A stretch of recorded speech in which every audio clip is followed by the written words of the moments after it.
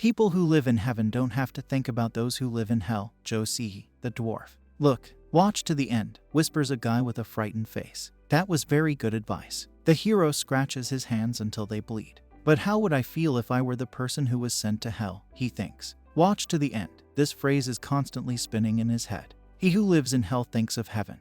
Every second, a yellow die appears in front of the hero. See to the end of the alternate world. Why? Why I should do this? On the face of the hero, fear and bewilderment. We see that he, barefoot, in tattered clothes, is lying on a rock in the middle of a cave, and next to him is the same sign about the end of the world. Geez, Shinhyun and Yoonseol, are you still asleep? I think Yoonseol is very tired. The hero hears someone say, Shinhyun, is that my name?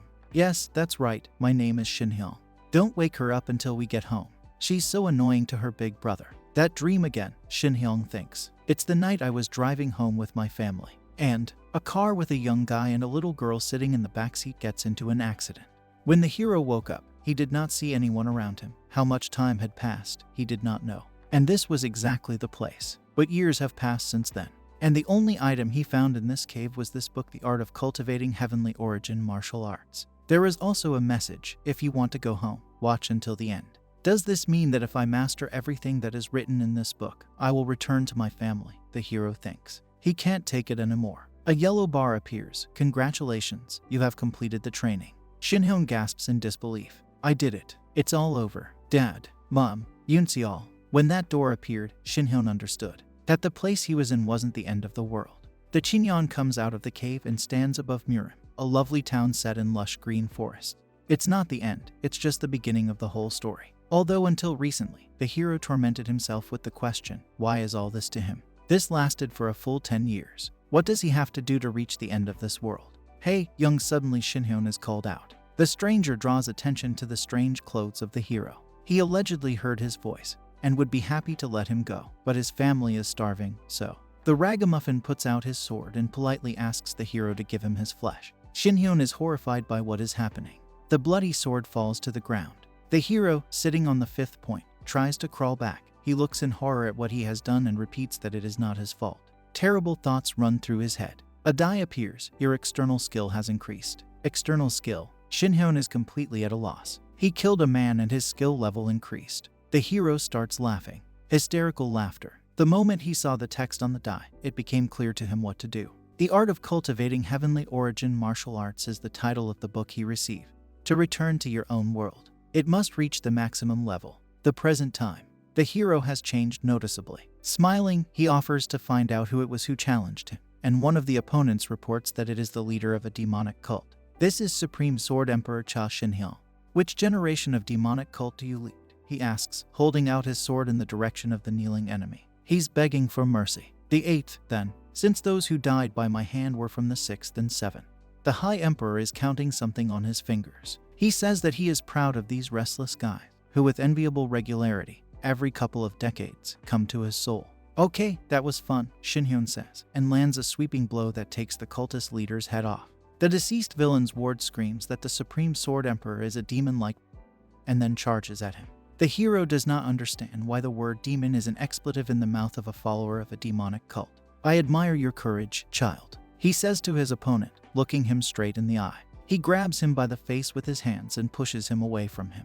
The cultist tries to do something, but realizes that his body simply does not obey. In front of him is a circle of white energy that is simply impossible to break through. Shinhyun glares at the enemy from behind the screen. He holds out his hand to the cultist's face and tells him a very hurtful thing. No matter how many years or decades it takes for demon worshippers to regain their strength, they won't succeed. He advises the guy to come again, having learned a couple of new demonic tricks. Maybe at least this would amuse the Supreme Sword Emperor in some way.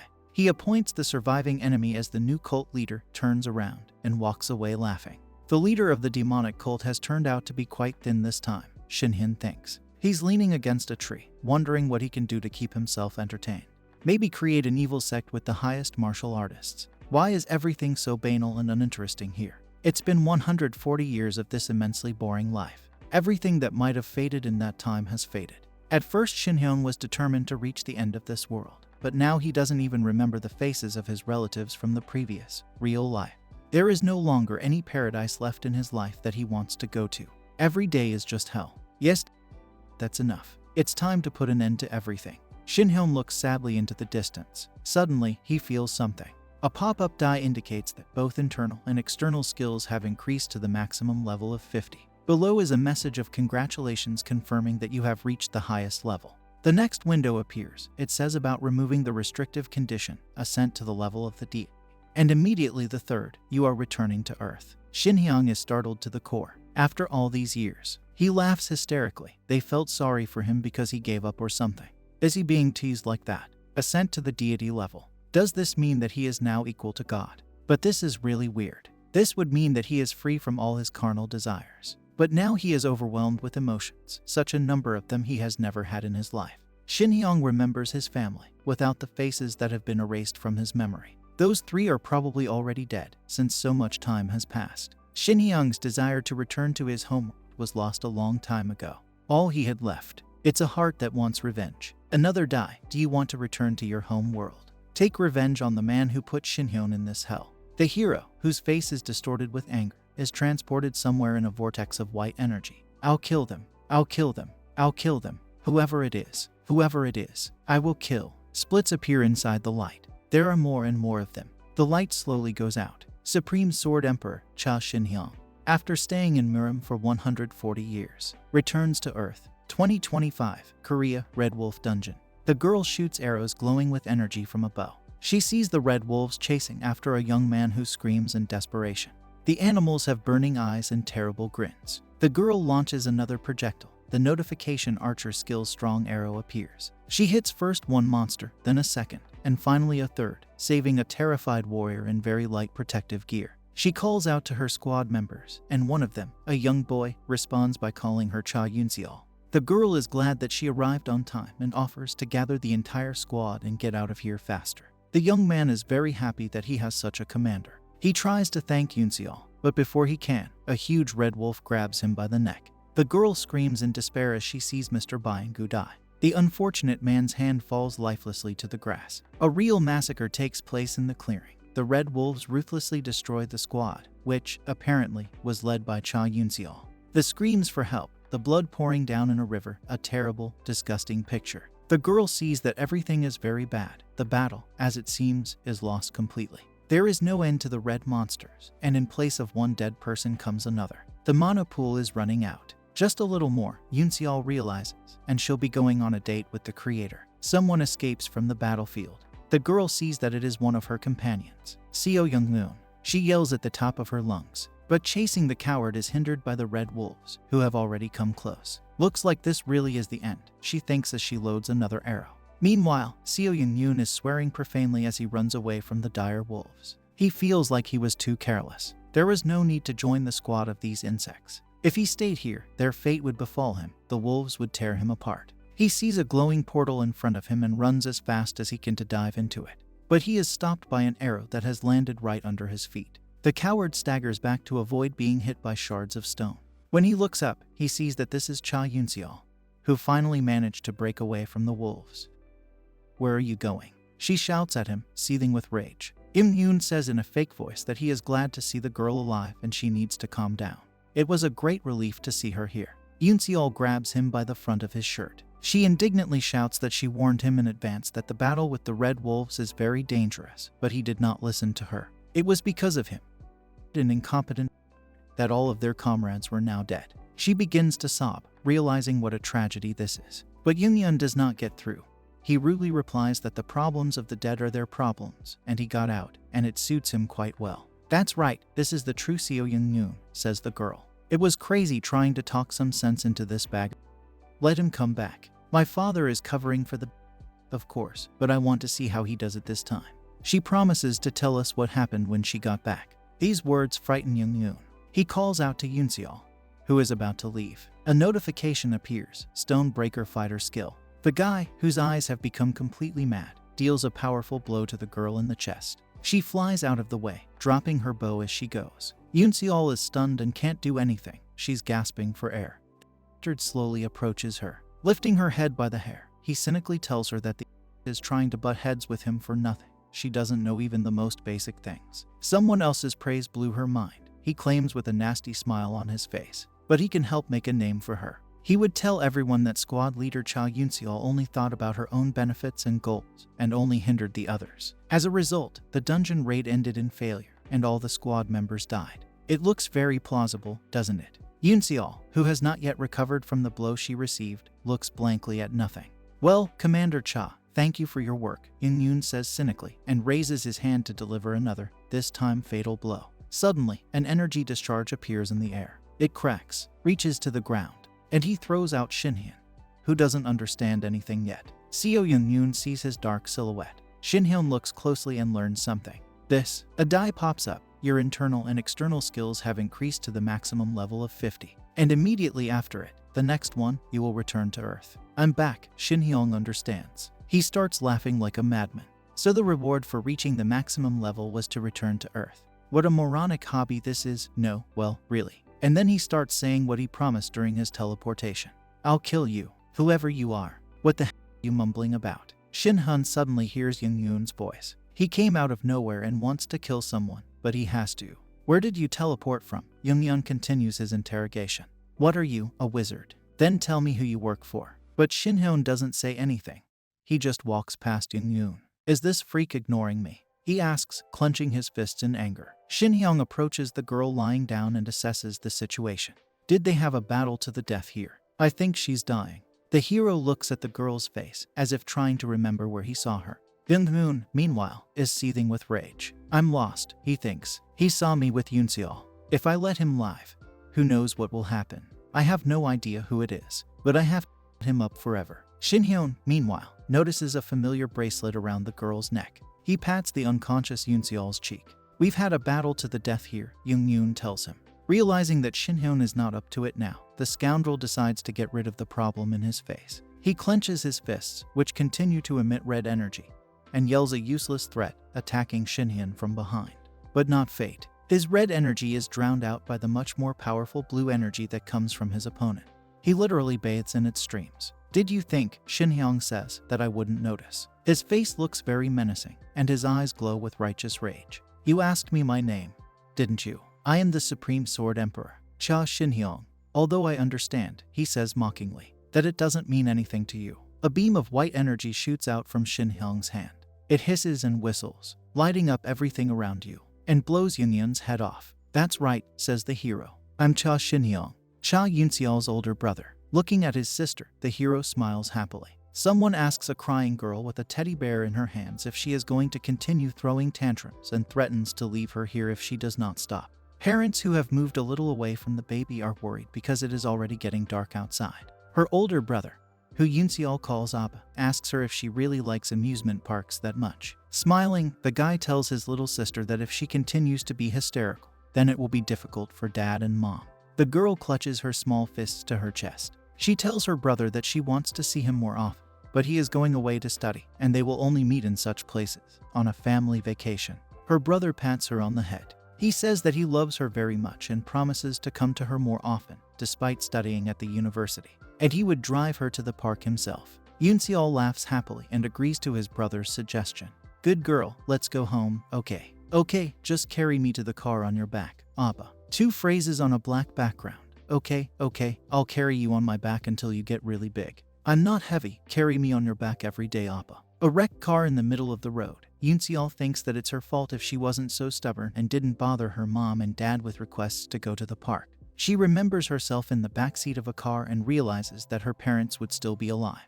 The girl calls for her brother, but in vain. He would not have disappeared either, if not for her. Yunseol looks at the spot where her brother was sitting just now, but sees only the seatbelt unfastened. A hand emitting a white glow hovers over the bandaged hand of the now grown-up Yunseol. The girl wakes up, opens her eyes wide and makes a very strange sound. Yunseol is trying to catch her breath, and her brother, who is sitting next to her, says that he used his healing energy on her, but she was seriously injured and it will be difficult for her to move properly for a while. The heroine looks at the other person and asks who he is, and Shinhyun replies that he understood that she did not recognize him. He gently holds her hand, which is holding the locket, and tells her that Yunseol has grown a lot, and now he definitely won't be able to ride her on his back. The hero looks fondly at his sister, squeezing her hand.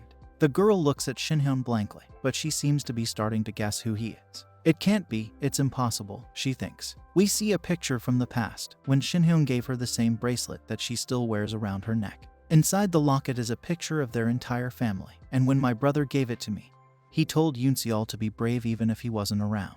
The girl is crying, her mouth twisting in pain. Clutching the locket in her hand and shedding streams of tears, she resentfully asks where Shinhyun has been all this time. Her brother gently hugs her, tries to calm her down, and says that he understands how hard it was for her sister. Shinhyun suddenly remembers Seo Yoon and asks his brother what happened to him. He says that if she means the scoundrel who attacked her, then he is lying a little further away, without a head. Yoonseol jumps up, forgetting about her injuries. She is very nervous as she is afraid of something. When asked if Shinhyun really killed Yoon, the hero replies that it was a completely natural act. The girl takes his hand and pulls him somewhere. She shouts excitedly that they need to get out of here right now. This is an ordinary multi-story building. Yoonseol walks around her room, thinking that she's been here for a long time, but nothing changes in this house, and Shinhyun is standing next to her. The girl looks down and says that they are in big trouble, as director Seo Kangjin will definitely find them. Seo Gangjin, whose bandits set a huge fire, sits on the corpses of his enemy. Yoonseol explains that this is the leader of the Dawn Guild, the father of the murdered Seo Yoon, and a former bandit famous for his ruthlessness and penchant for resorting to violence every time.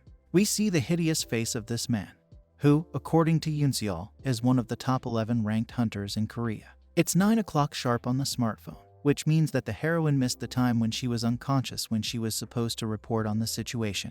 The girl cries. She is sure that Seo Kangjin has already found out about the death of his son and will suspect her, since she is the only survivor of that ill-fated raid. Shinhyun asks his sister if it's all that bothers her. Smiling happily, he scratches his head with its luxuriant black hair and says that sister has nothing to worry about. He can kill Kangjin just like his son. The hero pats his sister's cheeks, assuring her that he is the supreme emperor of the sword, and he does not care. Yoonseol tells his brother not to be so cocky, as Seo Kangjin's level is more than 50, and it's no accident that he has risen to his current heights. Shinhyun finds it strange that he hears about levels in this world as well. Yoonseol screams loudly, her face red with anger. She demands that her brother stop calling himself by the title she just heard. She doesn't like the way he talks. He's back after 14 years of absence, but he shows clear symptoms of 8th grader syndrome. Footnote: the term 8th grader's symptom is usually applied to megalomaniac teenagers who are desperate to stand out and are convinced that they have secret knowledge of unknown forces. The hero thinks about how to calm his sister down. Yoonseol holds his head in his hands and continues to complain about life. She wasn't sure about anything. Her parents were dead. Her brother was missing. Shinhyun, she says, has no idea how difficult it was for her. Glancing at her brother, the girl reproaches him for appearing only now. Shinhyun walks over to the photo hanging on the wall and looks at it. He realizes that his parents died in that accident. Seizing the initiative from his sister, he begins to explain. Yoonseol, standing in her shorts next to the sofa, finds out that her brother is talking so strangely, as he has been in a place called Miram all this time. How it got there is a long story to tell, so it will be better to focus on the things that are happening here and now. Looking into her eyes, Shinhyun asks her to tell her what a hunter and guild are, and if there really is a concept of levels in this world. The girl's mouth drops open in disbelief. She holds out her hand to stop her brother and says that these questions might make her head explode.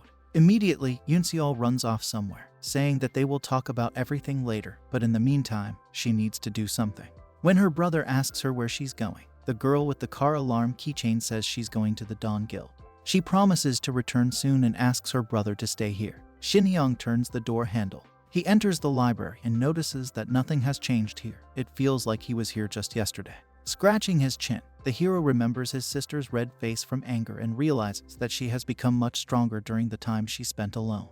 He promises himself that he'll be a good big brother to make up for the years he's been away from her. Shinhyun suddenly realizes that he has to find Seo Kangjin, who is a danger to Yoonseol. Suddenly, the hero hears a sound outside the door and goes to her. He sees 3 menacing-looking young men standing in front of him. One of them stretches out his hand to the hero, in the palm of which a purple magic sphere glows. The mage has a sinister smile on his face. 2 of the newcomers are armed with swords, and the energy flowing from the palm of the third seems very powerful. It flows, enveloping everything around.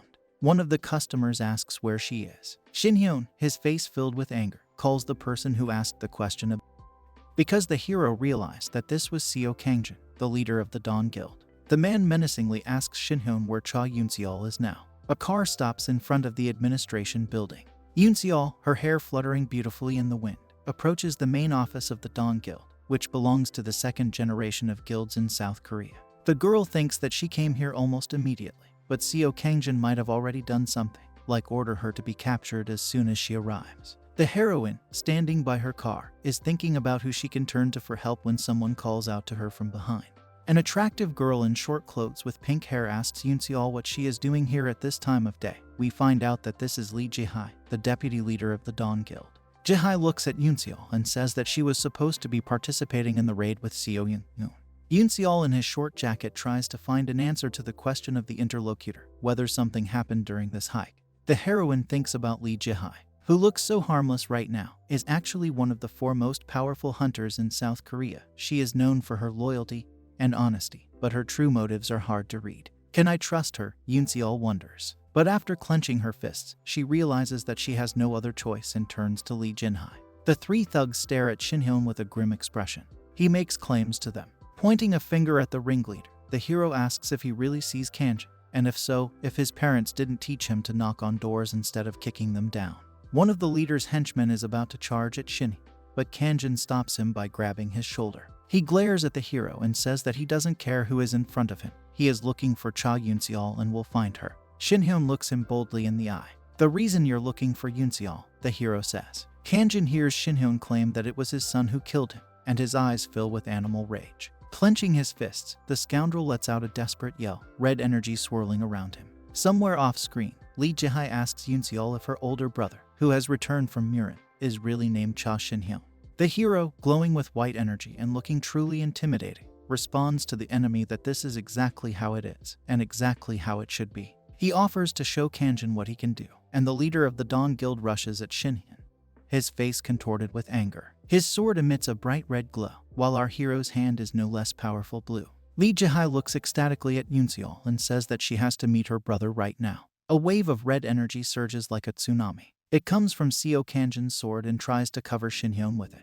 The hero looks thoughtfully at the enemy trying to hit him and reflects that the Kanjin sword is endowed with some mysterious power. Sword energy and sword aura are similar, but they have different origins. Shin-hyun looks at the enemy and tries to figure out if this ability is different for humans, which Yoon-seol called hunters. The hero remembers the damn threatening expression on the face of Seo Yoon-noon, who was killed a little earlier in the same red glow, and realizes that he also used a strange power. Chuckling, Shin-hyun says it would be a good idea to do some research over Kanjin.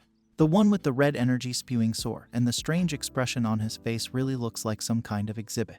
After performing a series of intricate moves, Seo Kanjin approaches the hero. The warrior skill, consecutive strike notification appears. Shin-hyun looks on calmly at the enemy's efforts. Getting close, Kanjin strikes with his pulsating sword, and waves of red energy begin to spread out from the hero's head like ripples on water. Shin-hyun, whose arm is hanging in the most relaxed position, understands what's going on. At this level, Kanjin, who is bulging his eyes horribly right now, would roughly match the level of a top-peak martial artist. By the way, he is completely confused. Shin-hyun just parried a blow that was put so much effort into with his hand. The hero looks at his hand and realizes that he still feels an extraneous influence. It bounced back a little. Looking mockingly at the enemy, and easily holding his sword with his hand, Shin-hyun states that there should be at least 10,000 people like Kanjin in Korea. Subordinates of the guild leader, seeing how difficult it is, rush to help. But a pillar of white light appears in front of them. Shin-hyun turns to them and asks them in an indifferent tone not to bother him. Turning to Kanjin, the hero sees that he has something new in mind. Shin-hyun's eyes reflect red lights. And at the same moment, a powerful energy discharge arrives at it, the nature of which is indicated by the sign wizard's skill, ball lightning that appears. To Kanjin's companions, one of whom is holding a shield, it seems that this should bring their leader victory. One of them begins to shout enthusiastically that the job is done. He takes a fighting stance and tries to hit Shin-hyun, but he just smiles, takes the blade of his sword in his hand, and says directly into the eyes of the enemy that he is moving too slowly. The hero clenches his hand, and the blade of the sword begins to crumble. The opponent who owns the weapon looks at it with bulging eyes. Shin-hyun stands proudly in the middle of the battle, surrounded by clouds of blue and red energy. The shaken opponent is desperately trying to figure out what's wrong with Shin-hyun. The hero, meanwhile, calmly shakes off the crumbs of metal from his hands. Looking at the enemies, he thinks Yoon-seol said that he was only absent from this world for 14 years. The three bandits who stand with their teeth bared are at the level of peak martial artists, which requires not only the accumulation of thousands of years of experience, but also outstanding natural talent. Today's humanity caught up with Murim in just 14 years. Kanjin, who is ready to eat it now with his eyes, is one of the few top peak masters in this world. And this is simply amazing. But they still don't reach the level of the top 10 martial artists. Shinhyun sees outstanding warriors who fall into the designated category. The hero smiles. As far as he knows, he is not included in this Jonggu rating. He again imagines his competitors, only this time not in two-dimensional, but in three-dimensional form. In this case, Shinhyun understands. All he has to do is get to the very top of the ranking and set a new countdown. The hero is standing on a rock, emitting discharges of white energy. Behind him on the bare ground lies a skull, next to which an old katana, damaged in battle, sticks out. A passenger car is driving along the evening highway. Yoon Se-al is driving, and Lee Jae-hai is sitting next to her in the passenger seat. The heroine goes crazy because so much is happening around her. Now, for example, the deputy head of the guild forced her to take her to a meeting with her brother. Lee Jae-hai, who has her eyes closed, thinks that she wouldn't hide anything from him, but right now, she doesn't even know if he's a friend or an enemy. Anyway, earlier in the parking lot, she had told Yoon Se-al that if she helped meet her brother, she would cover up all the incidents she had with Seo Young-yoon. This also applies to the problem with the father of the deceased. Yoon Se-al simply couldn't refuse this offer. Lee Jae-hai reflects on what Shinhyun might have in mind. She asks Yoon Se-al if he really went missing a few years ago. A tear runs down Lee Jae-hai's face when she hears that everything happened in 2011, which is 14 years ago. This means that 140 years have passed for him. Lee Jae-hai calculates in his mind. It's hard to even imagine how strong he has become in such a long time. The conversation continues in the car. What kind of person is your brother? He is caring and kind. He's also a very good student, recalls the driver of the car, Yoon Se-al. He went to a prestigious university without the help of tutors, she says proudly, to which the neighbor points out that her brother must be a real genius. Yoon Se-al blooms with happiness, and she chirps that he's really smart, but more importantly, he's persistent. If Shinhyun starts doing something, he won't stop until he gets to the end. Shinhyun points a finger at the terrified enemy and beckons them over. The hero says that he has a power that he did not see in Murim and did not even hear about it, and asks to use it again. The enemy, emitting a red glow, strikes with a sword, but in response gets a fist in the face and hears that Shinhyun is not interested in this trick at all. Another subordinate of Kanjin's enters the scene.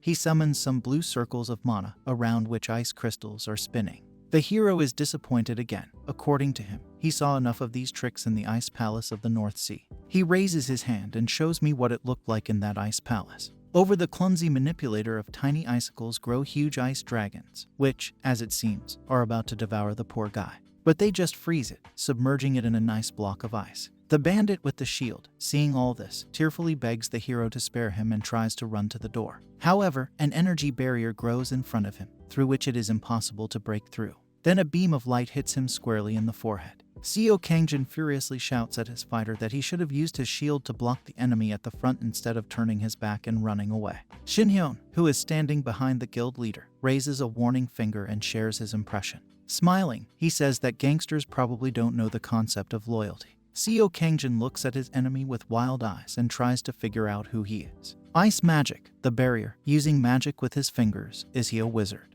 But the wizard couldn't block his attack. Looking around the room where he stands with his huge sword in the middle, Kanjin notices that it hasn't been damaged in any way, despite the scale of the battle going on. Does that mean it's just a barrier? He asks the character, who is completely indifferent to him, what he used and whether he was specially prepared for their arrival. Shinhyun calmly explains that he covered the entire area with his mental sword because he couldn't let some pathetic bandits get the floors of his house dirty. The hero recalls how he stood majestically on a rock in his former world, and tells Kanjin that he simply cannot understand the level at which he does everything. Smiling, the hero reports that at the moment when the bandits entered his house, they were in the territory controlled by him. Kanjin, emitting powerful jets of red energy, calls Shinhyun a monster and swears that if he dies, it will only be with him. His eyes fill with an eerie light, and a berserk skill sign appears. Kanjin opens his mouth wide, raises his sword and yells something unintelligible. We see another berserk roll alert. Shinhyun calmly asks the enemy who the monster is here. Isn't he the one who seems to have increased his strength many times over and wants to perish with his enemy? But Kanjin no longer hears anything. He rushes at the hero. He accepts the fight. Kanjin desperately tries to hit Shinhyun with his sword, but only draws red circles around him. The guild leader looked like a mad, mindless monster. In front of us is a sword glowing with blue energy, the end of which was broken off by Shinhyun a little earlier. The hero takes it in his hand and tells the distraught enemy that he will show him respect. Shinhyun swings and delivers a powerful blow, the enemy's blood spurting in all directions. Kanjin, whose face regains its human features, screams loudly. The hero turns away from him, pathetically informing the enemy that a great honor has fallen to him. Holding his head, Shinhyun explains that it was a blow from the Supreme Sword Emperor. There are women's voices outside the door. This is my home. I apologize for the intrusion. It's Lee Jae-hae and Yoon Seol who are looking at the scene in front of them in shock. Yoon Seol indignantly asks what happened to her house and why the front door is in such a state. Shinhyun, who has piled the corpses next to the locker and hasn't had time to wipe the blood off the floor, knows that the scandal will be loud. He humbly asks not to scold him for celebrating his housewarming party in this way. But the sister continues to be angry. She does not understand why the housewarming party should be so bloody and asks if the hero is going to continue to cause her trouble. Lee Jae-hae, meanwhile, is looking at Shinhyun with a special expression on his face. He notices this look and feels that this woman's inner skill resonates with the cultivation art of the heavenly origin martial arts. He and she seem to be standing in the middle of space, surrounded by gentle golden streams of magical energy. Shinhyun SSI asks if Jae-hae is thinking, and after reading her message, he asks telepathically who this girl is who is able to use sound transmission. Still gazing at the hero with a charming expression, Lee Jae-hae wonders if he really thinks that only he was in that place. Shinhyun looks at her in shock. This is a typical urban high-rise building. Yoon Seol is lying in a bed with sunlight already falling on the edge of it.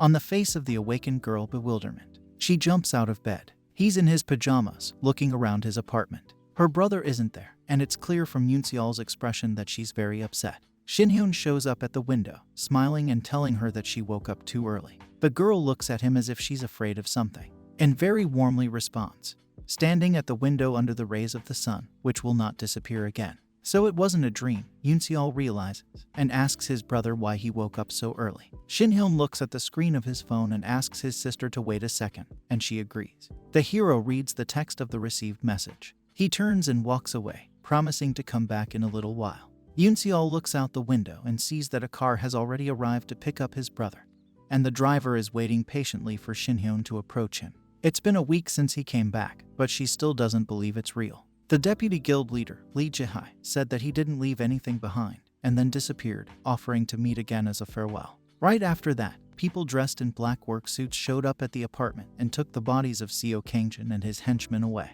The next day, the news reported on Seo Young-yoon's death, as well as Seo Kangjin's resignation and disappearance. Lee Jae-hae kept her promise. Yoon Seol watches as the car driver bows in front of her brother and continues her mental narrative. She was the only survivor of the raid on the Red Wolf Cave, so she had to take responsibility for herself, in the form of a long-term probationary period inside the guild. And today Lee Jae-hae called her brother. What is she up to? Yoon Seol thinks with a worried look on his face as he continues to stare out the window. She really hopes that Shinhyun, who has already got into the car, will return home safely. Lee Jae-hae is sitting at a restaurant table. She takes a sip from her cup when she hears Shinhyun's voice. He says that the girl, as it seems to him, is defenseless in this world. Standing right in front of her, the hero declares that someone is constantly watching her. Lee Jae-hae laughs merrily, saying that this is not surveillance, but security. Shinhyun takes a sip of his tea and is surprised to find out what it tastes like. The girl notices this and confirms that it is indeed Junshin Yinjin, which she loved to drink so much when she dropped by Hanam's. Note, Junshin Yinjin, a famous tea that originated in China during the Tang dynasty, was served to the royal family of the Xin dynasty. The girl smiles and clarifies that this happened, of course, in Murim. The hero smiles back and notes how quickly and skillfully Lee Jae-hae gets to the point. She also looks down into her cup and says that according to her information, 3 people have returned from Murim: Shinhyun, herself, and the head of the Twilight Guild, Park Tae-hoon. His guild, along with the Dawn Guild, is one of the most dominant forces in the Korea Hunter Association. The two powers don't like each other very much, but Lee Jae-hae has been in contact with Tae-hoon for quite some time and found out something interesting about him. Once again, we see the seatbelt dangling loosely in the car from which Shinhyun disappeared. So, Lee Jae-hae begins his story. In 2011, Park Tae-hoon woke up in a very strange cave. On one side of it was the book The Art of Cultivating Heavenly Origin Martial Arts, and when he came out of the cave, he found that he was in a world called Murim. This is exactly the same thing that happened to both you and me, says Lee Jae-hae. A sign appears. Do you want to return to your home world? Second, if so. And third, witness the end of this world. We see a guy standing on a piece of rock above a sea of green forest stretching out beneath his feet. Yes, it is, Shinhyun replies. Lee Jae-hae continues his story with a calm expression. Shinhyun returned many years later, when his world had already entered the era of hunters and dungeons. Who carried out this transformation is unknown. It may be some kind of deity, or an insidious supervillain. But the transformation of this world and getting people into Mirim are definitely related to each other. Shinhyun looks thoughtfully at nothing, trying to make sense of what he's heard, and the girl continues her story. 14 years ago, after a divine revelation from the goddess, we are shown this unearthly creature with a spiritual face and long hair. Dungeons, monsters, and hunters began to appear. The class and skill system is not very different from the role-playing games that Jae-hae, Shinhyun, and all their peers played as children. The hero remembers all these scary monsters and brave heroes that he was lucky enough to control once. But he wants to ask her something much more important. How did both she and Park Tae-hoon return to Earth?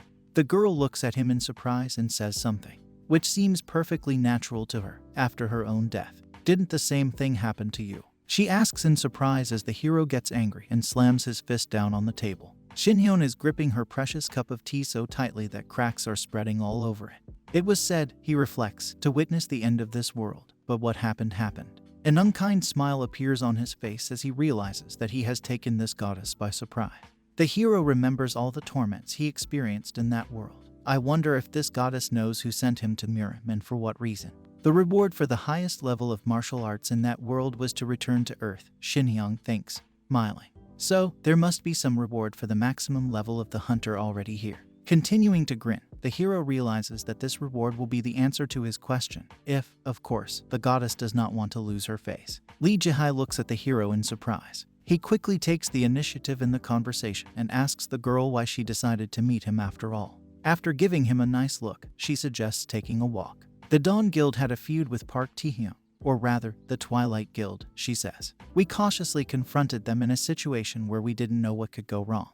Lee Jae-hae walks on the green lawn slightly ahead of her, and Shinhyun slowly follows her. And then director Seo Kangjin died, she continues. Lee Jae-hae turns to his companion and looks him straight in the eye, saying that he was the one who killed the central figure of the Dawn Guild, so he must take responsibility. Please join our guild, the girl asks, putting her hand to her chest and smiling charmingly. She offers him a place in the management of the company, and promises him unlimited wealth and fame. Scratching his head, Shinhyun says that he shouldn't reject such an offer, especially since it comes from his sister's boss. But then he looks Lee Jae-hae straight in the eye and declares that he should give up on him after all. When asked why, he turns away from his companion and says that he prefers to act alone.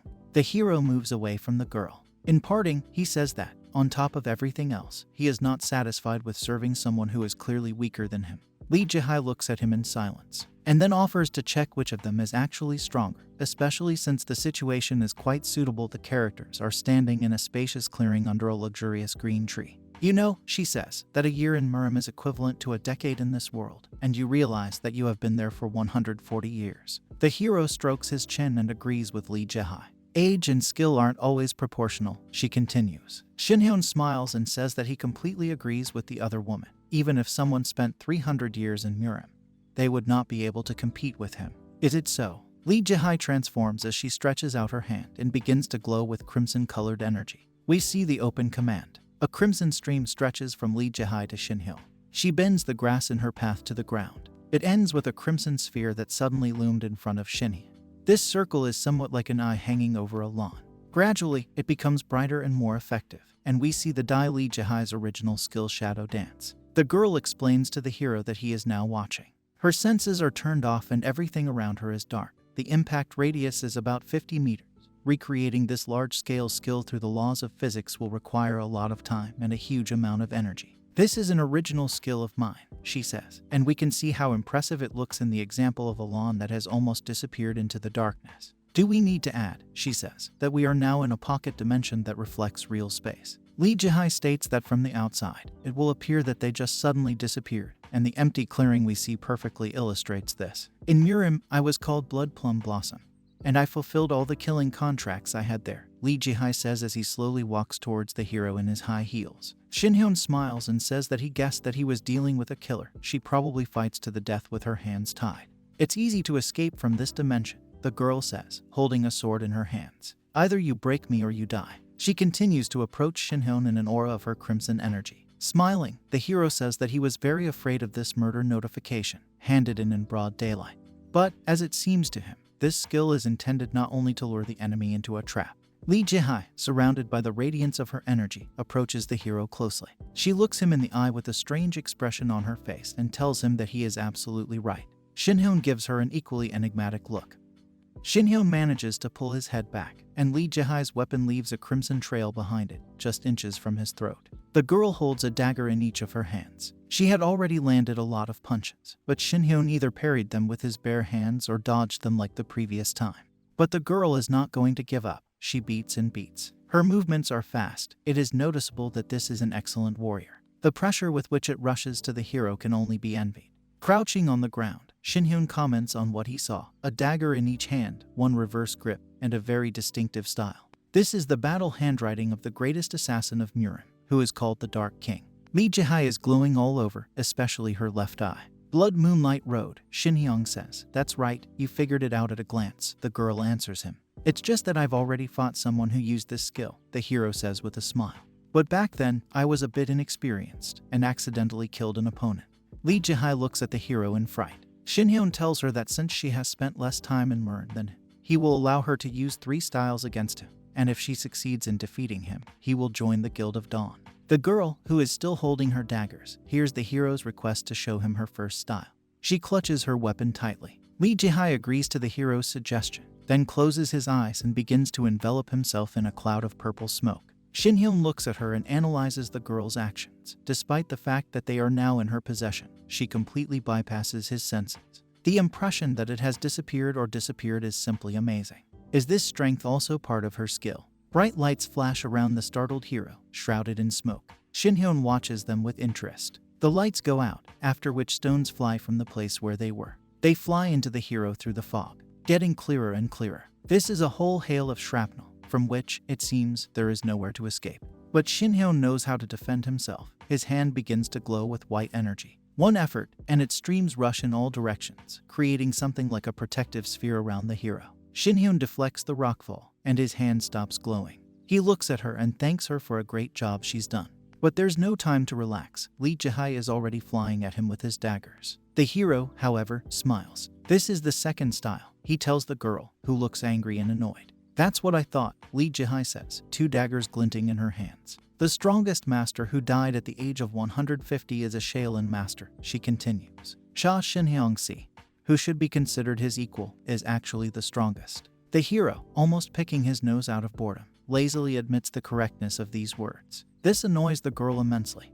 He behaves as if everything is as it should be. The ground in this pocket dimension is cut through by spikes of red energy rushing upward. If I kill you, she asks ominously, standing in the middle of her energy pillars, am I going to be the strongest in Murin? But Shinhyun smiles again. Standing indifferently in the middle of the red pillars bursting out of the ground, he says that he has no words. Lee Jihai really looks amazing against the background of the iridescent streams of energy that she generates. Against the background of her eyes, in which only whites remain, a notification appears, Assassin Skill Shadow Dagger. Lee Jihai spreads his legs wide, bends down to the ground, and directs shimmering streams at his opponent.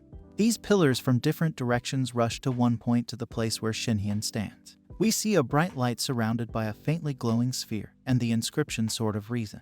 The light explodes in the brightest flash. White energy comes into conflict with red energy. At one point, it reaches out to Lee Jihai and wraps around her. Before the girl grows a huge block of stone, which is about to smear her. Lee Jihai, who is drenched in cold sweat, realizes that her body is not listening to her. She squeezes her eyes shut, feeling as if something is squeezing her from all sides. Shinhyun, meanwhile, raises his hand. After her, an avalanche of glowing white energy stones rises into the air. The third style did not work. The end, the hero says to the completely shocked girl. Do you want to continue? He asks her. She lowers her daggers and admits defeat. The pocket dimension collapses, once again giving way to a pretty forest clearing. Shinhyun calmly looks at Lee Jihai, who says that she won't insist on sparring anymore, but asks her to say one thing in return. Still holding her red daggers, the girl asks to tell what exactly Shinhyun did. At one point it seemed to her that she was fighting against an entity with which nothing can be done.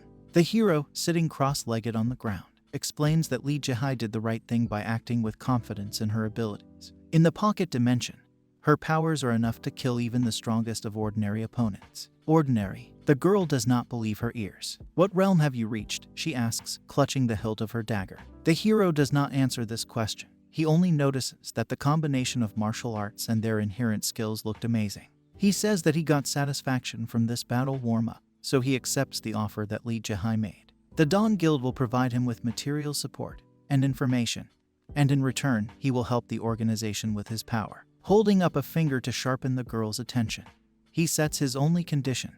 He will act as an independent party, not directly reporting to the guild. The girl listens attentively, putting her hand to her face, and the hero explains that this can be considered something like a union. He just doesn't want to walk under someone, but he won't refuse help. Li Jihai agrees, but asks Shinhyun to promise something. Under no circumstances should he cooperate with the Twilight Guild. After bowing, the hero makes this promise. He extends his hand and says that he swears by his title of Supreme Sword Emperor. Wow, how pretentious, the girl thinks, shaking the proffered hand. The hero also asks to be removed from surveillance. He put up with surveillance because of his sister, but now his relationship with the guild has changed, if Li Jihai understands the subtle hints. She assures that the organization will not do anything to spoil relations with him. And one more thing, the hero says, lightly pulling the sleeve off his shirt, I apologize for what happened before. He hands a piece of cloth to a girl who doesn't even know what he's doing. This is for teasing you, joking about the 3 styles, and so on. I just wanted to take a look at the true skills of a peak master and a high-level hunter. Shinhyun looks at the girl, and from the look on his face, it's clear that his words were sincere. Cha Shinhyun SSI, Li Jihai says, I appreciate your words, but it's okay. Thanks to your bullying, I was able to fight you with the intention of killing you. Then it's no wonder you were aiming for vital organs, says the hero. He asks the girl to tell him why she decided to become an assassin. Did she ever think about it? Li Jihai replies that when she was making a choice, she was desperate to kill someone. The hero looks at the back and says nothing. A series of system messages. Do you want to go back to your old world? If you do, reach the end of this world. Looking thoughtfully into the distance, Shinhyun tells her that he understands what she's talking about. It's all he thinks about all the time. An expensive black car is parked on a dirt road in the middle of the forest. A driver in a solid suit is sitting in the driver's seat, looking at his watch. He notices something in the rearview mirror. Li Jihai struggles to get into the car, and the driver asks if she's okay. From where he was sitting, he saw the deputy guild leader using shadow dance. Li Jihai replies that this move didn't even cause Shinhyun a scratch. The driver exclaims that this is impossible, but the girl says that her opponent was simply incredible, and her stamina and mana reserves are practically at 0. She looks out the window thoughtfully, and this is despite the fact that he never even attacked her. She has no idea what he did to stop her blades. A tired Shinhyun returns home. As soon as he enters the door, Yoonseol throws himself on his chest. The hero is surprised to ask his sister why she behaves like this. You want to flatten me? He asks, trying to look her in the eye, but she roughly shuts him up. Finally, Yoonseol calms down and tearfully asks Shinhyun not to leave like this anymore. He shouldn't do dangerous things and just be home. The hero hears that his sister is afraid that he will disappear again, as he did when he was a child. I know how you feel, Shinhyun says, stroking the girl's head, but I'm thinking of becoming a hunter, he says happily. Yoonseol is scared. Do you really want to die? She asks. In front of us is a semi-transparent mystical cube that the hero received from the hands of Li Jihai. Shinhyun, who is sitting comfortably on the sofa under a picture of zebra, informs his sister that Li Jihai told him that along with this crystal, he will also get a hunter status window. Ignoring his sister's comment that his stubbornness should be directed in a more positive direction, the hero picks up a mystical cube and offers to test it. The crystal looks amazing. Shinhyun looks at him enthusiastically, and he can't get enough of it. Suddenly, there is some doubt in his eyes. He asks his sister if she has ever noticed a tendency to cheat in her boss. Yoonseol advises his brother to call up the status window, and he sees 2 information windows in front of him and says the required command. The yellow window that only he can see is the status window from Murin, and it shows the maximum 100th level of the character that operates in this world. But the blue one, the hero thinks, looking at it. This is the hunter status window, where it is reported that he has only the 1st level. There is no class, and 1 point to distribute between the 0 values of strength, stamina, agility, intuition, and spirit. Yoonseol, standing behind him, urges her brother to pay attention to the class listed in the window. It says no class. I thought so, the girl laughs happily. Appa doesn't have to be a hunter. When asked why she decided to do this, Yoonseol answers in the most detailed way. As she said, hunters are divided into 6 classes: warriors, shieldmen, wizards, clerics, marksmen, and assassins. At higher levels, of course, everything is a little more complicated, but the base classes are just that. Yunseol itself, for example, has a shooter class and a high-ranking 1 sniper. You need to start with the base class, which can't be rejected or changed later. But you, she says, pointing directly at her shocked brother's face, have no class. That means you didn't get any class, you're a random character, generic. Naturally, you can also become a hunter, but the problem is skills, Yunseol tells his frustrated brother, while she thinks that she must disappoint him so that he will abandon his plan. Hunters level up with experience points, she continues, and you'll have to spend them on skills to fight monsters. A hunter who does not have a class gets skills from the cube, while others have them fixed. For example, the cheapest skill is a hand-to-hand combat technique. It costs 20 million won. The sword technique costs 25 million won. Shinhyun is shocked by these figures and does not hide it. Hunters with a class, Yunseol continues, automatically acquire skills when they level up, while non-classers are forced to constantly invest in buying them. Appa, she cautiously asks her brother. The girl's eyes gleam slyly. Do you have that kind of money? Shinhyun looks at her, and he says, much to his sister's disappointment, that he has a very generous sponsor. This is Lee Jae-hai, who can give him billions of won.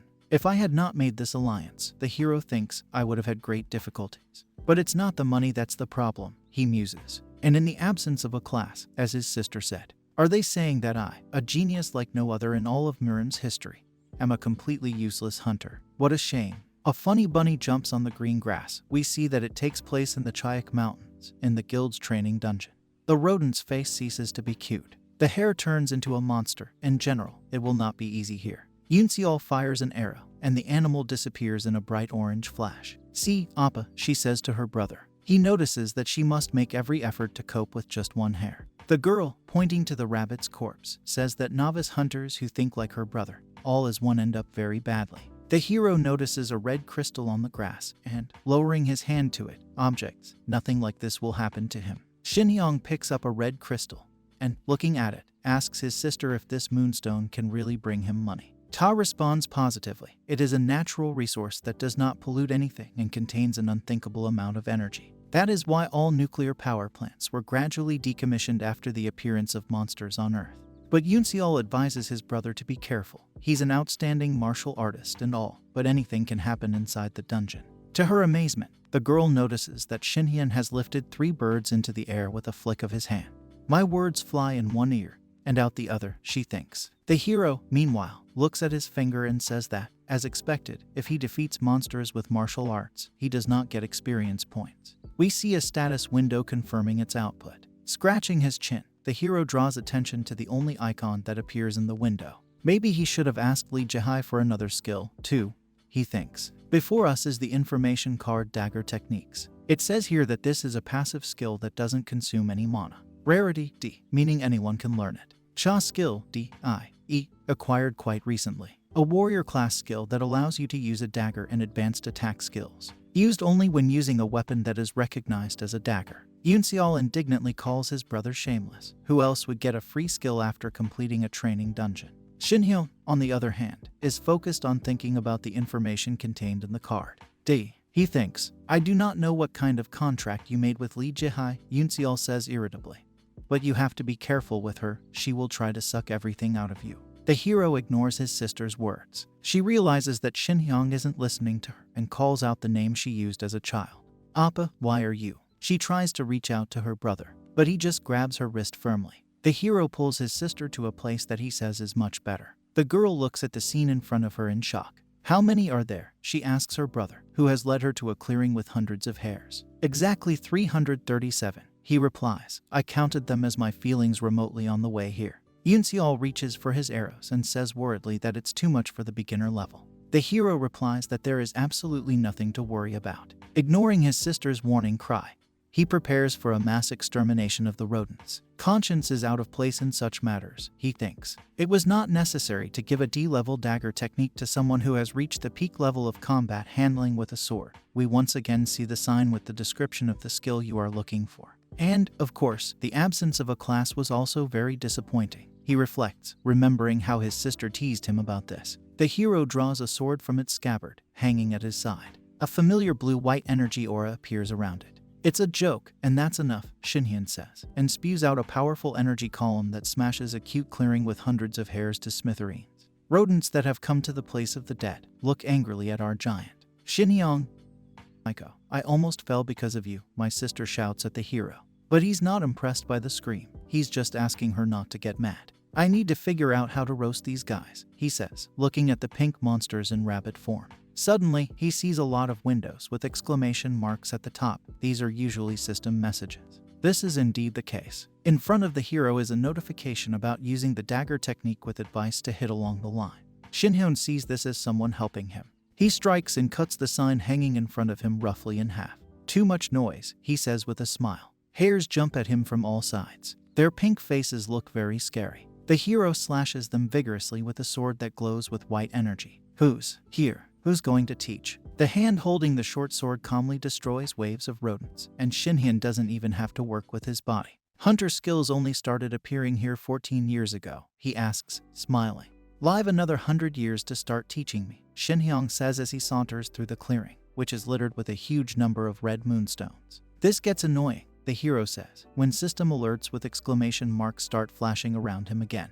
Why are there so many of them? He thinks, looking at the blue windows. What is it? The hero says, looking somewhere with round eyes. Blue windows flash by in front of Shinhyun. They repeat the same information. Swordsman skill notification. The swordsman's skill has reached level A+. The hero's face looks puzzled. He can't believe it. The status window is always so small. Where to change the settings? Shinhyun, who is standing in the same clearing, pokes his finger at the blue windows. Yoonseol, shocked by what she saw, asks him in a shaky voice what he just did. The hero continues to look at the notifications. He says that he does not know English very well, but apparently his skill as a swordsman is displayed in the system, unless, of course, there was some error. Yoonseol can't believe what's happening. How can you reach the A+ skill level, especially in just a few moments? The hero comes up with an idea and calls his sister. He asks if it is possible to gain experience points in battles with monsters using a passive skill that does not consume mana. She confirms this hypothesis and asks why her brother asks about it.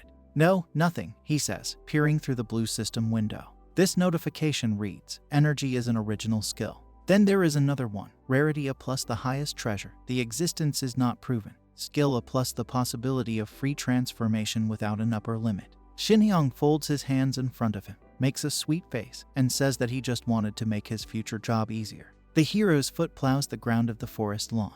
He raises his fist as if to hit someone. Then he throws this hand forward, and a powerful pillar of white energy erupts from it. Stretching out his fist, the hero says that, of course, he will receive hunter experience points when using martial arts. It can't be helped that the strongest hunters in Korea are Lee Jae-tae and Park Tae-hoon, because they must have gotten the original skill too. Suddenly, Yoonseol realizes something. Martial arts, she thinks, and grabs her bow tightly. She calls out to her brother, who turns to her. Teach me martial arts, she asks, giving him a devoted look. The bow in her hand is shaking as she talks about how she started to suspect something when he easily dealt with Seo Kangjin. But today, she saw everything with her own eyes and realized how strong Appa really is. She recalled what had happened in the Red Wolf Cave. Unless there are some drastic changes, those events won't happen again. But there is no guarantee. But for me, the squad leader, she says, if I'm on the same level as I was back then. Yoonseol's eyes are streaming with tears. I don't want to feel the same regrets as I did back then, she says. The girl realizes that she can be as strong as her brother, but if martial arts will help her get closer to him. Shinhyun puts his hand on her shoulder and promises to teach her. Smiling, the hero says that he has never taught anyone. But the teacher, as it seems to him, he will be strict. Shinhyun looks at his sister and thinks that he can't always protect her like last time.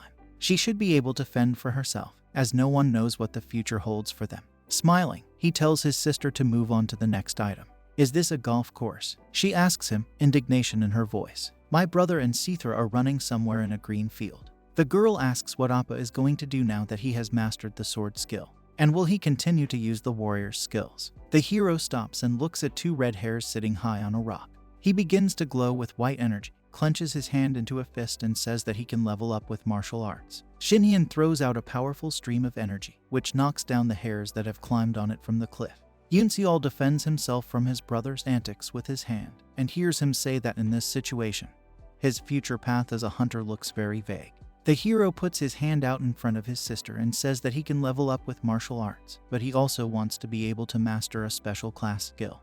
Young people are standing in a clearing in front of a whole herd of red hares. Shinhyun thinks about how Lee Jihai, who was a stinger, was leveling up with a combination of martial arts and assassin skills. Thus, he also needs to find a skill that can be combined with martial arts. Shinhyun's eyes tell that he's up to something. Yoon-seol stares at the white arc that stretches out over the clearing of hares. And this is not an arc, but a Shinhyun flying over the rodents. He's clearly planning to attack. You can tell by the swirling flow of energy coming out of his hand. The hero remembers his battle with Yoon and thinks that any skill that is embodied in martial arts is useless for him to learn. However, he knows skills that were difficult to associate with martial arts, such as the wizard's fireball. What does this mean? Magic. Shinhyun flies down, surrounded by an aura of white energy, and falls on the lawn. Yoon-seol anxiously tells him that if he continues to act so hastily on his own. But the hero interrupts her remark with a smile. He had already figured out what area of skills could be linked to his martial arts. Sitting on the lawn with a perfectly happy expression on his face, he says that he will become a wizard. Yoon-seol has 100 objections running through her head.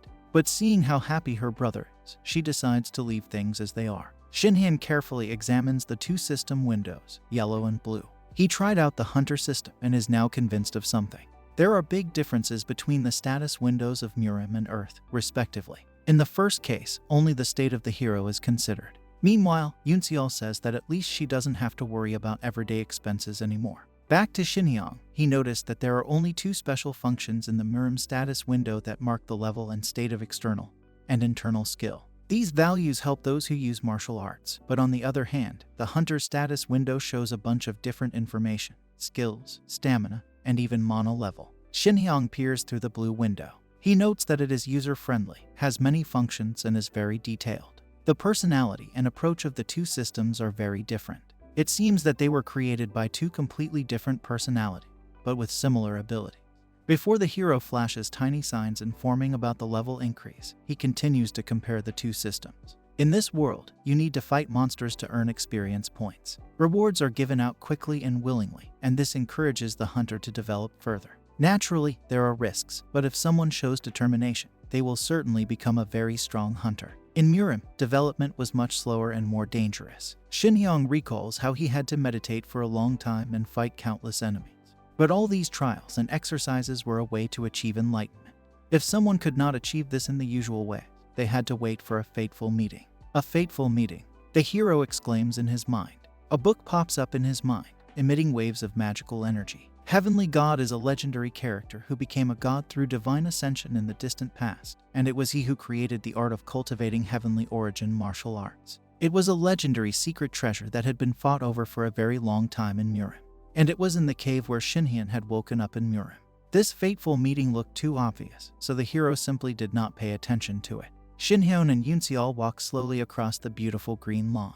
If the goddess was the person who gave people the hunter system, the hero muses, then the being who sent him to Murim may be. Shinhyun seems to realize something. He sees himself chained up in yellow Murim notification windows flying in front of him. It was the god of heavenly war, he guesses. The hero looks at a flying squirrel hovering above him, according to the corresponding sign. He is supporting Lee Jihai. A blow, and the unfortunate animal flies away under the pressure of a stream of white energy. The hero has been wandering around the dungeons for a month, accumulating levels. As he fights his next opponent, a rooster with burning eyes, he says that he understands why he returned to Earth, or rather, to Korea. He had already reached level 22. After finishing off the rooster, Shinhyun jokes that traditional Korean cuisine uses only chicken. When Yoon-seol studied 365 blood vessels in the human body, she also learned to channel her inner skills in the right direction. She certainly started learning martial arts too late, but there is still one way to help her. Yoon-seol is sitting in front of his brother on the floor of their shared apartment, and the girl asks what all this is about. He pats her head. Smiling, he advises not to be afraid of anything and throw up, even if it bleeds. Yoon-seol is shocked. The hero's words seem terrible to her. But from the window of their apartment, a huge black jet rushes out, which is the result of raising the internal force by purging the Kai channels and removing Thampure Kai. An arrow is poked into the stone, and we are told that Kai Yoon-seol was able to level up by 1 point as a result of that spectacular eruption. The girl is really happy. She excitedly points out to her brother, whose face and hair are burned, an arrow sticking out of a large boulder. "You seem to be doing a great job," Lee Jihai says as he warms his hand on a cup filled with the now familiar precious tea. Smiling, she suggests to her interlocutor to establish a settlement. Shinhyun, who is addressed with this phrase, replies that Lee Jae is true to herself. She always goes straight to the point. While sipping his tea, he says that she hasn't called him in quite a while, which suggests that Lee Jae is up to something. Smiling, she approaches him, calls him by his Miram name Shinhyun SSI, and, holding out her hand, invites him on a date. Shinhyun is surprised to be asked out. He says it's the first date request of his life, but he doesn't feel like accepting it. Lee Jae laughs and asks the hero not to take things so seriously, and just go along with her. She gets up from the table and gives me the details. A new dungeon has been created in Bucheon. The danger level is 10, and the estimated level of the hero to enter it is from 45 to 50. This means that you need to form a squad of almost high-ranking hunters. With those who are at the 20th level, it is better not to go there alone. She smiles happily and says that with Shinhyun SSI, she thinks this restriction can be circumvented. The hero asks why she wants to enter such a dangerous dungeon only with him, without involving anyone else. Lee Jae replies that the goal is to control high-level danger dungeons, but she also wants her companion to develop faster. Like a hunter, here's the hero, who crossed his arms over his chest. Smiling, Shinhyun asks if this means that the girl will guide him. She asks why he chooses such strange words and acts like an old master from Murim. The hero moves an empty cup on the table. He asks why the interlocutor needed to grow him into a very strong hunter. The girl is annoyed by the sound of a cup scratching on wood. She asks if he has ever heard of the Festival of the Sun, whose colorful logo appears in front of us. This is a festival held annually by the Dawn and Dusk guilds. It's like a friendly competition where the best guild in South Korea is determined. We are shown the flags of organizations and their members, who are extremely tense and, apparently, extremely hostile to each other. From the outside, Lee Jae continues, it looks as if the festival is designed to harmonize relations between guilds. But in reality, it is a competition where everyone evaluates the strengths of the opponent in order to fight them more successfully later. You can think of it as a mini-war. We are informed against the background of bloodstains. The guilds of Dawn and Dusk, the girl continues her story, are constantly in conflict, shedding a lot of blood to establish control over the dungeon. The general public is almost unaware of this, as showdowns usually take place inside dungeons. But now everything has come to a point where no one will be surprised and the beginning of a full-scale war. We are literally sitting on a powder keg. The hero asks why these guilds began to feud with each other in the first place. Besides, there is too much violence in their relations for a normal struggle for control of the territory. Lee Jae pours himself a cup of tea and says it's all because of Park Taehyung. Things were relatively calm just a while ago, but then he suddenly went crazy. To his surprise, the hero hears that Taehyung began to talk about how everyone around him should honor the heavenly god of war and talk other nonsense like this. Shinhyun jumps up from his chair and excitedly asks the girl if this god is really here already, and what is his relationship with Park Taehyung. The girl stops the hero with a movement of her hands. She asks him to relax. She doesn't know much about the heavenly god of war, only that Taehyung once received a message in his Miram status window. Shinhyun holds her chin in thought as the girl continues. She can't even figure out if this is true, since no one can look at other people's Miram status windows. Even if Park Taehyung received a special order from the Heavenly War Ball, Lee Jae says she can't understand how this affects Taehyung's attitude towards the Dawn Guild. Looking sadly at the cup she holds in her hands, the girl says that in Miram they were close friends who understood each other like no other. Shinhyun stares at her, not sure what to say. Lee Jae looks him in the eye and asks him to attend the Sun Festival as an ally of the Dawn Guild. The girl's driver is sitting behind the wheel of the car, and he can hear her saying that the balance of power, which seemed to be unshakable, has recently swung in favor of the Twilight Guild. This is because it aggressively captures dungeons and takes control of the roads. The interlocutors are already close to the car. Already in the car, Lee Jae says that if the power imbalance shows up at the Sun Festival, the Dawn Guild can be discounted. Since she lost Director Seo Kanjin, her main unit of battle, at such an important time, the hero begins to experience something like remorse. The hero says that he more or less understood the situation, but he still hasn't heard an explanation of why Lee Jae wants to develop him as a hunter. She says that independent journalists have been invited to the Festival of the Sun to cover it live.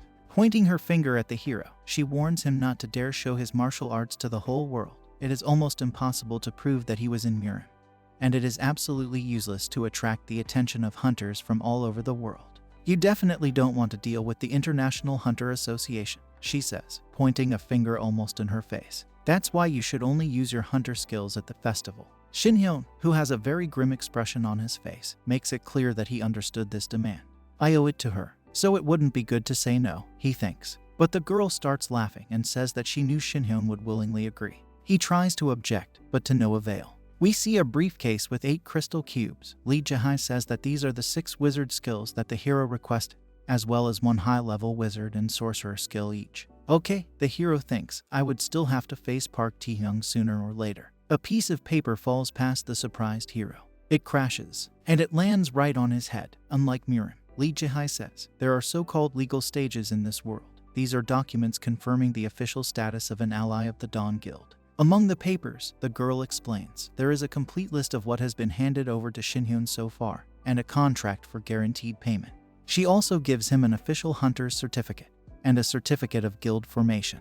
The hero is surprised to ask why the hell he should create a guild. Lee Jae-hye reports that there are rather complicated rules regarding the admission of free hunters to the Sun Festival, including confirming ownership rights to the items given to him.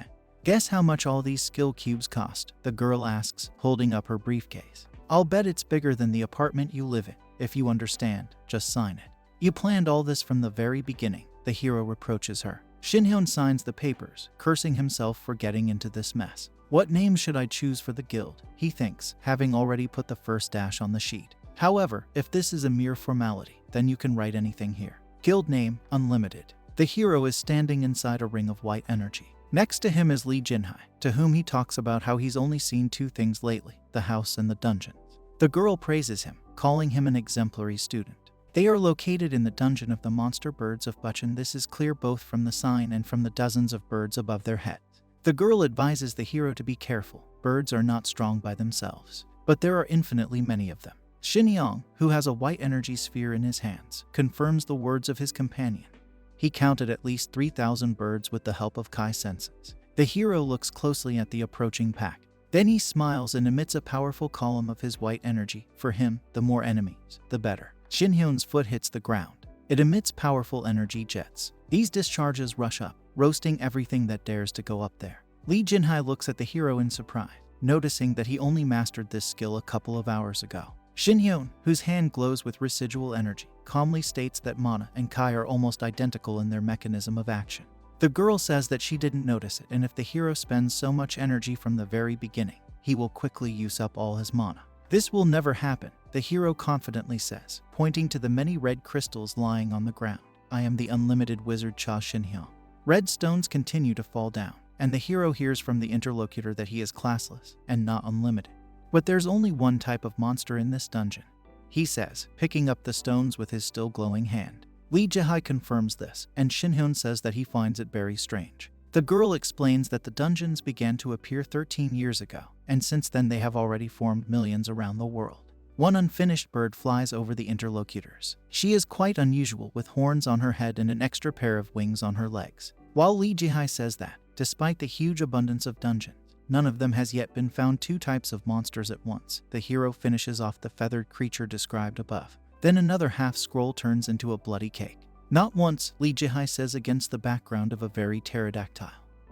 Someone scoops food out of the pot with the most ordinary plate, and he throws it into the water, where a whole flock of goldfish is waiting for him. Somewhere in Seoul, at the villa of Twilight Guild leader Park Tae-hyung, a man in a straw hat who is fishing on the bank of a pond is hailed by an assistant in glasses and a business suit. The young man's name is Kim Chol-ho, Park Tae-hyun's secretary, and he says that Lee Jae-hye fully supports the newcomer. Reading through the papers, he also reports that she went with this person on dungeon raids. Park Tae-hyun tosses another portion of food to the fish and asks if Jae-hye really did it. Kufo continues his report. According to the results of the investigation, the newcomer who has Lee Jae-hye's support is the older brother of squad leader Cha Yoon-seol, who works for the Dawn Guild. The young man's name is Cha Shin-hyun, and there is something special about him. He disappeared 14 years ago and only recently showed up. The interesting thing is that when he appeared, the head of the Dawn Guild, Seo Kangjin, tried to hide his tracks. When Chol-ho can't finish, Park Tae-hyun raises a hand to cut him off. He asks where Shin-hyun has been these 14 years. The clerk says that despite their best efforts, the team of detectives failed to find any evidence to that effect. Seo Kangjin, who knew something, immediately disappeared and no one knows where he is yet. Park Tae-hyun adjusts his hat as he listens to the phrase that Seo Kangjin apparently went to see Cha Yoon-seol to avenge his son, but the guild leader says that he died and puts the hat on the pot. Kim Chol-ho asks again, and his boss tells him that Seo Kangjin must have really died. He was most likely killed by Cha Shinhyang, says Park Tae-hoon, whose face we finally see. This rascal we see Shinhyun exterminating huge hordes of monsters with his white energy. Is he from Murim? Park Tae-hoon asks. Shinhyun is happy to see what is happening in front of his eye, where powerful explosions occur among the streams of white energy that are familiar to him. He looks at his fist and says that he has a special feeling from using the palm of the wind. I know you're proud of yourself for acquiring a new skill, Lee Jae-hai tells him. The allies are standing in a huge clearing that is completely littered with the corpses of monster birds. The girl asks if the hero feels any signs of running out of mana after an hour of intense combat.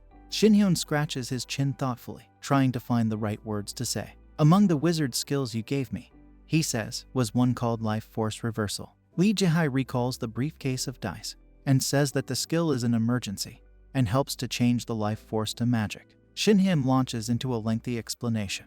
In Murim, after reaching level 35 of both external and internal mastery, one could obtain a disembodied body. It allowed you to use your powers indefinitely. And upon reaching level 40 of external mastery, Youth Revival was issued, which allowed you to use your powers to maintain infinite vitality. In this way, infinite power turns into infinite life force, and if you use life force reversal in this state, you can use magic power indefinitely.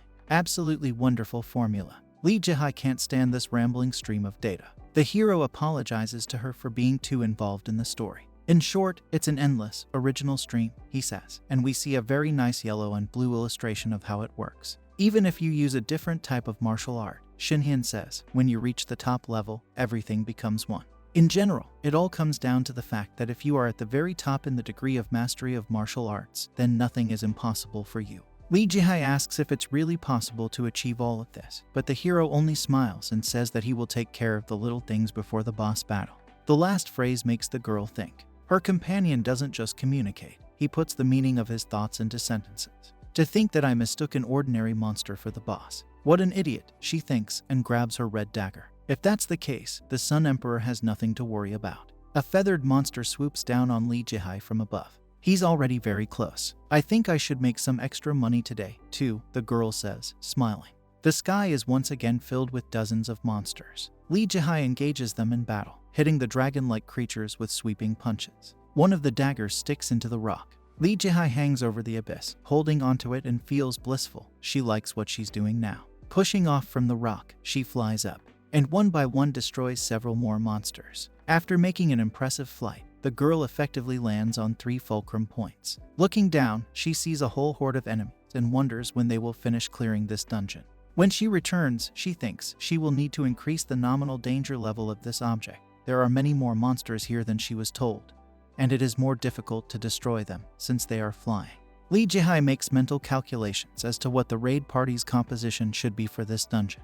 Most likely, 5 fighters, a defender, a mage, a shooter, a priest, and one of the melee guys. The girl's thoughts are interrupted by a sense of danger. She looks up and sees a monster there. Lee Jae-hai can't believe her eyes. There are real dragons hovering over her, toothy, extremely strong, it seems. Looking at these monsters, the girl tries to understand why these creatures are so much larger than the previous monsters. Did she finally stumble upon a dungeon with 2 different types of monsters? Lee Jae-hai takes out his daggers and jumps high up again to deal with the enemies. Flying up to the monster, she is horrified to realize that it is a real giant.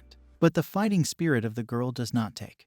Cursing all these monsters, she strikes blow after blow. Lee Jae-hai has a very difficult time as she is surrounded by winged monsters on all sides. Suddenly, something completely unimaginable appears in front of her, a flying horned pumped-up monster with a purple muzzle. The girl is shocked. She understands that the monster uses demonic power, and this is not just some random phenomenon. Looking into the creature's terrifying mouth and burning eyes, Lee Jae-hai realizes that the dungeon system she was used to is completely broken. There's an exclamation of joy from the girl next to her, and her eyes widen in surprise once again.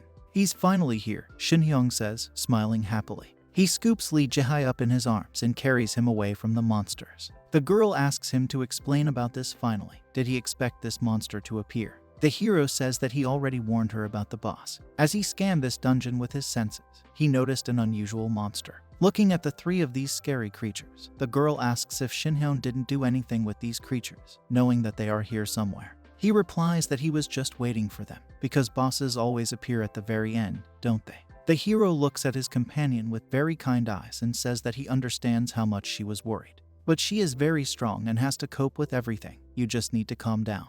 Lee Jae looks at him gratefully and doesn't say anything. Shin-hyun puts her down and tells her it's time for lunch. Just pick out the menu. Do you like fried or grilled food? He asks, but the girl replies that the situation they're in doesn't need to be taken so lightly. A red sphere appears in the hero's hand. Then jets of orange energy shoot out. Shin-hyun, ready to exterminate all the monsters around, smiles ominously. He looks at someone and says he was waiting for him. We're having chicken for lunch tonight, he says sarcastically, staring into the mouth of the approaching monster. Lee Jae curses as he looks at the hordes of huge monsters flying above her. She telepathically calls out to Shin-hyun, who slays monsters in the glow of his orange energy. Didn't you say you were going to use Magi? She asks him. It seems to me that you're only using your fists right now. She conveys her thoughts as she sees the hero roasting huge flying creatures. What are you talking about? Shin-hyun asks in his mind, looking down at his glowing fists. This is magic. The girl looks up in shock. There, a strange greenish glow lights up against the massive claws. This is a portal from which the next waves of flying monsters fall out. Lee Jae yells at Shin-hyun to pay attention to this new danger. Jumping from the mountainside to its surface, it pushes off and takes off high up. From above, she sees countless waves of monsters rushing from all directions to the hero, who is calmly standing in the middle of the cave, and shouts that it is dangerous. We must somehow avoid this pile. Not hearing an answer, the girl, radiating her pink energy, rushes to help. Turning everything around her pink, she telepathically informs Shin-hyun that she is creating a safe place where he can quickly move. The monster notices something, and an evil light lights up in its eyes. In the midst of Lee Jae's pink jets, a strange movement begins. Does it not pay attention to the deaths of small monsters? The girl asks, watching as dozens of small monsters rain down. Lee Shin-hyun is desperately trying to reach out to his ally. A huge vortex swirls in the air, drawing hundreds of small creatures into itself. The girl looks at it and knows for sure that these creatures are not moving of their own free will. They are ruled by large monsters. Small creatures use their bodies to block attacks directed at large monsters. They're willing to sacrifice themselves, and this battle won't end until we deal with the big monsters, she thinks, looking ahead thoughtfully. How do we get to them? How's Shin-hyun doing? He's doing well, Lee Jong-hae thinks as he looks at the hordes of monsters circling above her. She remembers the hero's face when he looked at her earlier. Their eyes had met, and I wondered if he hadn't deliberately looked away. I'll never be able to figure out what he's thinking, or if he's sighing sadly. This is the first time such an abnormality has occurred, she thinks. No matter how strong Shin-hyun, he might not be able to handle all these monsters. I have to help him, but he's floating up somewhere and I can't reach him. But then Lee Jin-hae looks up at where the horned monster is flying by, and an idea comes to her. Lee Jae is sitting astride one of the winged monsters. They only seem to be targeting Shin, she thinks, since the creature beneath her isn't even aware of her presence. This means that getting close to it won't be a problem. Looking off into the distance, the girl mentally asks her friend to hold out a little longer while she takes care of the mutant monster that emits some strange aura. Lee Jae rushes straight to the chosen target. Dagger in hand, she approaches this winged creature. He sticks his weapon up to the hilt. Well, you finally paid attention to me, the girl mockingly asks the toothy creature. But it's too late, she says, drawing her dagger and jumping down. The horned beast is killed, and Lee Jae states for himself that in a one-on-one battle, no monster can handle it. The heroine squats down, taking a fighting position. The shadow dance begins. We're looking at some part of the monster's body. Lee Jae stands on top of the monster, and everything around them starts to turn dark. When will I finish destroying them? The girl says happily. Now we are no longer looking at Lee Jae's pink energy, but white energy. It blinds the girl and comes from Shin-hyun, who calmly stands still and hits all the monsters around him. He performed Blade of Power without a power source, Lee Jae thinks. He also uses the Air Squall sword to control multiple blades at once, she realizes. Is this his state of disembodied body? Shin-hyun, meanwhile, stands in the midst of a multitude of glowing swords. He holds out his hand and says he's tired of playing hunter. Glowing blades shoot out from it, into countless hordes of winged monsters. The extermination of vile monsters begins. They pour down, dozens and hundreds. There's no end in sight to this rain. Lee Jin-hae stands on a cliff that overhangs a wide valley that is completely covered in red crystal. Thanks to Shin-hyun, she thinks, we've managed to deal with this situation quite easily. But potentially we have a huge problem. What if the same thing happens in other dungeons? Scratching her chin, she reflects that the system now determines the level of hunters going to clear dungeons based on the danger levels of these objects. Will it work after the appearance of mutant monsters and portals? No doubt, Lee Jae muses, all of this threatens to kill entire squads. Shin-hyun looks at the blue stone. The Sun Festival, he thinks, is not the most important thing on our agenda. We need to conduct a full investigation. But Park Tae-young won't miss the opportunity if I get distracted, the hero thinks. He imagines hands reaching out for the defenseless Lee Jae-hae. The Guild of Dawn will surely be defeated in this case. What should I do? Lee Jae-hae thinks. She looks at the blue stone that Shin-hyun is holding in her hand.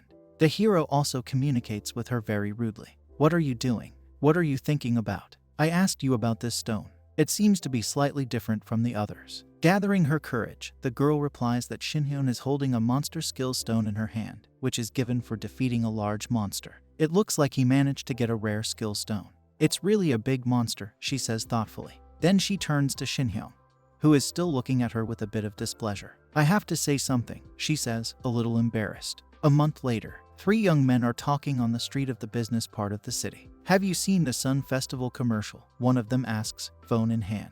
Naturally, I'm looking forward to it, says the tallest of the 3. But there, as it seems, everything is already a foregone conclusion, says the third. Kim Chol-ho, Park Tae-hoon's secretary, is sitting on a bench next to the guys, and he really doesn't like what they're saying. Isn't his name Cha Shin-hyun? He's an internet star right now. Apparently, he only registered as a hunter about a month ago. It's said to be the secret weapon of the Dawn Guild.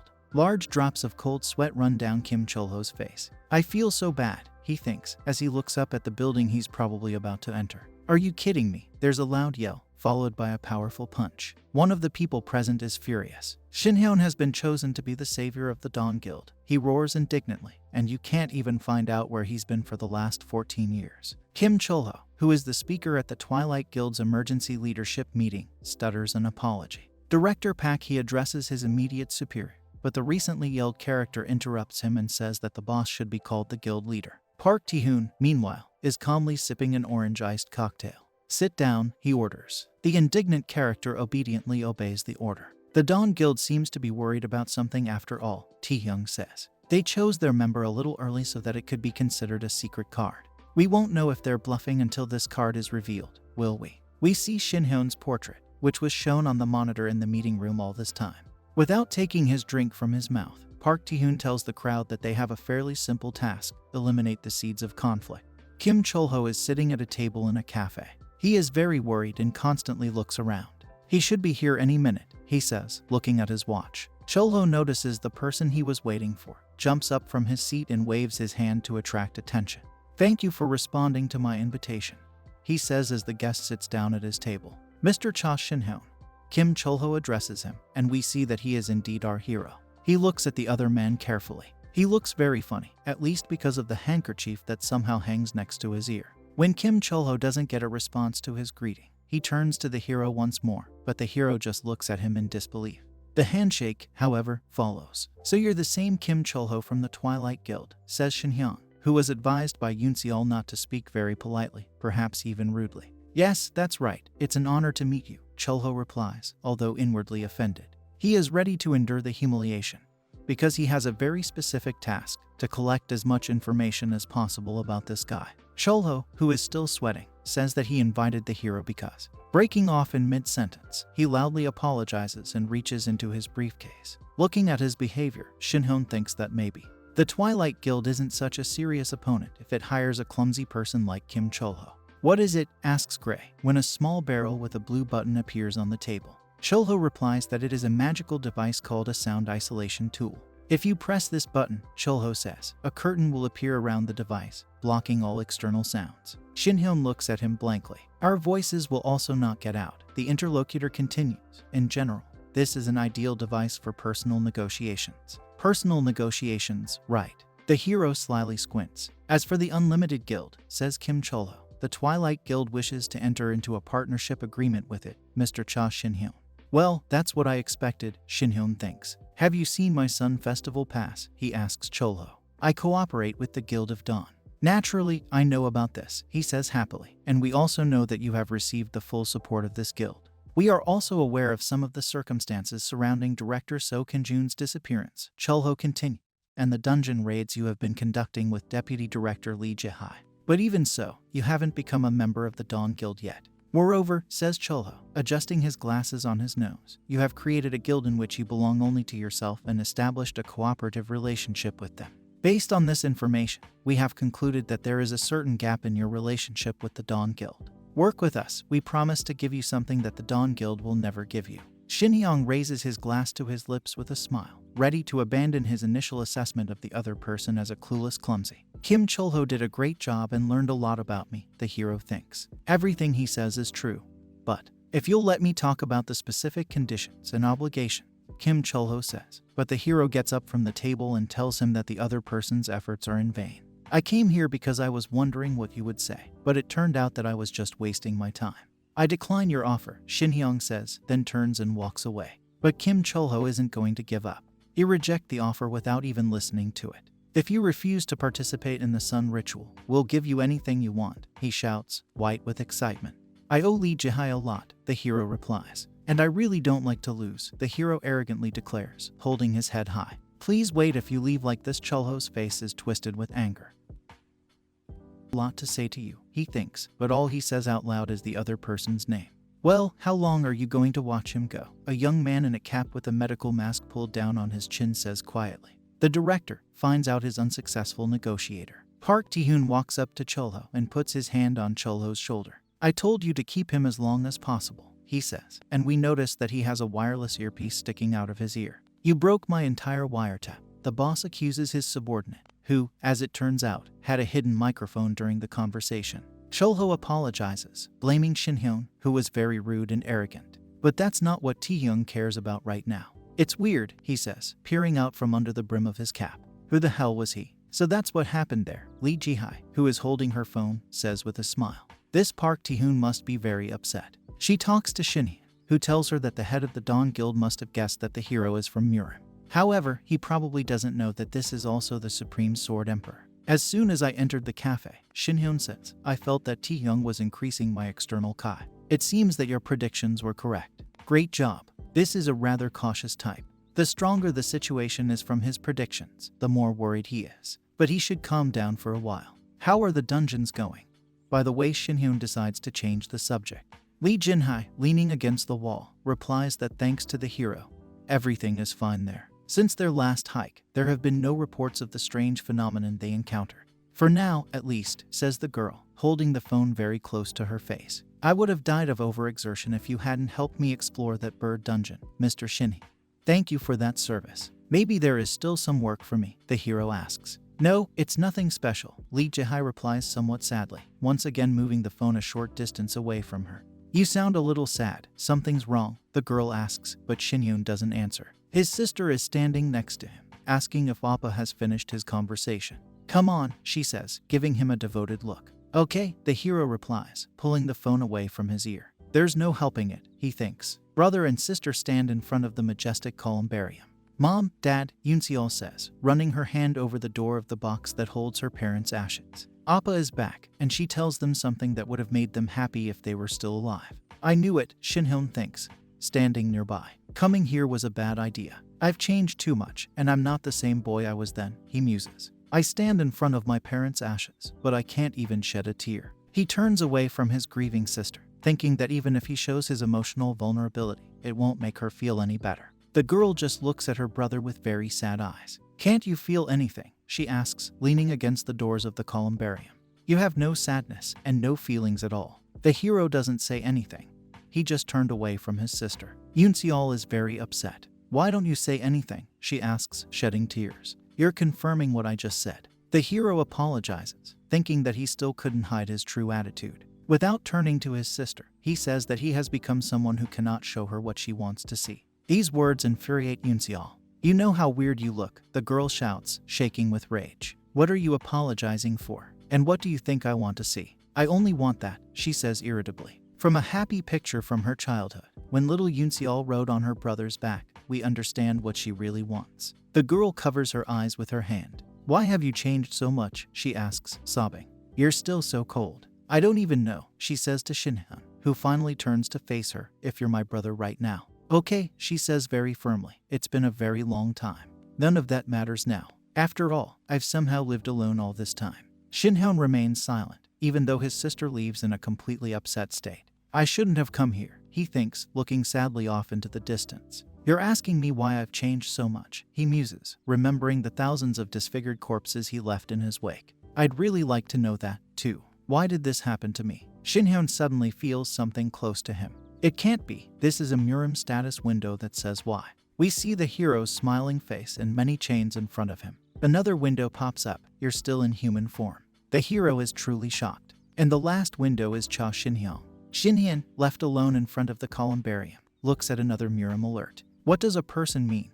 He thinks, what kind of nonsense is that? He clenches his fists until they crack. 2 more windows appear. Stop your pointless resistance, and if you need motivation, I can help. You're still the same, says the hero, doing everything unilaterally. Who the hell are you? You're the heavenly god of war, he asks, smiling. 2 more windows. I'll take everything from you again and just wait. Against the background of the columbarium walls, the hero's answer sounds, this is some kind of nonsense. I do not know who you are or why you are doing this to me, but try it if you are so brave. In the box containing Shinhyung's parents' ashes, there is a simple white envelope next to the family photo. I'll find you and tear you to pieces, the hero says, smiling. Just wait, another yellow sign informs him. Shinhyung takes off his tie and stands mournfully next to the vault of his parents' ashes. At some point, his face becomes very determined. He says something that ends with the words all from me. Yoonseol, meanwhile, is moving away from the columbarium. She stops and looks to see if her brother is following her, but it doesn't see it. He didn't even follow me, the girl sighs sadly. A heartless scoundrel. A few days later, a girl with a red tie excitedly greets everyone, then says that this day has finally come. The guy sitting next to her looks at her in disbelief, but it doesn't bother her. She reports that today the audience will watch the heroes who will explore dungeons and hunt monsters, which everyone has been waiting for a long time with hot passion, interest, and expectations. Let's go, she shouts even louder and jumps up from her seat, putting her hands on the table. Finally, we will see the greatest event that all of Korea has been waiting for, the Festival of the Sun. We see that the event will be held in a huge modern stadium. The audience, including some who have disguised themselves as penguins, enthusiastically welcome the participants of the competition. The festival is designed to ensure peace in the hunter community and unite them. But representatives of this profession will be able to show themselves in business, which is why the festival is held. We can see that people are really happy to be here, and the organizers did not skimp on festive decorations, including airships. Shinyeon, which is something like a tracksuit, is indifferent to these delights. It feels like the Olympics or the World Cup, he says quietly. Lee Ji-hai, who has a cup of tea in her hand, replies that the event is really similar to those events. The public's interest in hunters is huge. Hunters are like characters from movies who have superpowers, but reliable information about them is strictly classified all over the world, she explains. Another purpose of the festival is to create a more favorable image of hunters, she says, but stops in mid-sentence. She understands that something is wrong with the other person. She calls his name, but the hero does not answer. He looks blankly into the distance. Lee Yihai looks at him anxiously. He puts his cup of tea on the table. Did you have a fight with Yoonseol?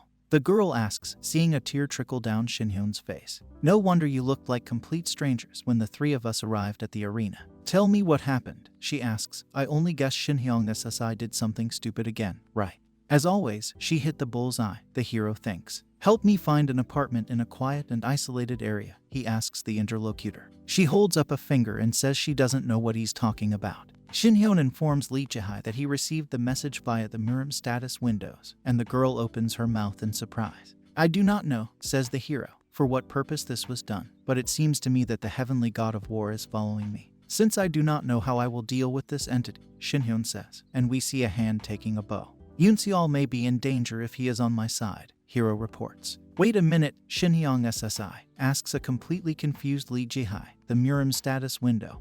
And the heavenly god of war, I can't comprehend it all at once. It's all too sudden.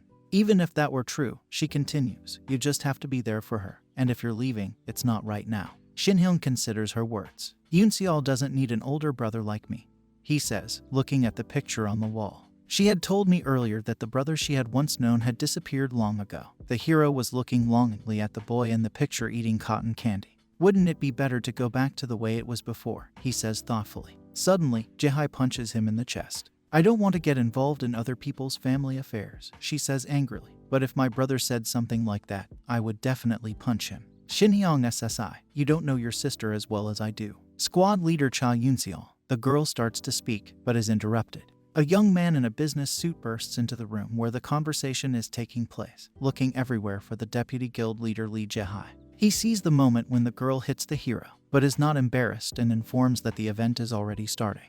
Dongwing SSI, really, you weren't taught to knock? The girl asks, laughing merrily. We'll talk later, she tells the hero, don't leave until I get back. Shinhyun doesn't say anything, just looks at her with the saddest expression on his face. I'm being punished, he thinks, scratching his cheek. We see the stadium packed with spectators, over which the announcer's words sound. Our dear citizens, before the official start of the competition, we are waiting for the opening ceremony. Before us will appear the heads of the Dawn and Dusk guilds, holding the Festival of the Sun. Sitting next to Lee Jae-hai is a young man with a sparse beard, who is the head of the Dawn Guild, Jeon Junho of the Crusader class. Standing in front of Park Tae-hyung is a second-in-command named Yan Sunjiak, who is from the Assassin class. Some viewers may not know this, the female commentator chirps cheerfully, but Deputy Head Lee Jae-hai and Guild Leader Park Tae-hyun were once members of the same guild. Her colleague says that he is interested in how these former colleagues feel about each other now. Long time no see, Lee Jae-hai, Park Tae-hyun says and holds out her hand to the girl.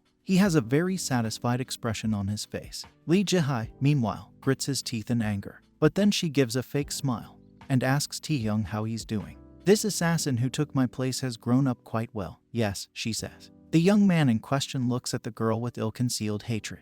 I heard that you didn't waste any time recruiting a couple of newbies, too, Tae-hyung replies ironically. You've always loved taking care of the weak, he continues, but that's not what he's thinking. I will destroy everything you hold dear in this world again, he thinks. And we see how much pain he caused the girl in the past. It was something absolutely terrible. Lee Jae-hai averts his eyes and sighs heavily. I'll take that as a compliment. Park Tae-hyung, she says, forcing a smile back on her face, but her mind is also completely different. If you can, you filthy thing. Tae-hyung smiles impudently. Festival of the Sun begins. Representatives of the two guilds shake hands. The fighter lets out a loud shout and strikes. The sign indicates that the warrior's consecutive strike skill has been used. The girl who confronts him has a very difficult time. She has great difficulty holding back the attack with a shield. The young man shifts his weapon, emitting a dark glow. He uses it again, and this time it hits the opponent, who starts gushing blood from her mouth. The girl is wheezing in terrible pain, her eyes rolled back in her head. Commentators tell viewers that individual match number 5 of the Warrior Tournament ended with the victory of challenger Nam Seongmo of the Twilight Guild. They admire the amazing strength of the winner, despite the fact that the competition uses a specially made blunt weapon. He was able to cause serious injury to his opponent. Park Tae-hyun, who is sitting with Jeon Junho on the podium, happily remarks that he didn't expect anything different from the Dawn Guild representative. According to him, Nam Seongmo hadn't spent so much time on an opponent in a very long time, even though the girl, frankly, didn't pose much of a threat to him. What arrogance, thinks Lee Jae-hai, who is standing next to the head of her guild. Well, I'll go then, Park Tae-hyun says, getting up from his luxurious chair. I hope the next fight will be harder, he says, walking away with a glass in his hand. Lee Jae-hai looks after him with disdain. Park Tae-hyun walks under the stadium's archway. From behind, the deputy we've just met calls out to him. With the same vicious expression on his face, holding the dagger in his hand, he asks when he will be allowed to kill Lee Jae-hai.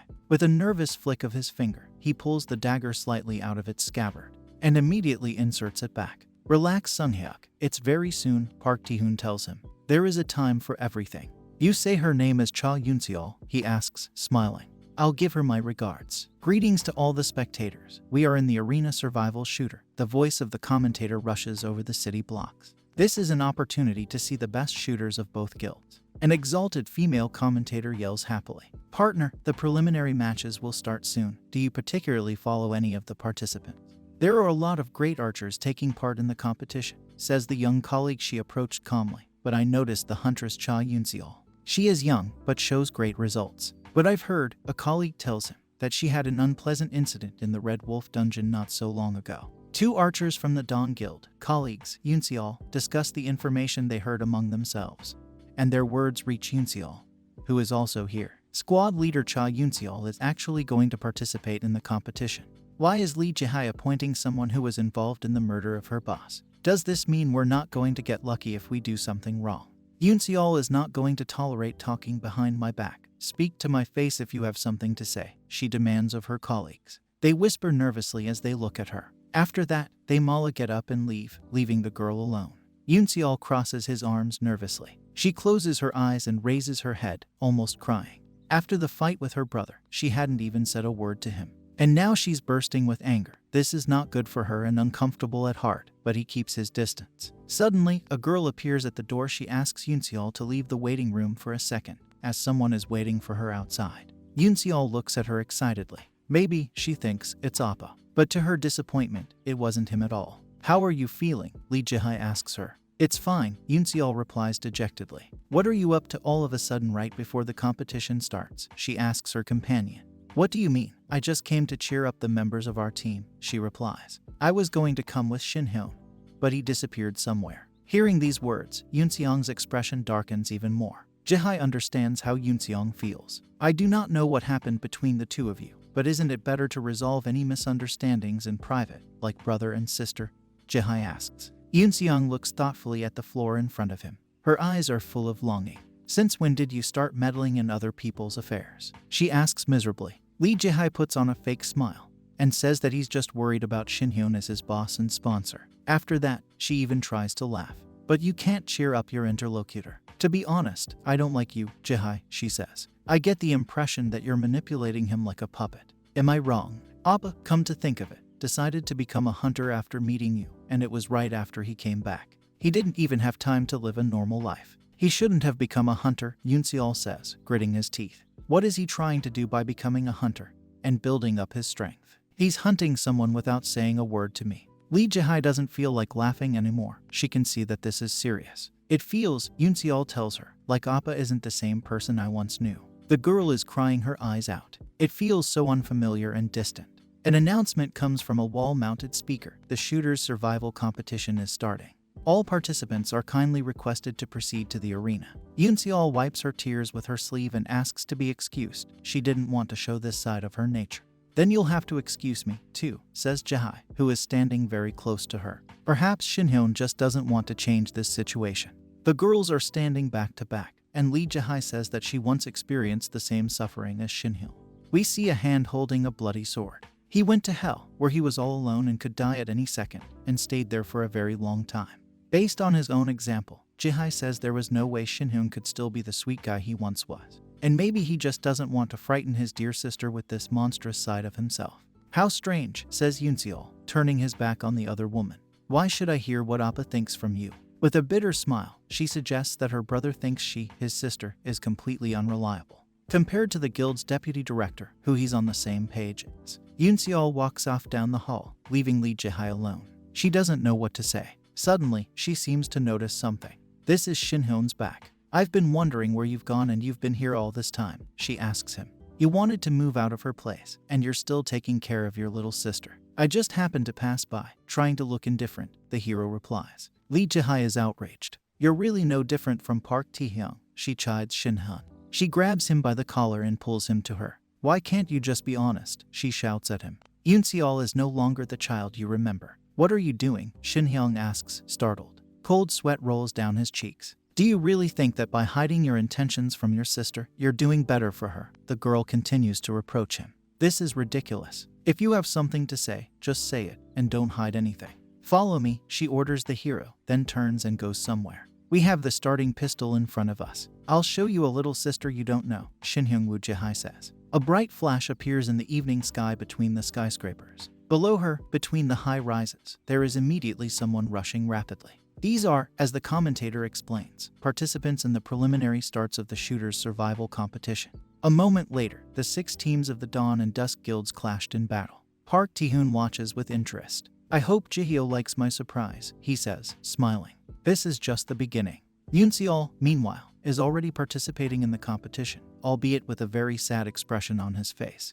Code C, we've met the enemy, Yoonseol says in her earpiece. Code E, we will support you. Code G, the enemy is in front of us, 200 meters away for 2 hours. Yoonseol, who is holding her trusty bow, is standing on the roof of a high-rise building, looking intently at something. She still can't forgive her brother, who even Lee Jae-hae advised not to hide his true feelings from his sister. He still didn't understand. What an idiot Appa is, she shouts and punches the wall with all her might. Does he think I won't understand if he just keeps quiet? She thinks. Just tell me what's going on. At the same time, he tells Lee Jae-hae everything. Yoonseol is very angry, and you can see it on her face. An enemy ranger enters an alley in the 3rd district, her voice playing in her earpiece. The target is out of range of the sniper's shot. Kodai, wait for support to arrive. Does he think I'm still a kid? She mutters. Does he think that only he has changed? Yoonseol says to his invisible companions, Kodai, no problem for sniper shooting. Those in complete disbelief. What? Wait a minute. The enemy has not yet entered the 300-meter firing range. Even with your sniper class, you won't be able to hit with a practice bow. Wait for backup? Yoonseol hears,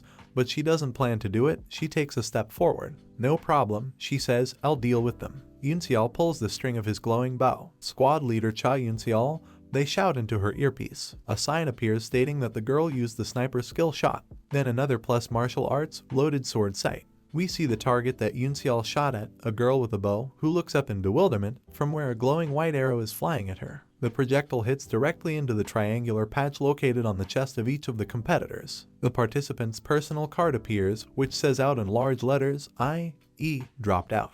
The commentator also announced that Ranger H. Wang Chi-woon of the Twilight Guild 6th Squad can no longer participate in the competition. Kodai, the shot hit the target, Yoonseol reports into his headset. I understand you, excellent, the answer follows. Don't look at me, stupid Appa, says the girl, who is still very sad. A small girl in a school uniform is sitting on the floor, leaning against the wall, and a little further away from her, 3 older girls are talking. Oh God, how miserable she is. What should she do now? The heavens are so cruel. How can such a child lose the whole family at once? They say that there is no one who can take care of her. The girl clenches her small fists tightly. They say her brother's body was never found, says one of the older girls. No, Appa isn't dead, little Yoonseol thinks, remembering her mother in the passenger seat and the empty seat belt where her brother was sitting. I'm sure he's alive, she thinks. He will appear in front of me soon. I pray and believe that it will be so. Sad little girl feels something, but cannot understand what it is. She remembers the woman's face on the TV screen. Know everything. The days when nightmares come true will come.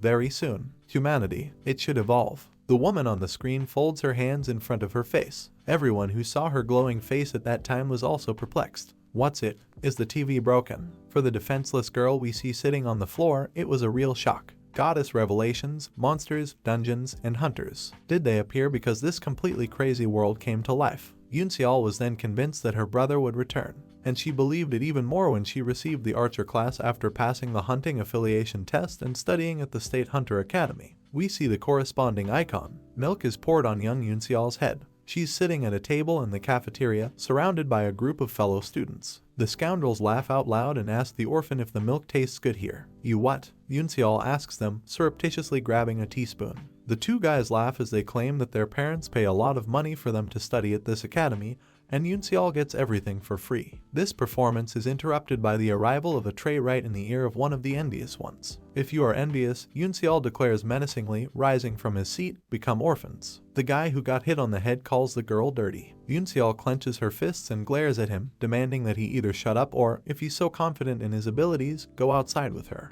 The scoundrel prefers to swallow the insult and only holds onto the ear on which the tray has just arrived. That's how Yoonseol thinks I graduated with honors from the academy, and later joined the Dawn Guild, which I thought was the best and where I always wanted to join. Before us is the terrible mouth of a blue wolf, whose eyes are burning with rage. It hovers over Yoonseol, who is lying on the ground, and grabs her bow with its mouth. The girl's hand reaches for the sharp fragment of an arrow. I've suffered for so long, Yoonseol thinks, to be killed by this thing. The point of the arrow is stuck between the wolf's ears, and a powerful fountain of blood erupts from the wound. It floods Yoonseol's face, which is twisted with rage. The paw of a dead blue wolf lies on the green grass. Lee Jihai appears in the clearing with his assistant. She says that they came to help Yoonseol, and the deputy guild leader looks like she is shocked by the scene before her. It doesn't seem like it was necessary, she realizes, looking at Yoonseol on her knees, who is covered in wolf blood from head to toe. You're new, what's your name? Lee Jihai asks. I'm Cha Yoonseol, the girl replies. You have the eyes of a hunted person. You will become strong, Jihai says, smiling. Remember my name. I, who attracted Lee Jihai, became the youngest squad leader in the history of the Dawn Guild, Yoonseol thinks. But it wasn't just Seo Young-yoon who didn't like it. It didn't matter if it was related to the Guild of Dawn or the place of the squad leader, I liked it all, the girl recalls. Beads of sweat run down her temple, because it made her stronger. She draws the bowstring. Yoonseol trains hard in the shooting gallery, shooting one arrow after another to survive without Appa. To keep her craven thoughts from getting the better of her, Yoonseol had to constantly push herself. All arrows hit the top 10. Yoonseol clutches the pendant in her hand. Then she opens it and looks at a miniature photo of her family. But it's not enough for him, the girl says softly, rubbing her chin thoughtfully. Appa has become a consummate martial artist, and he may feel that I am missing something. But I can't forgive him for treating me like a stupid, defenseless child. Yoonseol shouts, waving her hands in the air, one of them holding her formidable bow. You can see that she is really very upset. Suddenly, the girl realizes that it's too quiet around her. She informs her headset that she is leaving the place where she is now and moving to a new position. When there is no response, she asks to confirm that she was heard on the other end. Suddenly, Yoonseol notices something. Next to it, a dozen arrows stick into the roof. One arrow hits the girl's arm, and she screams in sharp pain. Everyone stops shooting, the target is found, reports the archer who appeared nearby, next to whom are 3 more of his comrades. The villains smile menacingly. It's a good thing the arrow didn't hit the muscle, Yoonseol thinks. But how could it break through the skin? It has to be dumb, it's just not possible. We see that the girl's hand, in which she holds her bow, is bleeding profusely. They are using war arrows, Yoonseol realizes. Don't expect anyone to come to your rescue, says a scoundrel with a quiver slung over his shoulders, jumping down to the roof where the girl is standing.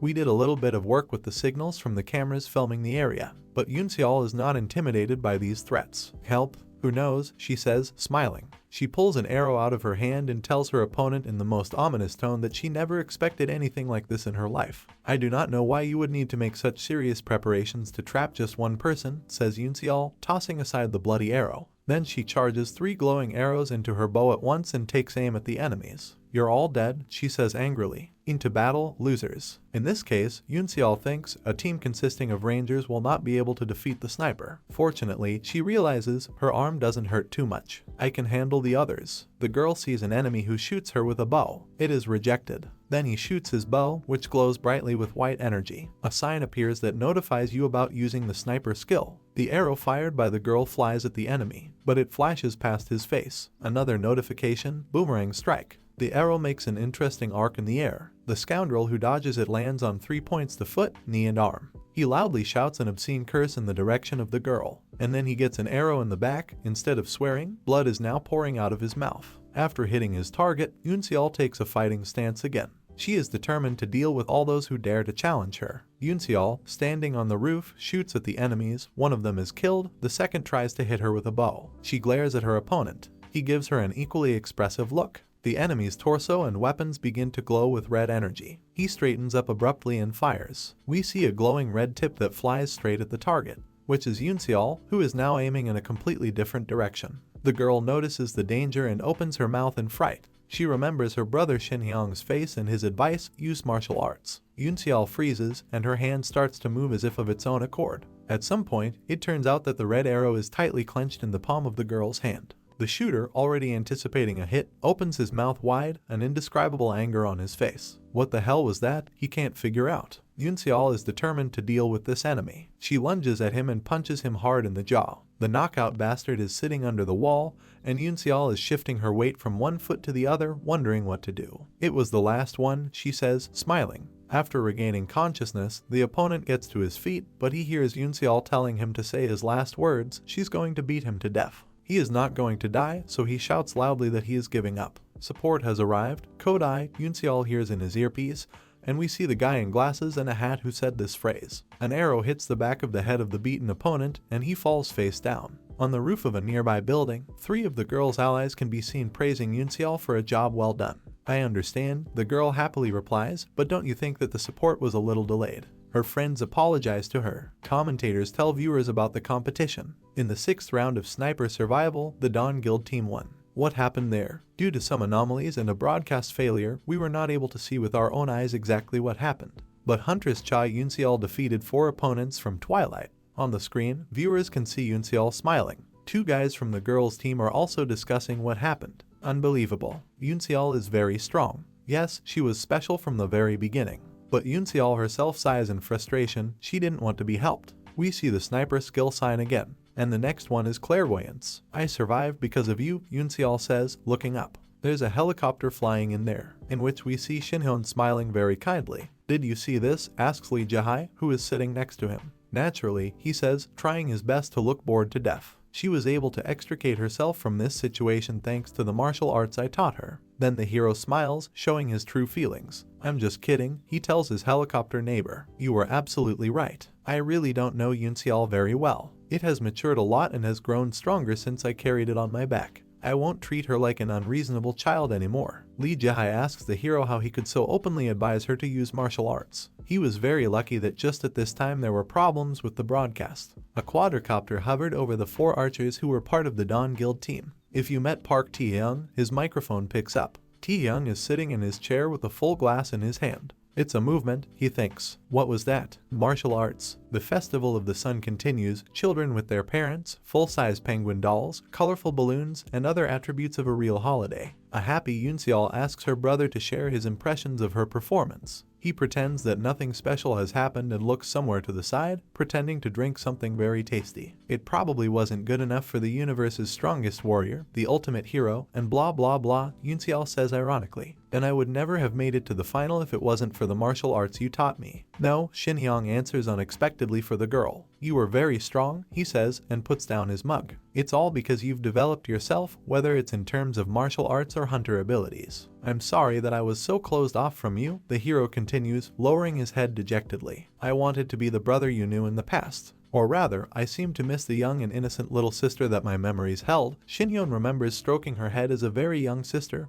kneeling in front of her. I had no idea how much you had matured. Yunseol listens to his brother in silence, looking thoughtfully at nothing. I wanted to find the person responsible for our family's misfortunes, says Shin-hyun. I became a hunter to do this. If I become a top-level hunter, I think I'll be able to find out a little bit of the truth. At this point, the hero for some reason represents a golden-haired goddess who once made a terrible announcement on TV. And I was afraid, he tells his sister, that you would be drawn into all this very dangerous business of mine. It's not that hard, Yunseol says quietly. Why did it take you so long to tell me all this? Forget everything and just promise me you'll never leave me again, she says to her brother, holding up her little finger. Wasn't it natural? Shin-hyun asks timidly. No, she says confidently, holding out her little finger. All the times you weren't honest with me, I felt abandoned and alone. Don't ever hide anything from me again. Shin-hyun looks her straight in the eye and smiles. Okay, I promise, he says. I promise I'll never leave you again. He holds out his little finger, and they shake those fingers. And one more thing, Yunseol, says the hero. I want you to remember something else. My title isn't blah blah blah like you said. I am the Supreme Sword Emperor, Shin-hyun says, laughing heartily. The girl is genuinely surprised. What a brute, she says. To the attention of the audience, it is heard from the loudspeaker on the pole. The big shootout competition starts in an hour. Please take your seats so that you don't miss it. I repeat, it will start in an hour. I'll be right back, Shin-hyun says, getting up from the table. Okay, good luck, Yunseol replies, then asks if his brother is actually going to perform in the tracksuit he's currently wearing. He replies that they are very comfortable clothes, and then asks if the villains who ambushed her didn't seem strange to her. He knows that the members of the Dawn and Dusk guilds kill each other in the dungeons, but to be seen like this in broad daylight is something new. I can't say I didn't know that, Yunseol replies with a giggle. The fact that they went to such desperate lengths to kill me shows that I am one of the most valuable Dawn fighters. We are definitely related to her, the hero thinks to himself. Shin-hyun is lost in thought. He remembers Miram's status window with the text I'll take everything from you again. Waka room for competitors number 3. Hunter Cha Shin-hyun, guild leader Jeon Junho addresses the hero, with Lee Jae standing next to him. My deputy told me a lot about you. You'll be our main strike force in a big shootout, right? I can't wait to see you in action. We're counting on you very much. Then he turns away from the hero and asks the rest of the team if they are in good condition. Shin-hyun looks at this character with bewilderment. Is this the puppet you were talking about? He asks Lee Jae telepathically. Don't underestimate him, the girl replies in the same way. He does seem strange, but he's level 60 and one of the best in the business. At the same time, he is weaker than you, the hero reports, watching as Jeon Junho cheers on his comrades. That's true, Lee Jae replies. Okay, I'll go then, the guild leader says goodbye to the fighters. Please prepare well for the match. Lee Jae, who is also about to leave the locker room, mentally tells the hero not to use martial arts anymore. They won't be able to tell the difference between high-level martial arts and magic. But I'll keep this advice in mind, Shin-hyun replies to her, crossing his arms over his chest. And one last thing, he says. I want to thank you for being able to make peace with Yunseol. Lee Jae is very pleased to hear this, and she smiles faintly. This is a big relief for me. Good luck with the fight, she says goodbye. Now it's Shin-hyun who's smiling. Are you a Shinhan SSI? The hero is asked of his teammate. We've heard a lot about you from Lee Jae. She says you are very strong. We're counting on you to be in the vanguard. The commentators are also babbling something enthusiastic about him, but Shin-hyun doesn't even listen to them. All this really looks very dubious, he thinks. Those scoundrels who tried to kill Yunseol were clearly acting on someone else's orders, and only one person could give it away. Apparently, it is he who appears in the Dawn locker room as the team members, with the exception of the hero, look at the guest in disbelief. He happily and very falsely asks if he has disturbed the fighters preparing for the fight. Shinhyun, unlike his comrades, is silent. If the message I received, he thinks, was sent by the heavenly god of war, then we can't ignore the possibility that Park Taehyung, who worships this god, is behind the mischief. This is a friendly game, Taehyung kindly asks the opposing team members. I just came by to say hello, it's not forbidden, is it? One of Shinhyung's teammates notices with a smile that the relationship between their guilds is not the best. Park Taehyung grins slyly. You guys have found me out, he says happily, and I came to see you for a very simple reason. I was told that there is one particularly strong hunter among you. He goes straight to the hero, calls him by name, and says that he has heard about him and is very happy to see him. We haven't met before, have we? He asks, his eyes narrowing slyly. The hero calmly looks into his eyes. Yes, he says, this is the first time I've seen him, Shinhyun says, and shakes the hand that's extended to him. I don't understand anything. My heavenly origin martial arts cultivation art still doesn't resonate with him, Park Taehyung thinks to himself. Who else could Yunseol learn martial arts from if not him? How can you even reach this level without having access to the Miram experience? He thinks, remembering what the girl who fought with his subordinates looked like. But I saw you, didn't I? Shinhyun asks Kim Cholo, who has appeared in the locker room with his boss. It was a long time ago, Hunter Cha Shinhyun, he replies, smiling nervously. I did try to contact you through my senior secretary earlier, Park Taehyung says, but unfortunately it didn't work out at the time. And I think I owe you something for what happened between my sister and your hunters in Hunter's survival, the hero says, looking the other person straight in the eye. Laughing, he says that this is exactly what he wants Shinhyun to do. They were strong enough, weren't they, he asks. I won't forget what happened and I will definitely pay you back, the hero says threateningly. Wow, that's scary, Park Taehyung replies with a laugh. Well, I'll see what you can show me. That's right, Shinhyun says, and turns away from the other person. It doesn't matter how related he is to the heavenly god of war, the hero thinks. He dared to threaten my sister's life, and he will pay for it. I'll put on a great show, Shinhyun says aloud, and you won't be disappointed. But I'm afraid Twilight will cease to exist in this world, he thinks. We see a large stadium with a red roof. Thank you all for waiting, the exalted female commentator still yells happily. Her colleague looks at her in disbelief. We are going to see the main event of the Sun Festival, the girl continues her story, and we see the leaders of both guilds. The big shootout between the Dawn and Dusk guilds begins. The commentator looks at the arena with a half-crazed expression. It is located in the middle of the stadium and looks very impressive. This is a real pedestal with an intricate tiled pattern and two majestic stairs. The first member from the Guild of Dawn is a supernova, whose name is heard all over the country. He is the partner of the deputy head of the guild, Lee Jae. So, we introduce the head of the Unlimited Guild, Hunter Cha Shinhyung, the female commentator shouts, and we see our hero, who is completely calm, without taking his hands out of the pockets of his sweatpants, enters the arena. In history, there has never been a case where a hunter from another guild participated in a big shootout, the girl tells the audience. Who is he? Why did he decide to play for Dawn? Was it a special invitation? Her previously silent colleague enters the conversation, who feels only one desire, to strangle his co-host. Looking at his notes, he reports that Shinhyun's level, class, and achievements are shrouded in mystery. Very little is really known about him, and this may become a determining psychological factor in the upcoming battle. Introducing a member from the Twilight Guild, an announcement is made around the stadium, and this same member boldly insults Shinhyun, claiming that he recognized him from his smug face. The genius mage of the Twilight Guild, a man with flaming charisma, the Fire Dragon King Ryu Seonggong. I'll fry you to a crisp, threatens the named character, playing with the fire burning in his hand. The Fire Dragon King, so Shinhyun, the man with the flaming charisma, is taunting him. Have you ever been to Miram? So, Cha Shinhyun versus Ryu Seonggong sounds all over the stadium. Ryu Seonggong versus Cha Shinhyun, the first battle of the big skirmish. It's starting. Sang-woon, you know what to do, Park Taehyung thinks. He looks smugly at the men who have prepared for battle. Make sure this doesn't end too quickly. He must show all his hidden powers. Sang-woon remembers his boss order, but he's not sure if everything will go as planned.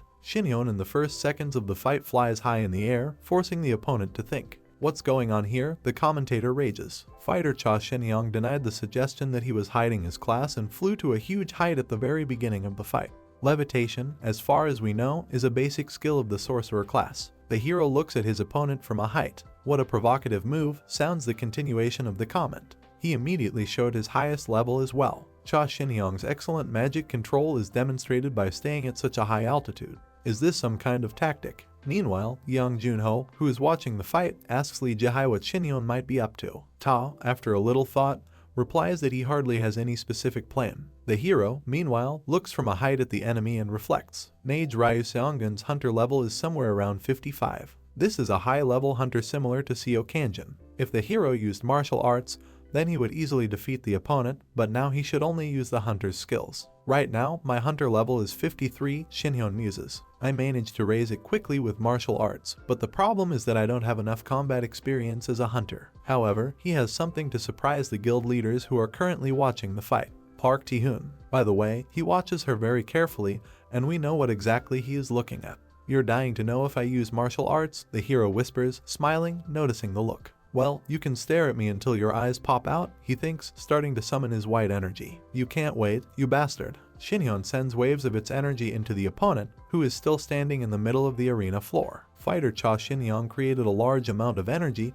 Commentators describe his actions. It flies down like a squall. In response, fighter Ryu Seonggong puts up a fire barrier in front of him. It's shamanic mana, Seongun thinks. Isn't this a basic skill for the wizard class? Is this all because our investigation hasn't started yet? Let's pay tribute to Ryu Seong-hoon, the commentator exclaims enthusiastically. It blocked the opponent's attack with scorching flames, scattering its dust. If my opponent is a sorcerer, Seongun muses, then I have a trick up my sleeve. There are 3 classes above the wizard. A spellcaster is a non-combat character who concentrates on using his skills and crafting items. A combat mage specializes in imbuing magic with elemental properties. A sorcerer uses magic to shape phenomena and concepts. Whether it's teleporting or flying in the air, they're more like supernatural entities than magicians. In combat, they usually focus on remote support and do not go forward, but sometimes they are capable of delivering lethal blows and can be very unpleasant.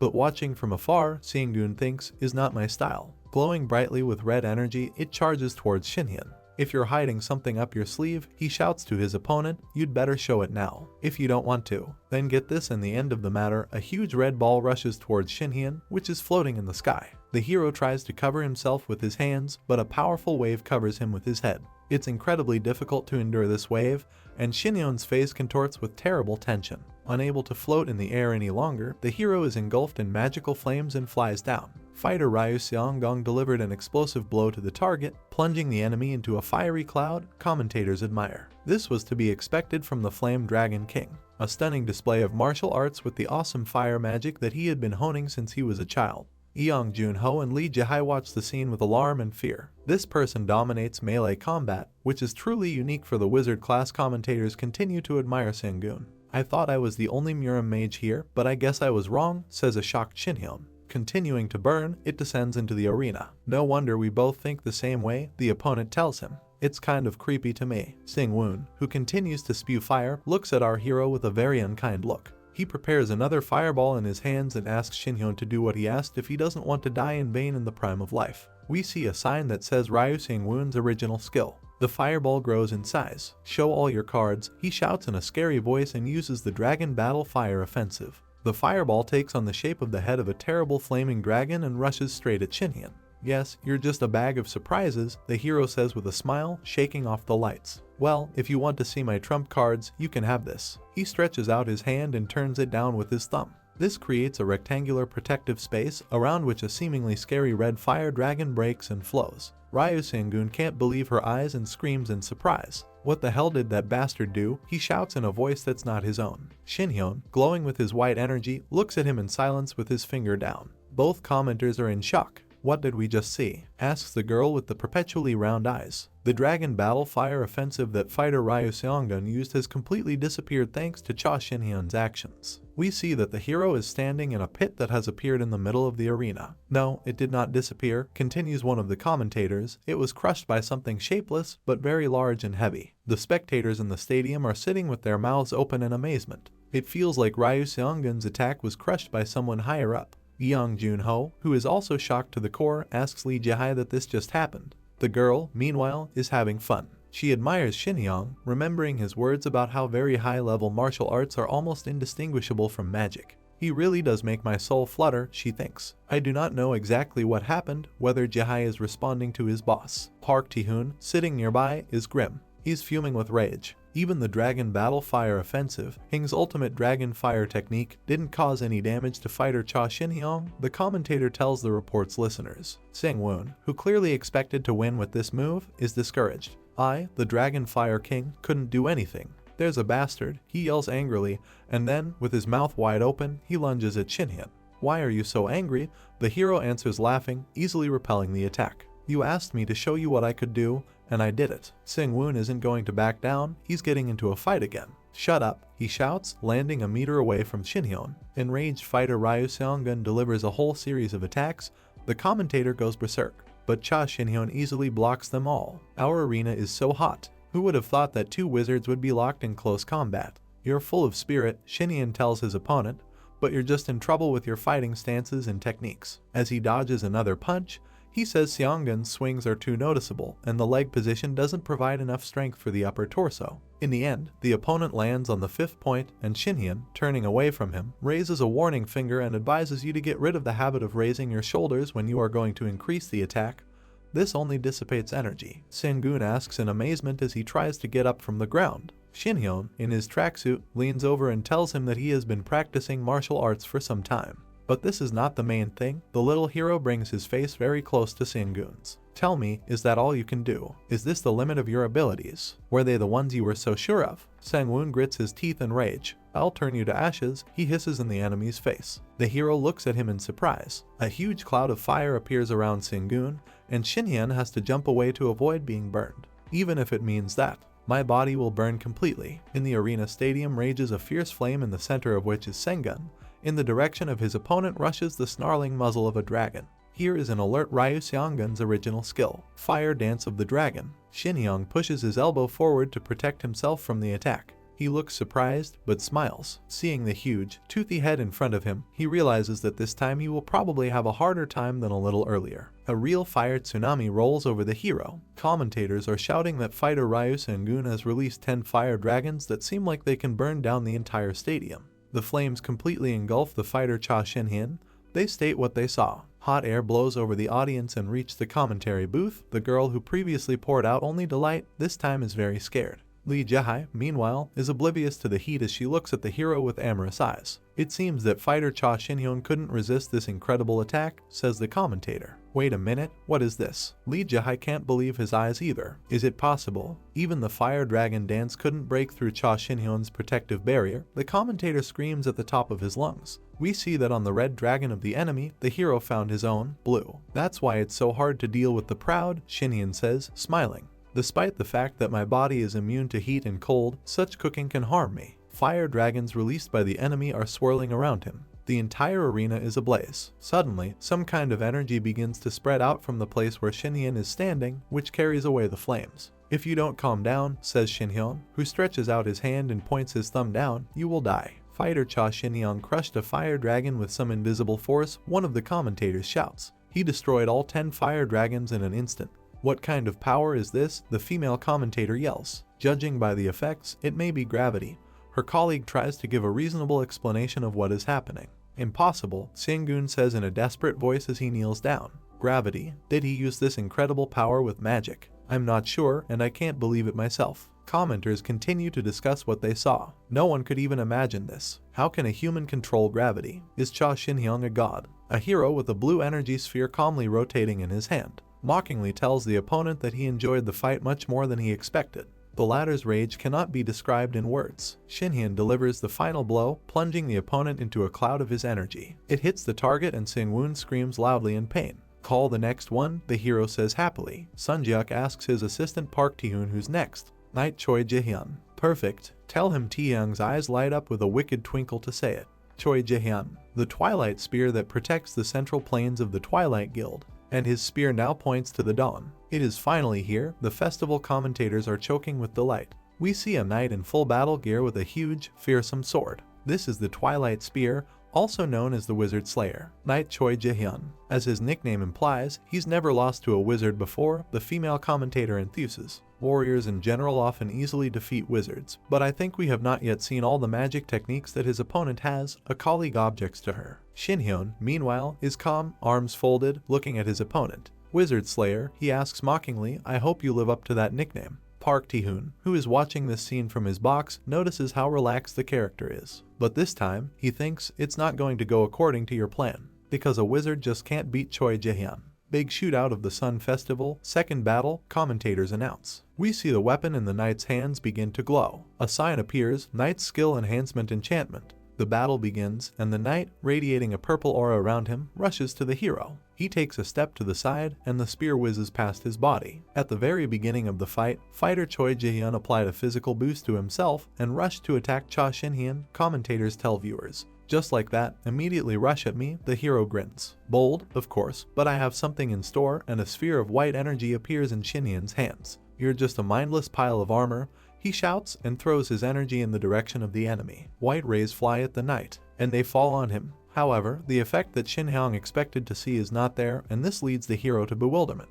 It seems like the wave passed by Jae-hyun without causing him any harm. Not only is he fast, the hero thinks, but he also has good defense. He's also determined to win. I think that such an opponent should be dealt with from the air. A spear is thrust into the ground. The knight's skill sign appears. Choi Jae-hyun holds onto his weapon tightly. His actions surprise Shin-hyun. This is an attack called jump, and it reaches its target. The knight bumps into Shin-hyun, who covers his face with his hands to try to mitigate the consequences. The blow is strong and effective. The hero is clearly shocked. Choi Jae-hyun is an incredible fighter, commentators say. He didn't let Cha Shin-hyun rise into the air and immediately hit him with a jump attack. One of the commentators expresses sympathy to the arena maintenance staff, who will have to restore the surface where the knight's spear was stuck. Shin-hyun struggles to recover. Wow, he thinks, I haven't been knocked out in a long time. How many hundred years ago was that? And the enemy is already rushing towards him. The hero sighs heavily. If he was allowed to use martial arts, he would have killed Jae-hyun with a single blow. But he pays tribute to the hard work of his opponent, who is preparing for a new attack. Okay, dude, you want to see what I'm capable of? Shin-hyun says, and makes a familiar thumb gesture. A wave of energy surges around Park Tae-hyun, who is once again bracing his spear against the arena floor as he calmly sips from his glass. Fighter Cha Shin-hyun is going to use his obscure skill again? One commentator asks. It seems that Choi Jae-hyun, who hasn't stopped since the beginning of the fight, is finally slowing down. Park Tae-hoon grins ominously. The knight's spear plunges into the arena floor again. Something strange is happening.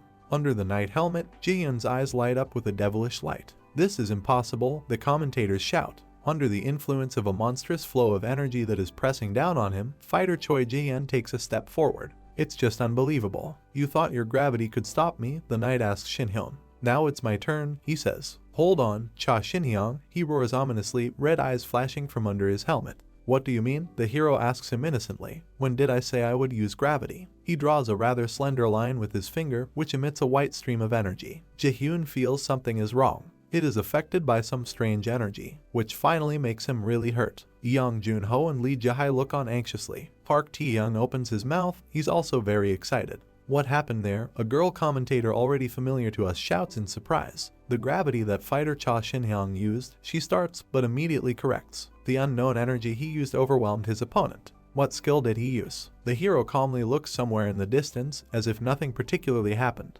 What a strong young man, he says, looking at the unconscious enemy. You can be proud of yourself because you lasted a very long time. The force I possess, he explains, is not gravity but attraction and rejection. This is an original skill that I developed after a very long time of contemplation, learning how to invert yin and yang.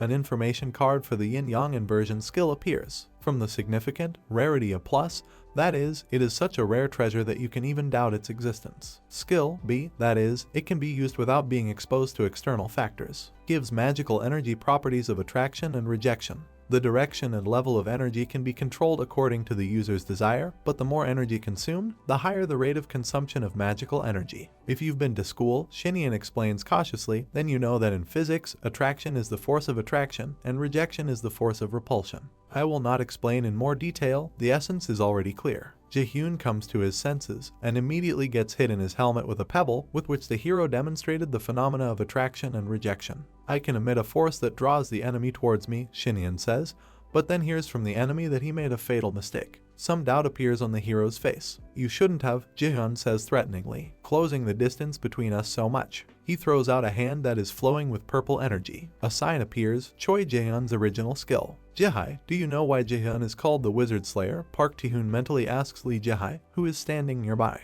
Because of his special ability. The girl gets really scared. if his opponent is a fighter who has nothing but wizard skills like Cha Shinhyang. He doesn't finish the sentence, but it's already clear that the hero is not going to be happy. Shinhyun looks with horror at the approaching hand in a gauntlet. Her shadow hangs over the face of our hero. Cha Shinhyun will die here and now, Park Tae-hoon says smugly. Lee Jae screams in terror. Shinhyun falls on his back, trying to cast a counterspell, but sees a system error warning in front of him, unable to use magic for the next 10 seconds. What is this? The hero thinks, looking with fear at the enemy, who raises his weapon over him. Choi Jae-hyun, this is the guild master's order, use a counterspell, Park Tae-young's assistant tells the knight. It's a technique I prefer not to use in public, Jae-hyun says thoughtfully. Are there any special reasons to go too far? The guild leader believes that Cha Shinhyun is hiding something, according to Yan Sunjiak, but what exactly is unknown. But whatever it is, a sorcerer who can control magic as high as gravity is too dangerous. So, Sunjiak smiles, you have to kill him. And now Choi Jae-young is towering over Shinhyun, who, as luck would have it, can't use his magic for 10 seconds. What is it? The hero thinks, looking at the enemy with fear. Just a little more and Jaehyun's huge halberd would come crashing down on him. But this does not happen. The blow flies past, the weapon is stuck in the ground, and the hero bounces back. You look very surprised, Cha Shinhyun, the knight says with a smile. This is my original skill, counterspell. As you can see, it doesn't allow you to use magic. You are finished. Here's the hero, who, as it seems, really does not know what to do. Without magic, your kind is powerless against me. The spectators in the stands are watching with fear and tension. When it looked like the fight was over, fighter Choi Jae-young used an unknown skill on Cha Shinhyun, according to a TV commentator. Park Tae-hoon, smiling broadly, tells Young Jun-ho, who is standing next to him, what's going on. Ji-hyo has always been simple and straightforward. He hates guys who use their magic tricks, but I didn't think that he would be able to obtain such a great original skill. Lee Jae, who is standing nearby, screams in horror. Eyes wide, she tries to telepathically tell Shinhyun to run out of the arena. This competition doesn't mean anything anymore, just give up, she begs. Under no circumstances should you use your martial arts. Run and give up, thinks the hero, whose situation seems hopeless. And the enemy points a halberd in his direction and calls him by name. Even if you can escape, I won't let you give up, he announces. We're seeing a lot of system messages about Choi Jae-young increasing his attack power. My spear has already accumulated so much energy that it can easily destroy a small building, says the knight.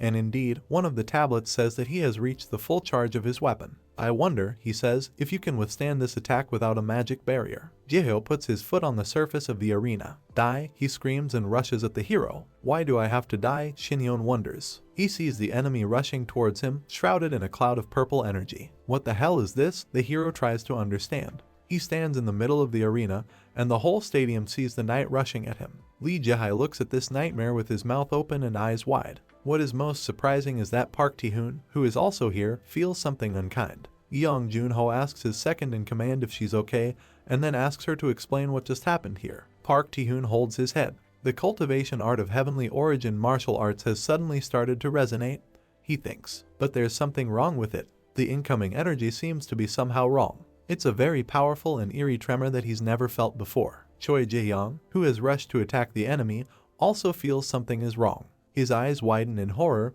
and a strangled cry comes out of his mouth. What's going on? The knight tries to understand. Is it magic? No, that's not possible. My counterspell is still active. But Ji-hyo can't even move as his body is bound by a thick chain formed from bluish energy. What kind of skill is this? He shouts, and we see that there are actually a lot of chains, and they fix the fighter in the most reliable way. It's not a skill, it's a martial art, the hero tells him. If you want to know what martial arts are, ask Park Tae-young when it's over. Shinhyun soars into the air and starts teasing the enemy from there. Imagine, I was seriously offered to run away or give up. I get mad when I hear such nonsense. You seem very surprised, the hero continues. This is a situation that only you can see and feel. The energy that is currently binding you is the most advanced swordsman's technique, known as the Mind Sword. This is a power that can only be used after an external skill reaches level 40, and it's called Mind Sword Manifestation. At the same time, the word sword in all previous cases in this world means nothing more than human will. If you master this technique at the highest level, you can kill the enemy and even, damn it, split the heavens and earth just by wishing for it. But, says the hero enthusiastically, holding up his index finger, it would be boring if it ended like this, wouldn't it? Choi Jae-young looks at the hero in horror from behind his visor. I have to pass on a couple of instructions to the students of future generations, Shinhyun says, and punches the immobilized opponent with all his might. White energy waves propagate away from the point of impact. Choi Jae-hyun is bleeding from the mouth. Shin-hyun smiles. Park Tae-young, you can see this. He telepathically transmits his thought, extending his hand in the direction of the enemy who has lost his weapon. Remember this picture? You were so eager to see it. This is martial arts. Shin-hyun attacks again, this time with a hurricane strike. The target is hit again this time. The energy of the blow penetrates every cell of the knight's body down to the very last bone and muscle. Park Tae-young looks on with horror in his eyes and wide mouth. Commentators are also perplexed about this, what they just saw. Until recently, it seemed, they say, that the fighter Cha Shin-hyung was stunned by an unknown skill of the enemy, but now Choi Jae-hyung is lying motionless. What kind of energy could Cha Shin-hyung use? His opponent needs a doctor, the fight is stopped. The hero, smiling broadly, grabs his head with his hand. I feel much better now, he says happily. What a relief to be able to use martial arts after such a long break. An announcement sounds around the stadium. Fighter Choi Jae-hyun is unable to continue the fight. The second match of the big shootout of the Sun Festival is won by Cha Shin-hyung. Park Tae-hyun, as far as we can see, is seething with rage. After the fight, Cha Shin-hyun withdrew from the competition, claiming that he had run out of magic powers. Here is the cover of a print edition with the headline, "Is it possible that the winner of the guild competition at the Festival of the Sun was not Dawn or Dusk, but Unlimited?" In subsequent matches, the Dawn Guild representatives suffered 3 consecutive defeats, and the final score was 3-2 in favor of Twilight. This was the end of the Festival of the Sun. Shin-hyun received the nickname Star Hunter and became a celebrity in an instant. Several messages from social networks. Cha Shin-hyung is a god. I saw him defeat 2 opponents one after the other. Its level must be at least 60. Where did it come from? It seems that the top 4 best hunters should be changed to the top 5. I think he's even stronger than Park Tae-hyung. Even though the Twilight Guild had formally defeated the Dawn Guild, the Twilight Guild itself didn't think so. Kim Cholo stands in front of his boss's office door. "Chief, are you all right?" he asks, looking worried. There is no answer, and the secretary listens to what is happening outside the door. Park Tae-hyun is sitting in a chair with his head down, making strange sounds like a chicken cackling.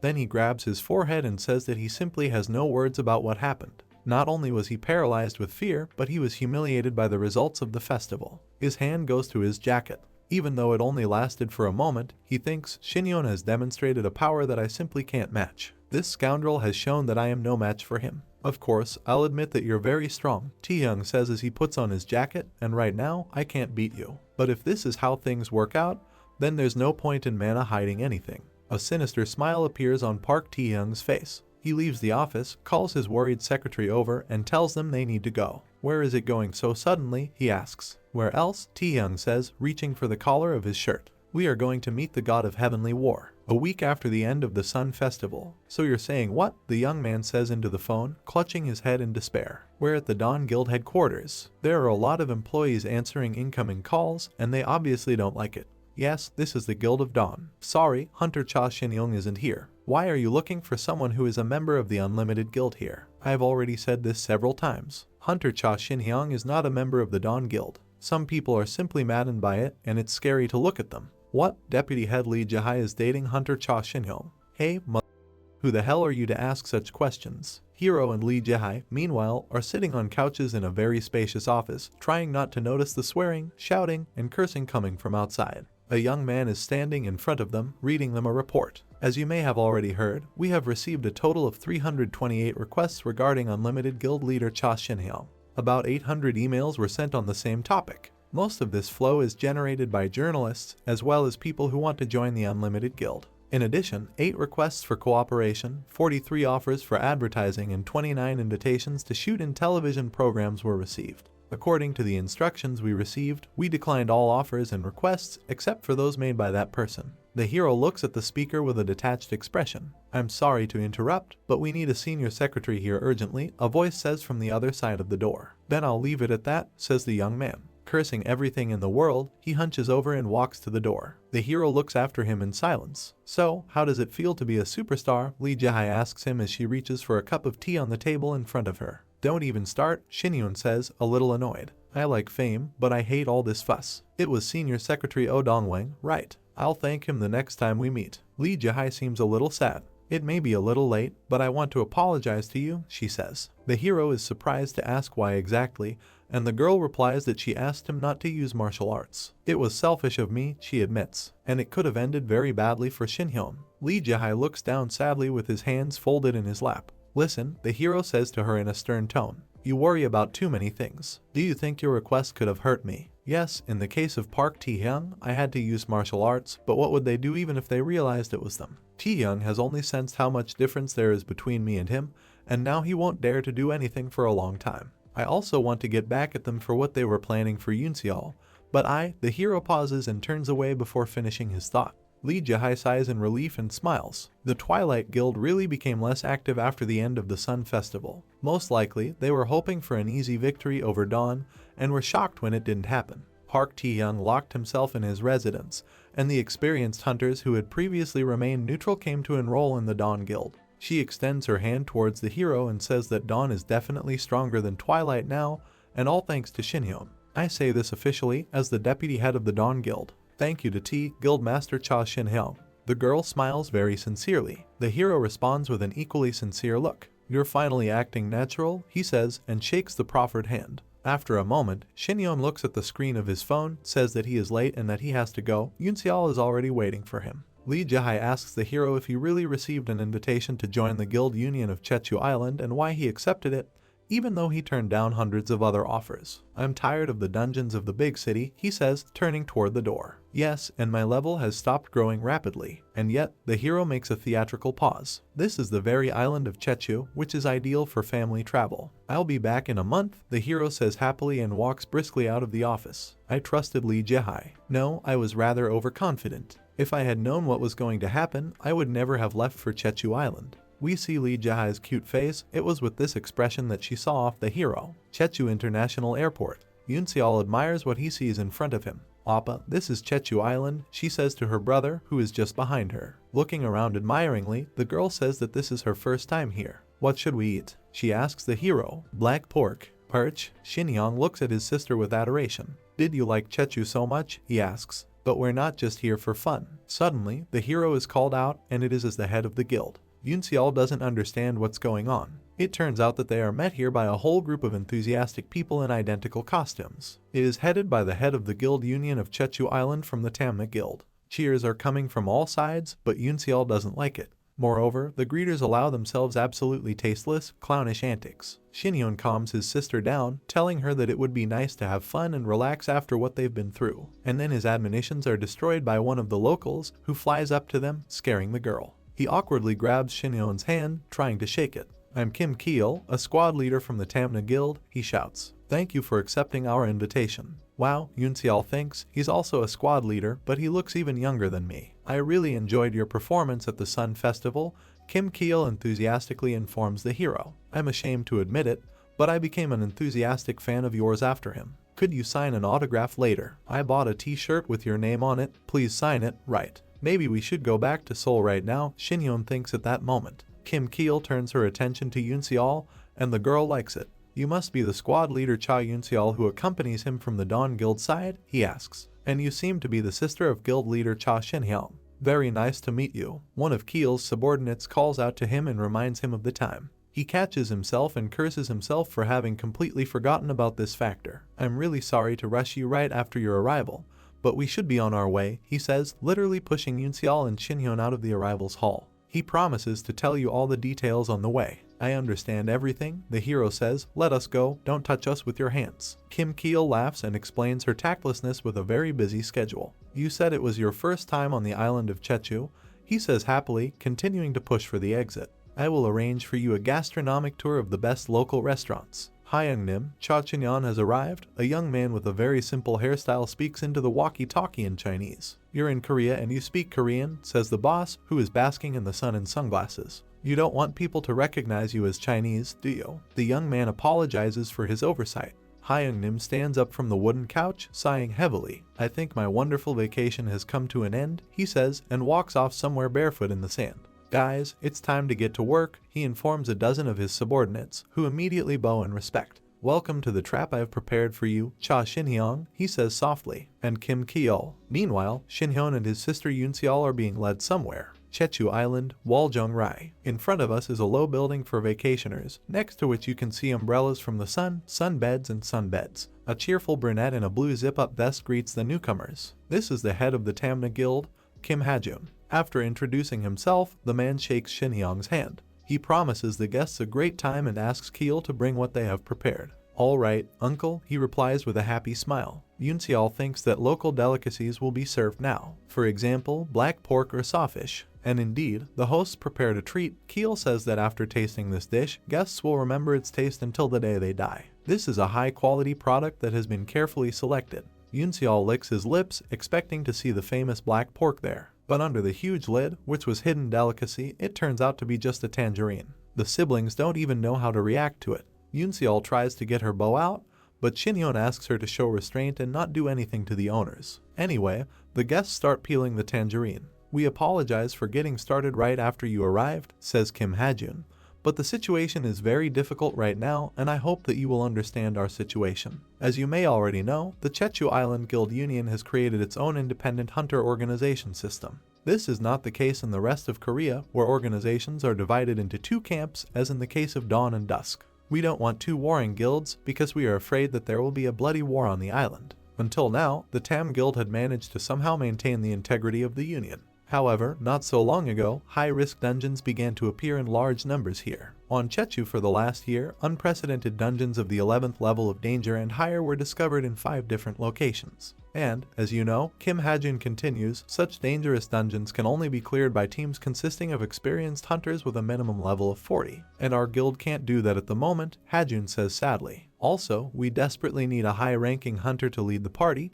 but they're all either Dawn or Dusk. Shin-hyun interrupts this story with his own line. "I don't understand," he says, "whether it's necessary to react to the appearance of dungeons. Can't they just be ignored? The monsters won't crawl out of there, will they? This can't be allowed," cries Kim Ha-jun. "If we can't keep the dungeons under control, we will lose the rights to them, and they will go first to the hunter associations, and then to Dawn or Dusk." You can see from his face that even the thought of it seems blasphemous and terrible to him. The hero tries to calm down the interlocutor. "We went through such trials to prevent the big guilds from gaining a foothold here." Ha-jun is tearing his hair out in frustration. "If the situation is not corrected immediately, the island of Jeju will be finished. And we are already completely desperate," says Kim Ha-jun. "When we heard about the Unlimited Guild, whose star lit up so bright. And then there was you, the hunter Cha Shin-hyung." The interlocutor tactlessly points a finger at the hero. "You've collaborated with Dawn, but in any case, you're a high-ranked hunter with an officially neutral status." Ha-jun's nephew Kim Keel confirms his uncle's words. "You are the true light of salvation for the Jeju Island Union. New wave. A new generation. Salt and light of the Korean hunter world." The hero looks at the guy with pity. He's crazy too, he thinks. "I thank you from the bottom of my heart for accepting the invitation of the Jeju Island Union," the guild leader shouts enthusiastically. "We will remember your kindness until the day we die." "Don't mention it," Shin-yeon says. "For me, this is, if you think about it, a way to raise the level and earn money." "Well, since we agreed, let's go to the dungeon right now," Kim Ha-jun suggests. But at this moment, the hero is called by his sister, tugging at his clothes. "There's a problem that needs to be solved before we go anywhere," she says, looking down thoughtfully. "What is the problem?" Shin-hyung asks, not understanding. "Black pork and sawfish," Yoon-seol replies. "Seongsin Yup dungeon of Jeju Island. Ilmeyong." Something like an explosion is heard in the middle of the jungle. The members of the Tam Guild are being bombarded with something like dirt balls. "Damn it," one of them complains, "no matter how much we attack, we can't hit them because they're too fast." We see their opponents. These are strange-looking creatures, somewhat similar to monkeys. The guess about the species is confirmed by a report claiming that the case takes place in Ilmeyong, the dungeon of the fire-poison monkeys. Before us is a pink energy sphere. The flow of energy with great difficulty restrains the shield bearer, behind which his comrade is hiding with a sword in his hand. "Hang in there," the last one shouts somewhere to the side. Suddenly, strange green bubbles start bubbling under their feet. "Has it melted?" the swordsman asks, looking back to where something belonging to him had been lying a short time ago. "I heard that they were poisonous, but I didn't think they would be so strong," says one of the fighters. We see monsters with red eyes that really resemble monkeys, but for some reason these creatures have scorpion tails dripping with green venom. Who would have thought that their venom is so strong that it can withstand roasting by fire and then overcome the protective barrier? The shield bearer thinks to himself. His companion realizes that their situation will only get worse as the battle progresses. If this continued, they would both be killed by the fire and the ape poison. Fighters look at their enemies with hatred, but fear is visible in their eyes. One of them even thought that they would have to deal with dogs here, but it turned out to be much more serious. Suddenly, a human figure appears in the branches of the trees above the members of the Tam Guild, around which yellow energy discharges sparkle. This is Shin-hyun, who, as it turns out, is responsible for the yellow energy. It comes from his hand. Thank you so much, one of the fighters tells him. Kim Keel, who appears out of nowhere, begins to praise the great guild leader Cha Shinhyun, who took out the fast-moving monsters in an instant. Only thanks to him did everyone here survive. Yoon tries to calm down this enthusiastic character, but it's not easy to do that as Keel continues to praise Shinhyun. Thanks to the hero, he was able to retain his magic power, although of course Yoon was also useful. Thanks to these wonderful allies, Keel has been resting until now, but now he's going to do his part. We see a strange picture over the head of an enthusiastic native of the island of Jeju. Several monkeys with scorpion tails hover between two red parallel spheres. The two of you, get ready, he orders his guild members, shieldmen and swordsmen. They either look at their commander with anger or contempt. In the next moment, we see them in strange poses on a red sphere above the head of a monster monkey. Lightning attack, Kim Keel asks, still looking delighted. Do you also have magic skills? Excellent, Guildmaster Shin Hyung. The hero looks at Keel in amazement. I'm sorry, of course, but what level are you on? He asks him. Just over 40, he says happily. Yoon, standing nearby, can't believe her ears. What? His level is higher than mine, even though he's younger than me. The other hunters are probably around level 40 as well. They seem to have trained hard during this period.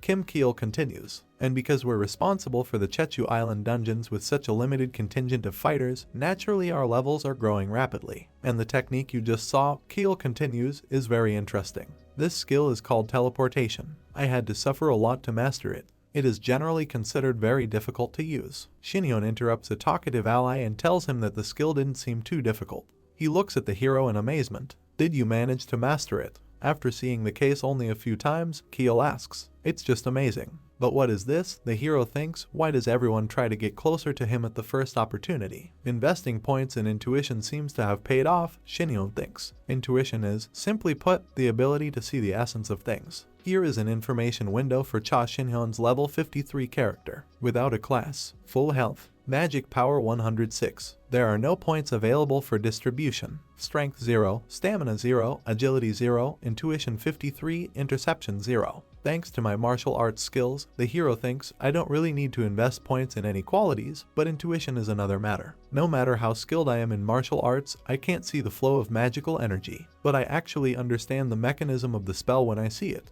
The hero glows with joy. Now I can't fail to meet your expectations, he tells others. I'll show you everything. Yoon looks at his brother in disbelief, trying to figure out what he's going to do. Shinhyun holds 2 fingers up to his nose and closes his eyes. Don't be surprised, he says, and white energy begins to flow through his body. But Yoon and Kim Keel, who are standing in front of the hero, don't see anything special. You haven't used teleportation yet, Guildmaster Cha Shinhyun? The islander asks hesitantly. Kim Keel SSI, the hero says in surprise, opening his eyes. How do you use teleportation? We are in the forest on the island of Jeju. Scary monkeys with scorpion tails attack a group of hunters. Don't you have anything better to do? Kim Keel, glowing with red energy, asks the monsters. The ever-happy character waves at them affably. After that, a purple and obviously very destructive energy descends on the monkeys. Goodbye, says the islander, standing between the now familiar red discs with geometrically regular patterns. Monsters, without ceasing to grin, are carried away somewhere up. Shinhyun stares after them, his hand on his forehead, a look of surprise on his face. With this method, says Kim Keel, who is standing next to me, I can attack monsters even alone. He holds up a warning finger. I can't lift them to a height of more than 150 meters, but creatures that don't have wings are guaranteed to die when they fall back to the ground from there. Yoon, standing next to her brother, nods approvingly. The teleportation skills range is an empty space in my field of vision. The islander continues to explain. Here I can move anything in any direction I want. But I showed you because you asked, he says to the hero. So far, I don't see how this can help you. But Shinhyun immediately shows that the demonstration was not in vain. To the surprise of Keel and Yoon, he abruptly takes to the air. Is this teleportation? The shocked islander asks from below. You have amazing abilities. After hearing your explanation and looking at how it works in practice, I seem to get the gist, the main character replies. Thank you very much, Keel. But I think it will take some time for me to get used to how to use this skill, says Shinhyun, who is stuck while descending from a height between 2 branches. This is delicious Korean food. The islanders are already devouring it, and Kim Keel invites his guests from the mainland, Shinhyun and Yoon to join in the meal. The girl is not going to eat anything. She says that it is imprudent to have lunch now, since there are still a lot of monkeys in the dungeon. That's true, Keel says hesitantly, But thanks to you two, we have time to take a little pause. There are indeed a lot of defeated monsters lying around the picnic area. Smiling, he hands the girl food and says that the food will increase stamina, which fighters never hurt. Yoonseol angrily rejects the offer, saying that she didn't come to Jochu to eat her boring kimbap on the mainland. But Keel doesn't seem to notice her guest's displeasure. He casually turns to Shinhyun and tells him that the teleportation skill he performs will improve as you use it. Hero, divided by enjoying the food, agrees with Keel. He says that a person who perfectly mastered one technique can easily learn to work with other skills. If you train tirelessly, he advises his interlocutor, then one day you will become like me. I'll remember this, cries Keel enthusiastically as he scribbles Shinhyun's speech on a notepad. Yoonseol looks at this idyllic scene and thinks that sometimes she wants to punch Shinhyun even though he's her brother. You'd better stop thinking about learning anything from him by following him around, she tells Keel softly, taking a sip from her mug. He gets stronger by using methods that only he can use, so it definitely won't do you any good. I don't think so, the islander replies, because I'm the commander of the squad after all. This answer surprises Yoonseol. I am in a position where I should never be satisfied with what I have achieved, says Keel, looking down at his notebook. And more recently, I started to feel like I was reaching my limit. Looking at his notes, we can see that there is a method for using the teleportation skill. Keel apologizes to Yoonseol for being enthusiastic all this time. He just really wanted to learn something from Guildmaster Cha Shinhyun. I am grateful to my squad members for following my orders, he continues, but I constantly feel incompetent. The three men turn their gazes to Keel's subordinates standing nearby. I do not know what will happen if I accept the current state of affairs, the islander says, and Yoonseol recalls her feelings when a wolf killed a fighter from her squad. But a second later, Keel is laughing merrily, apologizing for ruining the girl's mood, and popping another portion of kimbap into his mouth. Stop talking and just eat, Yoonseol tells him, who also decides to eat this Korean dish, and she seems to like the taste of it.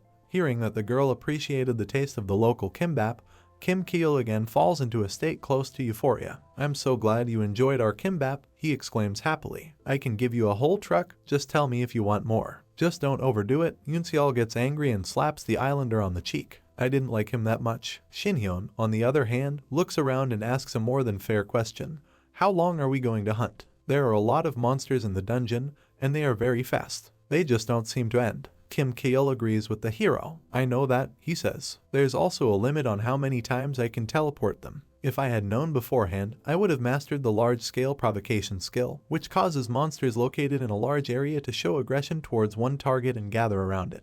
What are you talking about? Yoonseol asks him angrily. You can imagine what would happen if those things started coming from all directions. Can you guarantee that none of us will die? Kim Keel, giggling, tries to calm the girl down, but Shinhyun suddenly realizes that the islander's words have a grain of sense. A provocation. Yes, he says thoughtfully. Appa, are you serious? What are you doing? Yoonseol tries to shout at him. It seems to me, says the hero who looks at something in the blue status window, that I have found a way to solve our problem. This is the skill I've been looking for, he says, relieved. This is a description of the sovereignty skill. Type, monster skill, active skill, does not consume magic power. Rarity B, an incredibly special skill. Skill D, meaning the skill is still at the entry level. Description, if you wish, you can declare sovereignty. You can naturally gain respect and trust from others. In some cases, those exposed develop feelings of awe and blind faith towards you, but the effect may vary depending on the target. The hero recalls that he received this skill with a pebble, which was obtained in the dungeon of sinister birds in Bucheon. He learned it because he is able to learn the skills used by monsters. Thus, Shinhyun is able to use his spirit to easily subdue monsters. We see a suitable illustration, in which red squirrels trembling for some unknown reason sit humbly in front of the hero who is crouched on the ground and is emitting a blue cloud of magical energy. But then Shinhyun sees a very aggressive squirrel. But the ability to control the target's mind through the expression of the user's will was very interesting in his case. He recalls. A ferocious squirrel opens its mouth wide and rushes at someone. I combined this skill with the mind sword, which finds some expression based on the user's will, and was able to make the monsters execute certain commands. On the example of a squirrel juggling acorns, we can see what this resulted in. Although I've used this combination a couple of times just for fun, Shinhyun thinks, I've forgotten about it, since controlling monsters didn't seem to be any practical use to me. The hero thinks hard, closing his eyes. But if I put it all together, the result might be great, he thinks. We see how powerful rays of yellow energy shoot out from the hero's eyes in all directions. We see a beautiful inscription, telepathy of dominance, and then a hero standing in the middle of a black void and spreading yellow energy circles around him. A black figure, its limbs wrapped in disembodied chains, is reaching for something. The blue sky begins to stream with rays. It's a kind of mass transmission, and it's really a bit like telepathy, Shinyon thinks. The monkeys are already beginning to feel this energetic impact. Black, chained hands reach for them. I will infuse the power of sovereignty and sword of reason into the telepathy of dominance, the hero thinks, and I'll order the monsters to appear in front of me right now. We see a white monkey screaming in terror, which can do nothing against the many hands that have taken possession of it. Shinyon suddenly understands something, and we see fear in his eyes. He clutches his head as if in pain. Both Kim Keel and Yoon Seol anxiously ask him what happened. Kyle, do you happen to have any mana left to do mass teleportation? Shinyon asks the islander. He asks again in surprise, but then says that it should be enough for several times. Excellent, says the hero. He takes his hand off his head, but still looks worried. I think, he says, smiling, I've created a little problem. The members of Kim Keel's squad can't understand what's going on around them. What is this, an earthquake? The first one shouts in fright. This is impossible, there should be no natural disasters in the dungeons. The second one answers him. This means that the frightened fighter closes his eyes from the premonition of something very scary. A monster. The guy opens his eyes in horror and really sees a monkey in front of him, alone, in the most ridiculous position. The fighters are relieved to note that all the noise was just because of one monster, which is now lying on its belly in front of them, its tail raised high up. The quake has stopped, says Yoon Seol, who has already started pulling an arrow from behind her back. It seems that the worst part is over and everyone present can relax. At some point, I thought that thousands of monsters were running in our direction, says one of the fighters. At the same time, he notices that hundreds of angry eyes are looking at the group of hunters from the trees around them. Where did they come from? Kim Keel grabs her head. What is it all about? Yoon Seol asks who doesn't know. Only Shinyon is relatively calm. He calls out to Keel and points his finger behind him, saying that he can deal with all the monsters there. The islander only needs to get all the other members of the party out of here. Immediately. It's a yin-yang inversion, Kim Keel thinks as he looks at the hero's hand gesture. All right, he says, and proceeds to evacuate his men. Appa, what are you up to? The hero's sister asks anxiously. To hell with it. Are you going to fight all these monsters on your own? The monsters she sees around her are truly terrifying. I can't leave you alone, the girl shouts angrily, but Kim Keel is already calling her to lead her away. We see an outstretched hand radiating red energy, and the already familiar flat circle with a geometrically correct pattern. Yoon Seol calls for his brother, but he is already alone, surrounded by thousands of glowing monkey eyes, next to the red teleportation zone, which is located between two red magic circles. Great, says the hero, lowering his head a little. He puts his foot firmly on the ground. I can finally fight comfortably, he says, and a cheerful smile appears on his face. He stretches out his finger, which begins to emit jets of white energy. White energy rushes up. This is a very powerful stream. Its pillar looks very impressive in the middle of the forest. Kim Keel, who is standing on a cliff that overhangs the jungle, is mesmerized by what is happening under his feet. This is really impressive, he says enthusiastically to his companions, who, by the way, they don't look happy at all. Guildmaster Cha is incredible, exclaims the islander. I can't believe a human can do that. It seems that those who say that his level is more than 60 are not lying at all. He turns to his companions and asks if they think Shin Hyang is the one who summoned all the monsters he's currently fighting. His words make Yoon Seol think. Keel looks at the girl and thinks that no matter how strong Shin Hyun is, he's the only person Yoon Seol has left.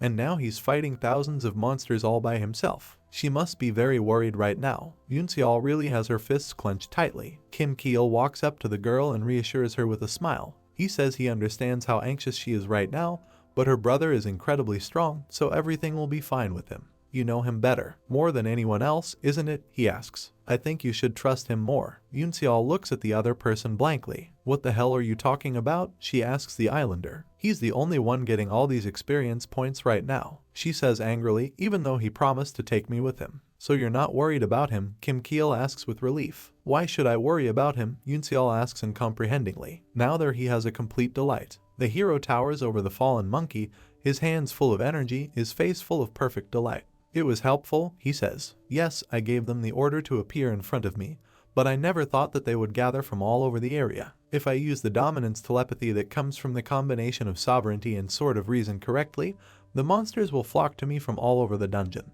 Once again, we see the ominous black hands wrapped in chains reaching for the frightened ape. Dungeon raids will now be much faster. Shinion's face glows with both magical energy and excitement.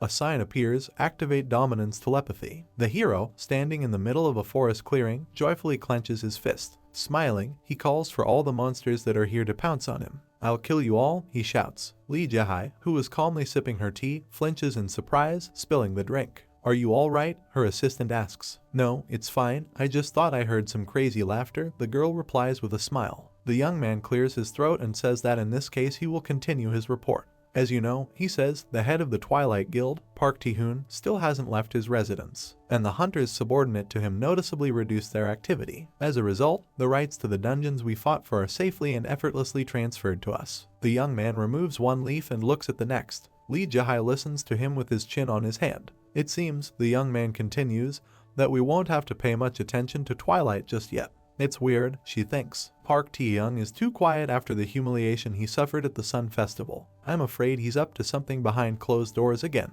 We see the sinister figure of Ti-young, from which a greenish energy vapor is emanating. Lee Jehai falls into heavy thought. From them, she is led out by a document that the secretary puts on the table in front of her. "Now," he says, "the Guild of Dawn has a different problem." "What is it?" the girl asks in bewilderment, reading the text. "This is a very dangerous dungeon that was recently discovered in the Tibik Mountains. The risk level of this object is 13.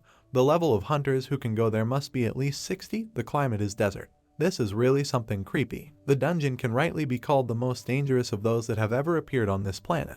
We see huge sandworms and hunters killed by them. Tibik Dungeon is a hot, searing desert. We see here 2 hunters with swords, ready to give battle to the enemy. Behind one of them grows something large and as if composed of large plates. The hunter turns his head towards this object and looks at it with fear. Insect monsters as tall as a 10-story building that were hiding in the sand are approaching us right now. There aren't many of them," says Lee Jehai, her secretary, "but every single one of them is capable of defeating a high-ranked hunter. The information is reliable. It was received personally by the head of the guild, Jeon Jun-ho. It won't be easy to deal with them," the girl sighs. It seems that the squad that will go to destroy these monsters will include herself, the guild leader and the director. Lee Jehai thinks about it. At times like these, she thinks I should have a Shinyon by my side. The girl imagines how the hero destroys monsters, then picks her up and carries her away from danger. "Deputy head," the secretary addresses her. "What are you thinking so deeply about? You don't look very well today," he says. "Maybe you should leave early and have a good rest." But the girl just laughs, looking at the papers handed to her. "I'm perfectly fine, Secretary Nim," she says. But at the same time, Lee Jehai's elbow hits the teacup and knocks it off the table. Dishes shatter into many small pieces.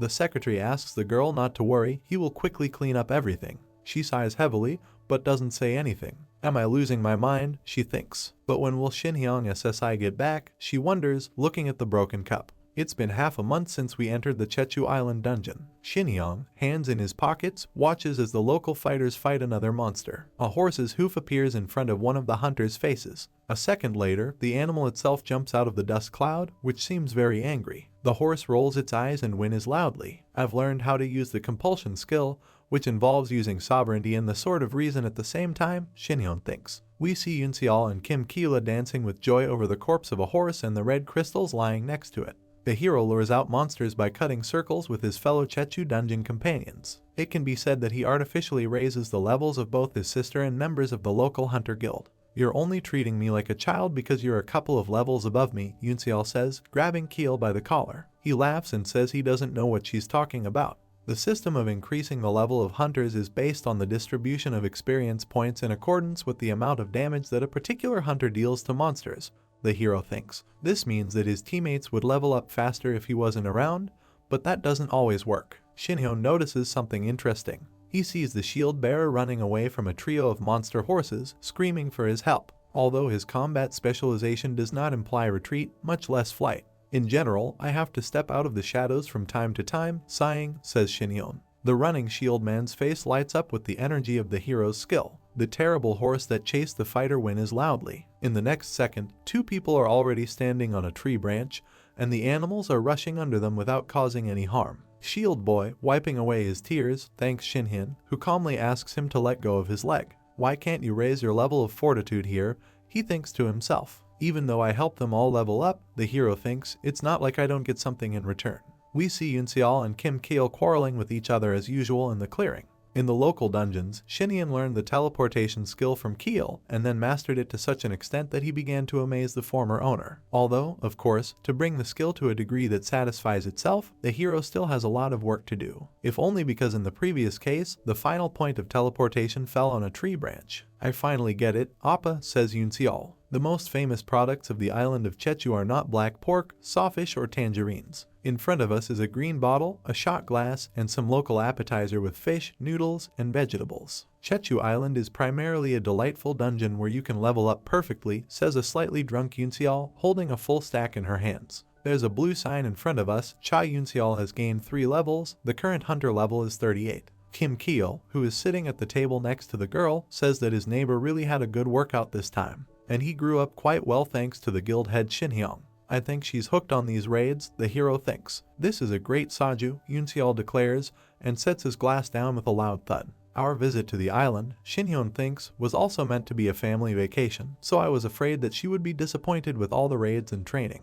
But she seems to enjoy everything. She sees everything as pleasant memories from the holidays. Kim Keel takes out 2 pieces of paper and informs them that the next raid they will go on is requested by the Semdado Guild. Dungeon Danger Level 11. It is inhabited by monsters called wolf bats. These creatures have the muzzles of wolves and the torsos of bats. They are very fast, and their sharp teeth can easily slice through human flesh. Shinhyun is alarmed by this information. Wait a minute, he says, a bat-infested dungeon can only be a cave. The hero's suspicions increase. He scrolls through some thoughts in his head. Then he slams his fist down on the table. Kim Keel scratches her chin thoughtfully. The request states, he says, that the customers want to exclude me and Yunseol, meaning that only the guild leader Cha Shinhyang gets an invitation to the raid. This is supposedly due to the fact that the cave is dark and there is almost nothing to see. That is, the Yunseol bow and Keel's teleportation skill will be useless there, by and large. So they only want Appa, and they don't need the rest, Yunseol says thoughtfully. I don't know why, but it offends me. All this does look a little suspicious,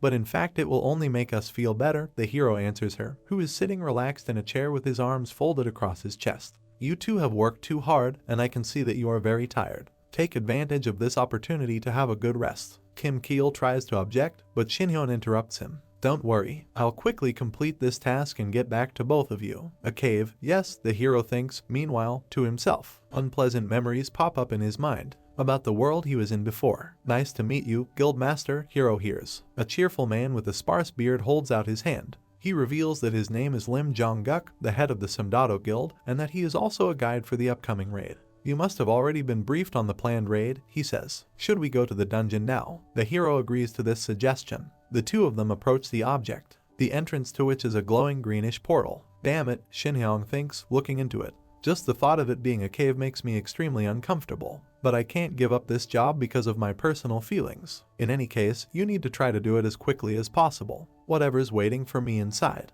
Behind the hero, meanwhile, there are 4 fighters in almost identical clothes. I'll finish quickly and come back, the hero thinks. In front of us is the entrance to the cave. Inside it, bat-winged wolves writhe with white energy. Shinhyun fights monsters, but there is a very strange conversation going on behind his back. What should we do? Guildmaster asks the young man who is holding a lantern in his hand. He's dealing with them faster than our plan calls for. Lim Jong-guk doesn't say anything back. I'm almost done here. What's next? The hero asks the sweet couple. Jeonjeok praises him for his excellent work. According to him, Shinhyun fully justifies those amazing rumors. People who talk about it. All right, he says, if we follow this road, we'll quickly find ourselves in an unexplored area. We see the tablet screen with a yellow dot burning in the middle. Well, let's hurry then, says the hero, and sets off briskly. His companions look at him in disbelief, as if he really is in too much of a hurry. Are you all right? Lim Jong-guk asks the hero. I don't think you look very well. Shinhyang replies that he's fine, but mentally curses everything in the world.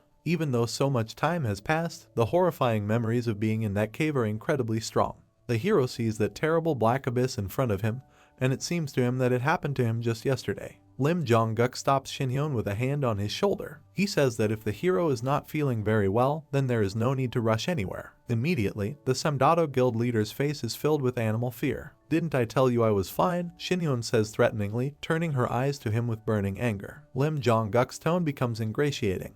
He curses himself for worrying unnecessarily and asks the hero if he wants to quench his thirst. Without waiting for an answer, he orders his assistant, who, as it turns out, is named Oi, to give the guest a bottle of tangerine drink. He replies that he will bring it right away. An awkward silence is established, and the hero feels that his hands were shaking. We need to get out of here as soon as possible, he thinks. Otherwise, I'll kill them all. As you can see, the road gets a little confusing from now on, says Lim Jong-guk, smiling and pointing at the tablet screen. But we've already scouted the area before this section, so there's nothing to worry about. This time we will lead the way. He orders his subordinates to clean up the middle way. This fuss seems rather suspicious to the hero. However, he follows his companions, trying to convince himself that his fears are unfounded. Lim Jong-guk walks right in front of Shin-hyun and keeps saying something. It's very dark here, please watch your step. Have you ever been to Sakura Grotto? It doesn't look like this dark and dank cave at all. If there is an opportunity, I will give you a tour of the various caves of the island of Chechu, he promises with a smile. The hero gloomily replies that he is not interested.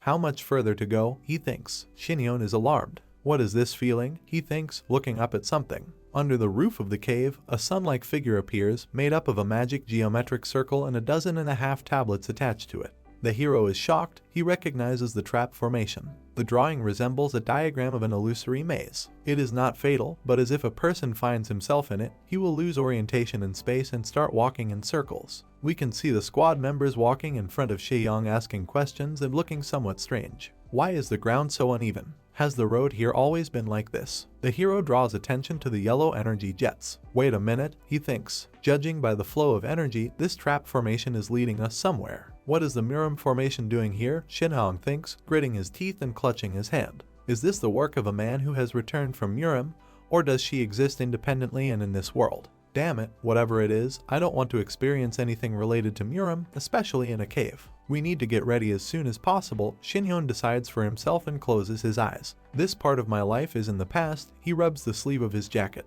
Okay, the hero says and takes a decisive step forward. I will walk into your trap and accept your invitation. Well, what? Let's see who is behind all this. A very determined expression appears on his face. Tebik Mountains, Desert Dungeon. A huge red worm bursts out from under the sand. Attention, young Junho, who has come here to fight the monsters, is shouting. This is the desert, gather yourselves together, he says and holds out his sword, blade down. The weapon emits jets of yellow energy, and we see a notification about using the Crusader skill Joshua's Blessing, which increases the team's defense. The worm starts sinking back into the sand. He's slowly retreating. One of the squad members shouts. He didn't have any strength left. Suddenly, he notices something that makes him afraid. The squad sees a very bright red flash. Attention, everyone, Jeon Junho calls out loudly. This is his main skill. We're winning, we can't back down now. A wave of yellow energy rolls over the head of Dawn. This stream rises in front of the squad and a powerful tornado is carried far up. Come on, Jeon Junho orders in a heart-rending voice. Lee Jae, who is emitting pink energy around her, rushes to attack. She is determined and doesn't look back. Destroy it. The girl hears the commander's order and uses her trusty daggers. Why is it so hot in here? She asks. Her daggers are sticking out behind her, most likely in the torso of the fallen monster. We finally killed him.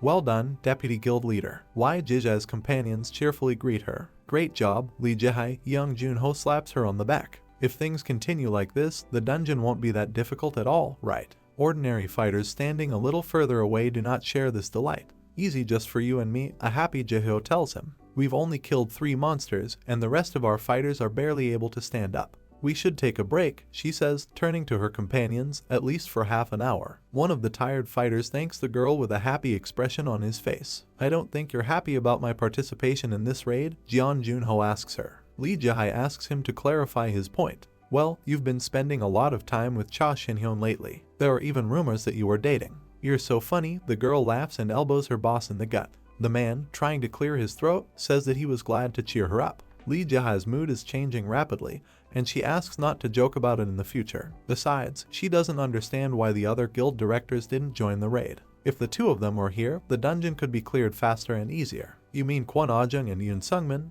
The other asks. They said they had an appointment for today. The girl is surprised. What kind of meeting is this, she thinks. Are they back to their old ways? Outside the desolate dungeon in the Tebik Mountains, an archer sneaks up on 2 hunters standing near the greenish portal that serves as the entrance to the dungeon. I think they said something like, we'll join you after we've done our business, right? The archer takes aim and pulls the bowstring, and behind him stands another fighter wearing spiked shoulder pads and gauntlets. You haven't been to the Sun Festival yourself, have you? Hunter Cha Shin-hyun showed his best side there. I saw it on the tape, it was really crazy. 2 guards standing at the entrance of the dungeon are calmly chatting with each other while eating hamburgers. Have you come here to play? A young man in a business suit asks them, holding a stack of papers held together with a clip. One of the fighters recognizes the senior secretary and greets him. One of the guards laughs foolishly and says that all the guards in charge of the gate look the same. He even suggests trying his burger. The second one just as flippantly says that nothing special is happening here anyway. The secretary says in a stern tone that it is unacceptable to lose vigilance even in this case.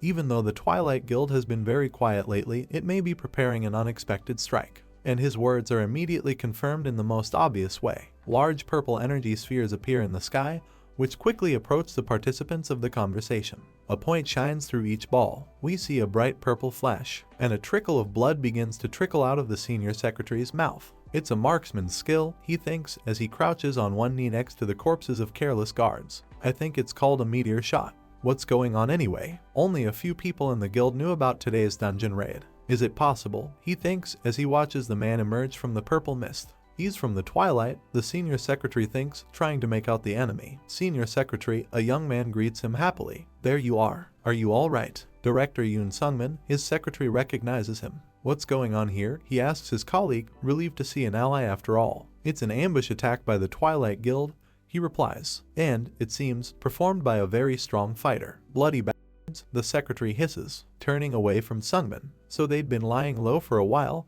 and then they'd struck. It will take Jeon Junho and Lee Jae-hai a few more hours to complete the raid, he thinks. We should go there and warn them or. Suddenly, he understands something. But, Director, how did you know we were here? I was told that you had an appointment of some sort. The secretary looks suspiciously at his companion. A moment later, Yoon Sungmin's spiked gauntlet flies into his chest. The young man screams, blood pouring out of his mouth. I've already finished my business, Senior Secretary Oh Dong-wang, the blood-spattered scoundrel mockingly announces. Yoon Sungmin takes out his phone and dials someone's number. Yes, I'm done here, he says to his invisible companion. Director Kwon Ah-jung will be joining us later. Just in time, the other person answers, and he smiles broadly. This is Park Tae-hoon, and he just got off the helicopter. We've arrived, he informs Yoon Sungmin. It's very good that you've already taken care of everything. Well done, directors of the Dawn Guild. Park Tae-young happily concludes the conversation. The head of the Twilight Guild arrives at the scene of the carnage, where he is. Bowing down to the ground, Yoon Sungmin greets. These directors really did a good job, Tae-young says with satisfaction, looking at the corpses lying on the ground. I'm very happy, he says to the bowing directors. I suggest we continue working together. The traitors readily agree. Jae-hai, you're very naive and ignorant, Tae-young thinks. You probably never imagined that there would be traitors in the upper echelons of your guild. I bribed them before the Sun Festival even started. We see the faces of the villains he mentioned. They played their part well. While humming a tune, Park Tae-hoon steps on the bloodied arm of one of the dead men. This is a dungeon, he thinks. It seems like it's been 7 years since I was in it with Jae-hai. He looks with some nostalgia at the greenish portal that is in front of him. It was when I first came back from Muram and chose the path of the hunter, he recalls. Bundy, Appa, over here, we're here. We see 3 happy faces, 1 girl and 2 boys. They are very young and seem to be perfectly happy. We've discovered a new dungeon, one of them says. There was no one in it yet. Alright, I'll be right there, Lee Jae-hai says happily. She is followed, as far as you can tell, by Park Tae-hoon, who remembers all this. He calls out to the girl, and she turns to look at him. How long will it take us to clean up after them? Park Tae-hoon asks. Don't you understand that they only slow us down, preventing us from developing? Or did you suddenly get this complacency? Have you forgotten the time we spent together in Muram? We need to level up as fast as possible. Lee Jae-hai looks at him, but doesn't say anything. You've considered my last offer, he says, clutching something greenish in his hand. Look at this. This is an ancient jade that I received from the heavenly god of war along with his message. It increases the level of martial arts even if you just carry it with you. The girl looks at the 2 green stones lying on the outstretched hand. Let's serve the heavenly god of war, Park Tae-young asks. If we go after him, we will become much stronger than we are now. The girl asks him to stop. Tae-young looks at her hopefully. I understand that Auntie is anxious and even scared, says Lee Jae-hai, but we're not in Muram. No one here is trying to kill us, and there's no particular reason to become stronger than others. I'm happy just to be around them, the girl smiles as she looks back at her friends. Let's forget the cruel world of Muram. Okay, Unni, hurry up, her name is called from the side. I heard it, I'm already running. Lee Jae-hai laughs and runs off to join his friends, while Tae-hoon does. Still clutching his ancient stones in his hand, he stares after her in disbelief. Jae-hai, I believe that you are the only person who could understand me because we experience the same pain. Beads of a jade necklace hang from Park Tae-young's arm. But in your life, I was always in the background, and all because of these weak and stupid insects. Taehyun sees himself as a stranger to the girl's tight-knit group of friends. I don't like them. The fighter, covering himself with a shield, strikes with a weapon that leaves a green energy trail. It's very weak, thinks the blood-spattered Taehyun, looking straight ahead. Jaehyun, Lee Jae shouts frantically as she stands with her back to Taehyung, who is struggling with someone. The latter turns to the girl and looks at her reproachfully. She leans over her friend, who is bleeding from her mouth, and asks in disbelief how the squad could have been defeated by such a weak monster. Maybe it's because we've been playing around too much, indulging them, Taehyung thinks. Hyun, please get Jaehyun out of here as soon as possible, asks the archer, whose face is twisted in fear. She'll be in more danger if she stays here. Taehyun, Hyun, can you hear me? A bloody hand holds the sword tightly. Please do something. We trusted you so much. What are you doing? The young man shouts desperately. Taehyun, Hyun. Those events were etched into Taehyung's memory forever. Park Taehyun, it's always like this, isn't it? You always take care of Lee Jae and give her everything you have, but you don't mean anything to her. The only reason you're treated with disrespect by others is because of Lee Jae's weakness. Taehyung sees a stream of black mist coming toward him as he stands in the middle of a green clearing. That's because she forgot how desperate she was in Murim. We see beads with jade stones around Taehyung's neck, and that's all. A sphere of red energy is reflected in the jade. Because of all these insects, we can see Taehyung's eye in close up. Get rid of everything that makes Lee Jae weak. The corpse of an archer. If you do that, 2 more bodies. Lee Jae will understand you. Someone is shouting Park Taehyung's name at the top of their lungs, and he is standing with completely crazy eyes and holding a bloody sword in his hand. Jae, I'll set you free, he says, smiling. And I'll start with all the weaklings that surround you. Park Taehyung really does seem crazy. Park Taehyun is standing with his back to us, looking at something. There's a puzzled look on his face, as if he wants to say something, but can't find the strength. The directors from the Dawn Guild standing behind him don't understand why he is acting so strangely. You guys guard this place. Taehyung's deputy Yan Sunjuk appeals to the traitors. He turns his back on them. If any members of the Dawn Guild come out of the dungeon, kill them. Sunhyuk's eyes are burning with hatred. Traitors stutter to let you know that they understand what is being asked of them. Sunhyuk then walks up to Park Taehyung and asks him what's up with Cha Shinhyun. He replies that things are going well on the island of Chechu and there is nothing to worry about. Gowling has taken action, he says, and we can see that he is referring to a young, muscular guy with a pigtail. No one can escape the traps he sets. We got a message that the situation there is developing faster than expected, Sunhyuk replies, but the boss interrupts him and says that he fully trusts his deputy. He instructs him to monitor what is happening there. Sunhyuk responds with a strange look. Once we're in the dungeon, I'm the one who's going to kill Lee Jae, he says, holding up his hand. I was promised that. Taehyung looks at him with some disdain, but then a smile appears on his face. Of course, a promise is a promise, he says cheerfully. Do as you wish, Sunhyuk. The deputy's face lights up with joy, but his boss really thinks that he simply does not have the strength to carry out his threat. Well, guys, it's time to do our job, Park Taehyun exclaims. A hunter is someone who hunts, he says, and we see the portal that this group is going to go to. Dawn will be our prey today. The band of scoundrels we see before us is very determined. What is this place? Shinhyung asks his companions. I've been following an illusory maze,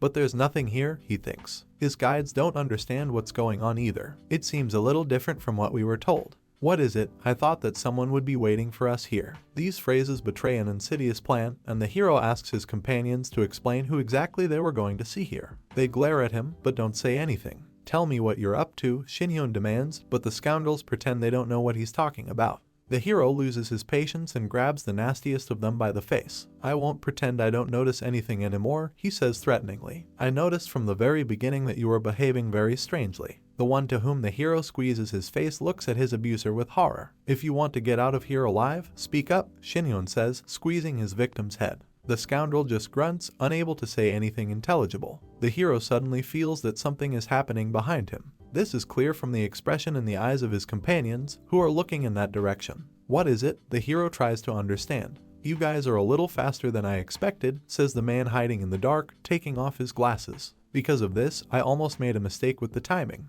This is already known to us Hyang Nim. One of his henchmen informs him that the target has arrived at its destination, and the Chinese replies with a smile that this is just wonderful. It's nice to meet you like this, he says, and Shinhyung sees a bright red light in the depths of the cave. This is an explosive device attached to the cave wall. I don't even know what to say, Shinhyun says. A powerful explosion follows, which covers everyone who was in the affected area at that time. Lee Jae starts abruptly, as if she has sensed something. What is it? She thinks. Her mind is full of bad thoughts, but she tries to push them away. You don't have to be so sensitive, she muses. It's only distracting and confusing. Standing on a raised platform, Lee Jae looks down to see 2 huge worms sticking out of the sand, their fathomless toothy mouths open. So, one monster is about 400 meters east of me, she thinks, the second is 400 meters west, and the third is 400 meters south. I wonder if I can destroy them by the end of the day. Suddenly, the girl has to take her mind off these calculations. She hears an explosion and then notices that a cloud is rising from it in the place where her squad members were resting. This can't be happening, she thinks, and we see the desert in flames. Jeon Junho lets out a loud battle cry. A brutal, bloody massacre begins. Opponents do not spare each other at all. The head of the Dawn Guild misses a powerful punch from Yan Sun-hyuk and screams in terrible pain. But he holds the sword tightly and is not going to give up. Jeon Junho lands a punch but misses. Another powerful swing follows, and this time the opponent falls to the ground. Yeong Junho gets down on one knee and puts his sword on the ground, trying to apply his signature skill. Damn it, this is a terrible situation, he thinks. Yan Sun-hyuk is a very unpleasant opponent in his own right, but he's not the only one to deal with. There's also Ryu Seonggun and Choi Ji-hyun. And, as if these three aren't enough, he sees the hideous smile of the main enemy. It's Park Ji-hoon, who is lying down on the ground with his legs crossed at ease. How are we going to defeat this monster? Jeon Junho thinks as he holds onto the hilt of his sword. Park Ji-hoon claps her hands. This is something that a high-ranked fighter should have demonstrated, he says. I thought you were just a worthless puppet, but you've shown yourself to be the true leader of the Dawn Guild. Yeong Junho, I'm sorry for underestimating you, he says, looking at the enemy with admiration. I never imagined that we would meet like this, Jeon Junho says angrily. How did you get here? What about the hunters who guarded the entrance to the dungeon?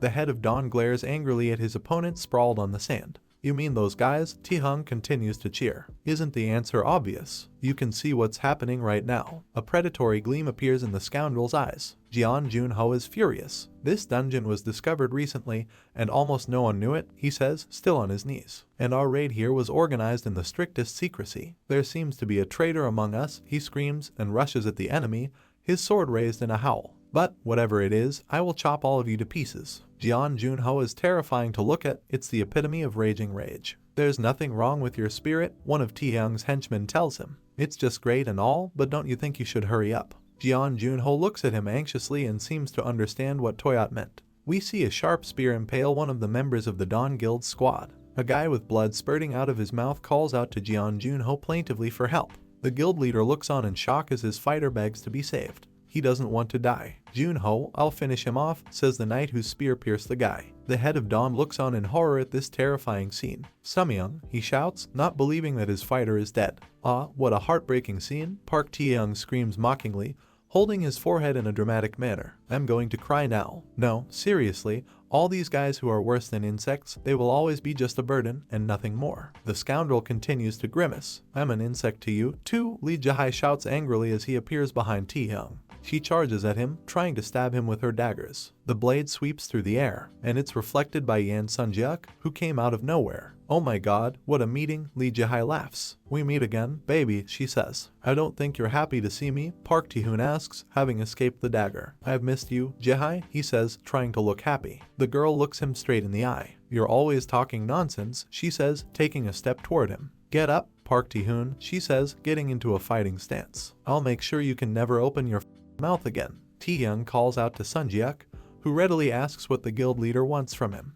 Deal with her, that's the order. In the air, something collides with something, scattering large sparks. We can see that this is a consequence of Lee Jae's heated battle with Yan Sun-hyuk. The opponents exchange very powerful blows, clearly trying to kill each other. The enemy's weapon flies in front of the girl's face. She does not remain in debt and strikes with her dagger, which confidently hits the target. Sun-hyuk has to defend against this attack with his hands, and apparently it's very unpleasant for him. Yan Sun-hyuk is forced to go on the defensive in order not to lose his life. You learned a lot when you became Tae-hung's pawn, didn't you? Lee Jae recalls the events of the recent past to his enemy. A couple of years ago, you were a novice who couldn't even hold a knife properly. The girl's dagger is only a couple of centimeters from the opponent's throat. Yan Sun-hyuk lunges back, and the girl has to put in a lot of effort to dodge. You're so impatient, she grins. She's a lot more dangerous than I expected, Sun-hyuk thinks. If I'm not careful, things will end up very sad for me, Lee Jae understands in turn. She looks at the enemy huddled in the small distance and knows that she will have a very difficult time.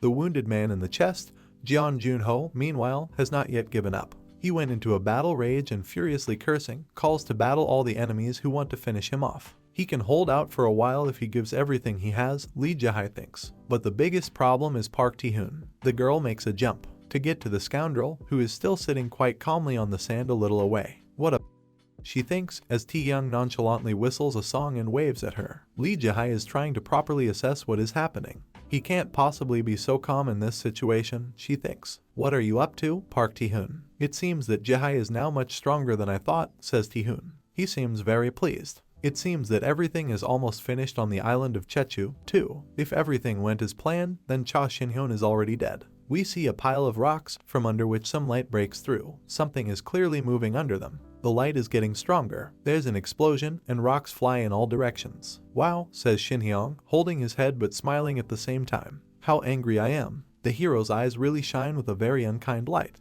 Lim Jong-guk struggles to climb the newly scattered rocks. God, my head hurts, he wails. What exactly happened here? He notices the hero standing quietly and opens his mouth in bewilderment. This is stupid, Shin-hyun tells him. You said it was very urgent and you even forced me to use my own energy, all in order to try to kill me with some stupid bomb. The islander pretends to be very happy to see the hero safe and sound and pretends to ask if he is alright. What kind of fool would plant a bomb here, he asks with a forced laugh. But the fun quickly stops, because Shin-hyun uses one of his skills to remotely strangle the scoundrel. Members of the local Hunters Guild try to catch their breath, but Shin-hyun suggests that they end this unpleasant conversation by telling the truth. Tell me what it was like here, he orders a group of terrified hunters. They say they don't know or understand anything, but Shin-hyun doesn't believe them. The guild that owns the dungeon is responsible for everything that happens in it. It should know everyone who comes in and out of it, he says. In addition, it will take days of work to build such a trap and install a bomb at such a distance from the entrance. And you're saying that you didn't know anything, Shin-hyun Jong-guk asks. You think? I'll believe it, the hero says in the most menacing tone. The interrogator's eyes are filled with genuine horror. He cringes, unable to control himself. His fists were white from exertion.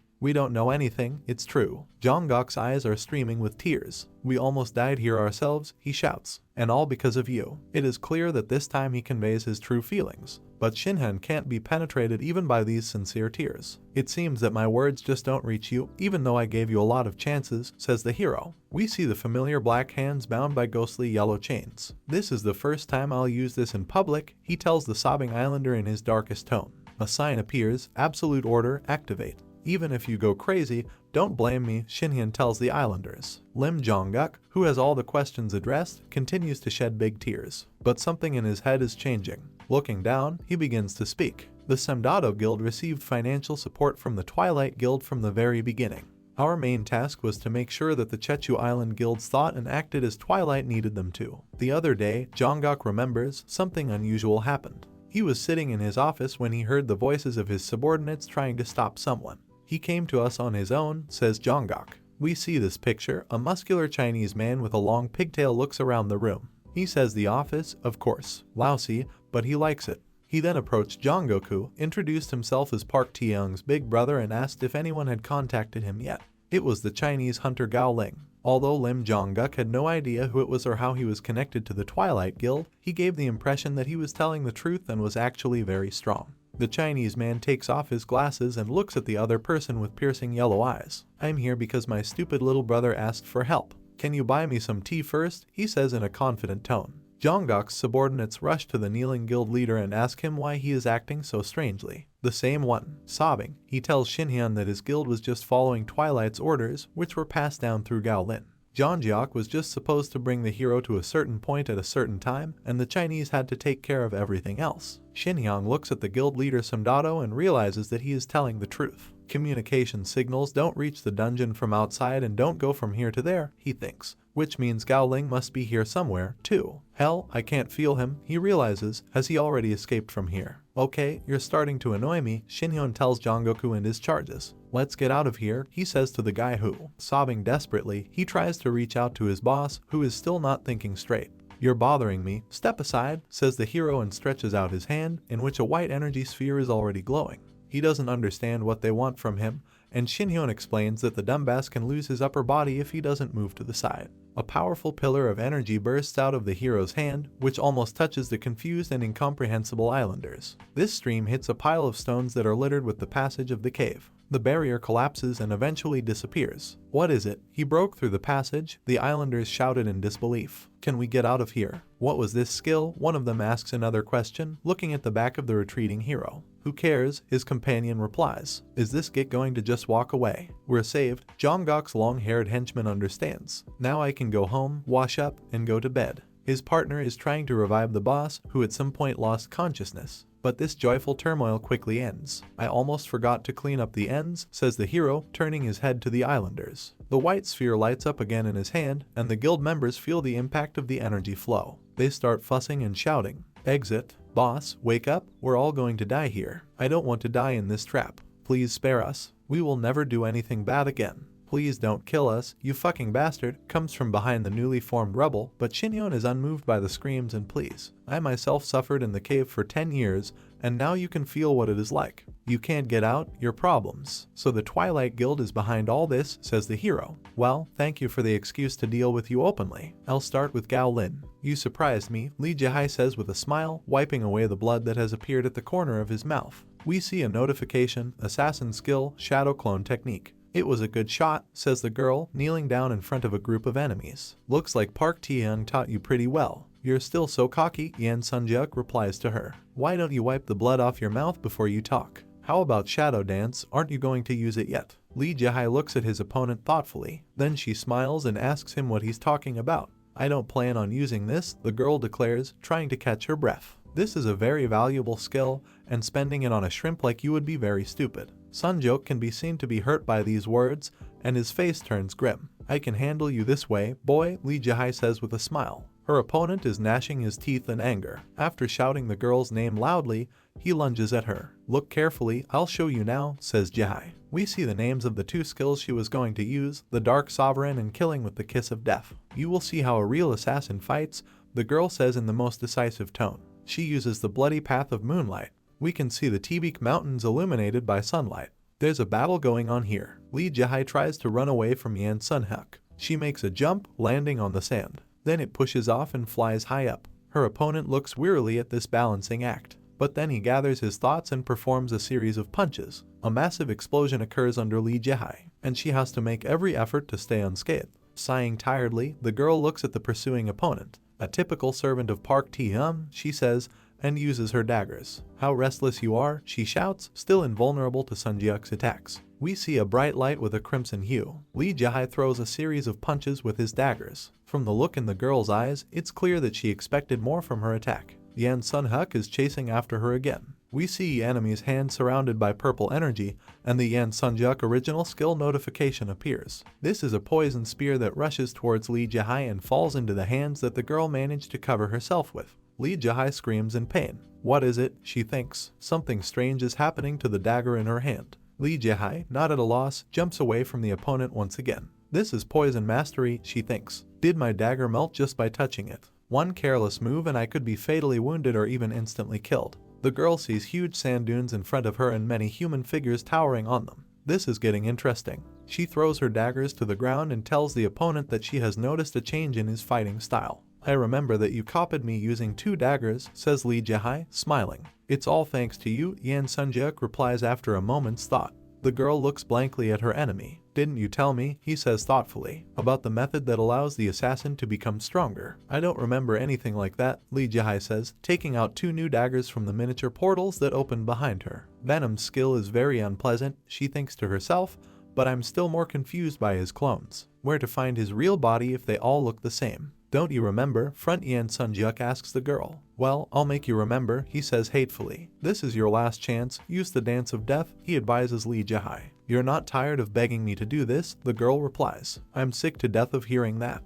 I already told you that I won't use it against shrimp like you. Li Jihai smiles, but she thinks that she can't use the dance of death right now, as she will need her strength to fight Park Tae-young. Yan Sunhuk grits his teeth in anger. I asked for it, he says, and rushes forward. The girl's eyes widen at what she sees. Then die this one, Sunjuk says. His shot hits the target. Li Jihai, judging from the blood spatter, is seriously injured. Yan Sunhuk recalls the past. Just look at you and see if Jeho is laughing merrily. You copy me completely, even using 2 daggers like me. You're the guy Park Tae-young is raising as my replacement, right? Sunhuk recalls sitting on the ground and shaking in terror. There were tears in his eyes then. This Taehoon is a real bastard, Li Jihai tells him, with several bloodied corpses lying next to him. Even though I feel sorry for you, the girl says to Sunjuk, who is cowering in fear, your existence worries me a lot. It seems Ti-hung is using you as a mockery of me. The guy asks Li Jihai not to come any closer, but she gets down on her knee right in front of him. She puts the tip of a dagger to his throat and asks if he knows the method that allows the assassin to become stronger. Without waiting for an answer, the girl says that this requires a person whom you sincerely want to destroy. If you want to get stronger, she says, looking directly into Yan Sunju's eyes, try to hate someone so much that you want to kill them.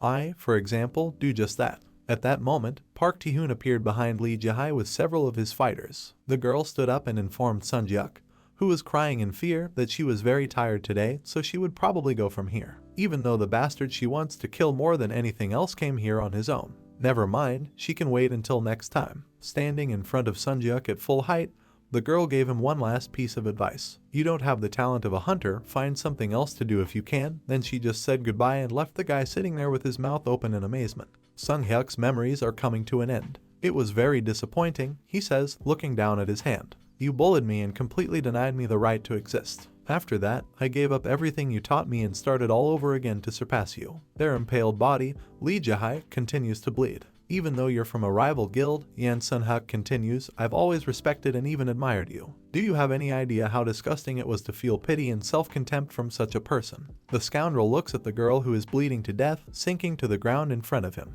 Yes, you were right, he says, raising his dagger at Li Jihai. My obsession with killing you has made me a better assassin, he says, his expression completely insane. Ah, yes, I remember something like that, Li Jihai replies to him. In the place where she was just now, a powerful pink vortex appears. Sunhyuk opens his mouth and looks at this incredible phenomenon in disbelief. If you wanted to surpass me, how could you do exactly what I advised you to do? Asks Li Jihai unharmed, and also very joyful. But at the same time, you didn't listen to my most important recommendation, to give up this profession to hell. How stupid you are, the girl says, folding her arms and giving off her trademark pink glow. It's a shadow clone, Sunjiuk realizes, and he wants to howl in frustration. The real Li Jihai, meanwhile, appears behind him. Damn it, since when do I fight a clone? He screams in his mind. I'll teach you something else, the girl says, smiling. She holds out her hand, fingers spread. The assassin shows his true colors only once. At the moment when it kills the enemy, Yan Sunhyuk looks at her in despair. He knows that he is finished.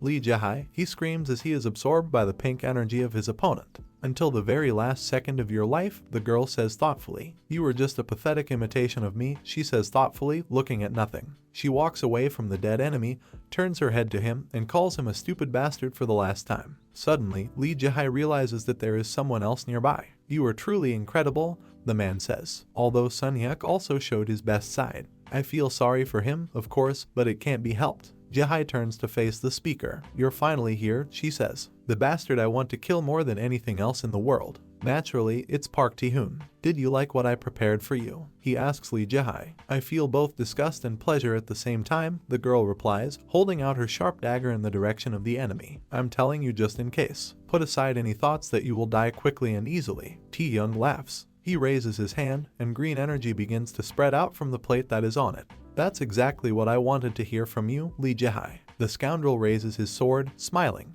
Enemies stand opposite each other, radiating powerful streams of energy. Ti-hung's is green, Jihai's is pink. Shadow dance, says the girl. Her opponent looks at her defiantly. Get started. We see a mobile phone screen that shows the name Li Jihai. The caller is unavailable. Please leave a voice message. Shinhyun can hear you. What is she so busy with? I need to tell her about Semdado, he says sourly. You seem to be trying to contact Li Jihai, he hears a voice say. She won't be able to answer right now because she went on a dungeon raid. The hero notices that armed men are beginning to appear around him, ready for battle. Signals from electronic devices don't enter the dungeon.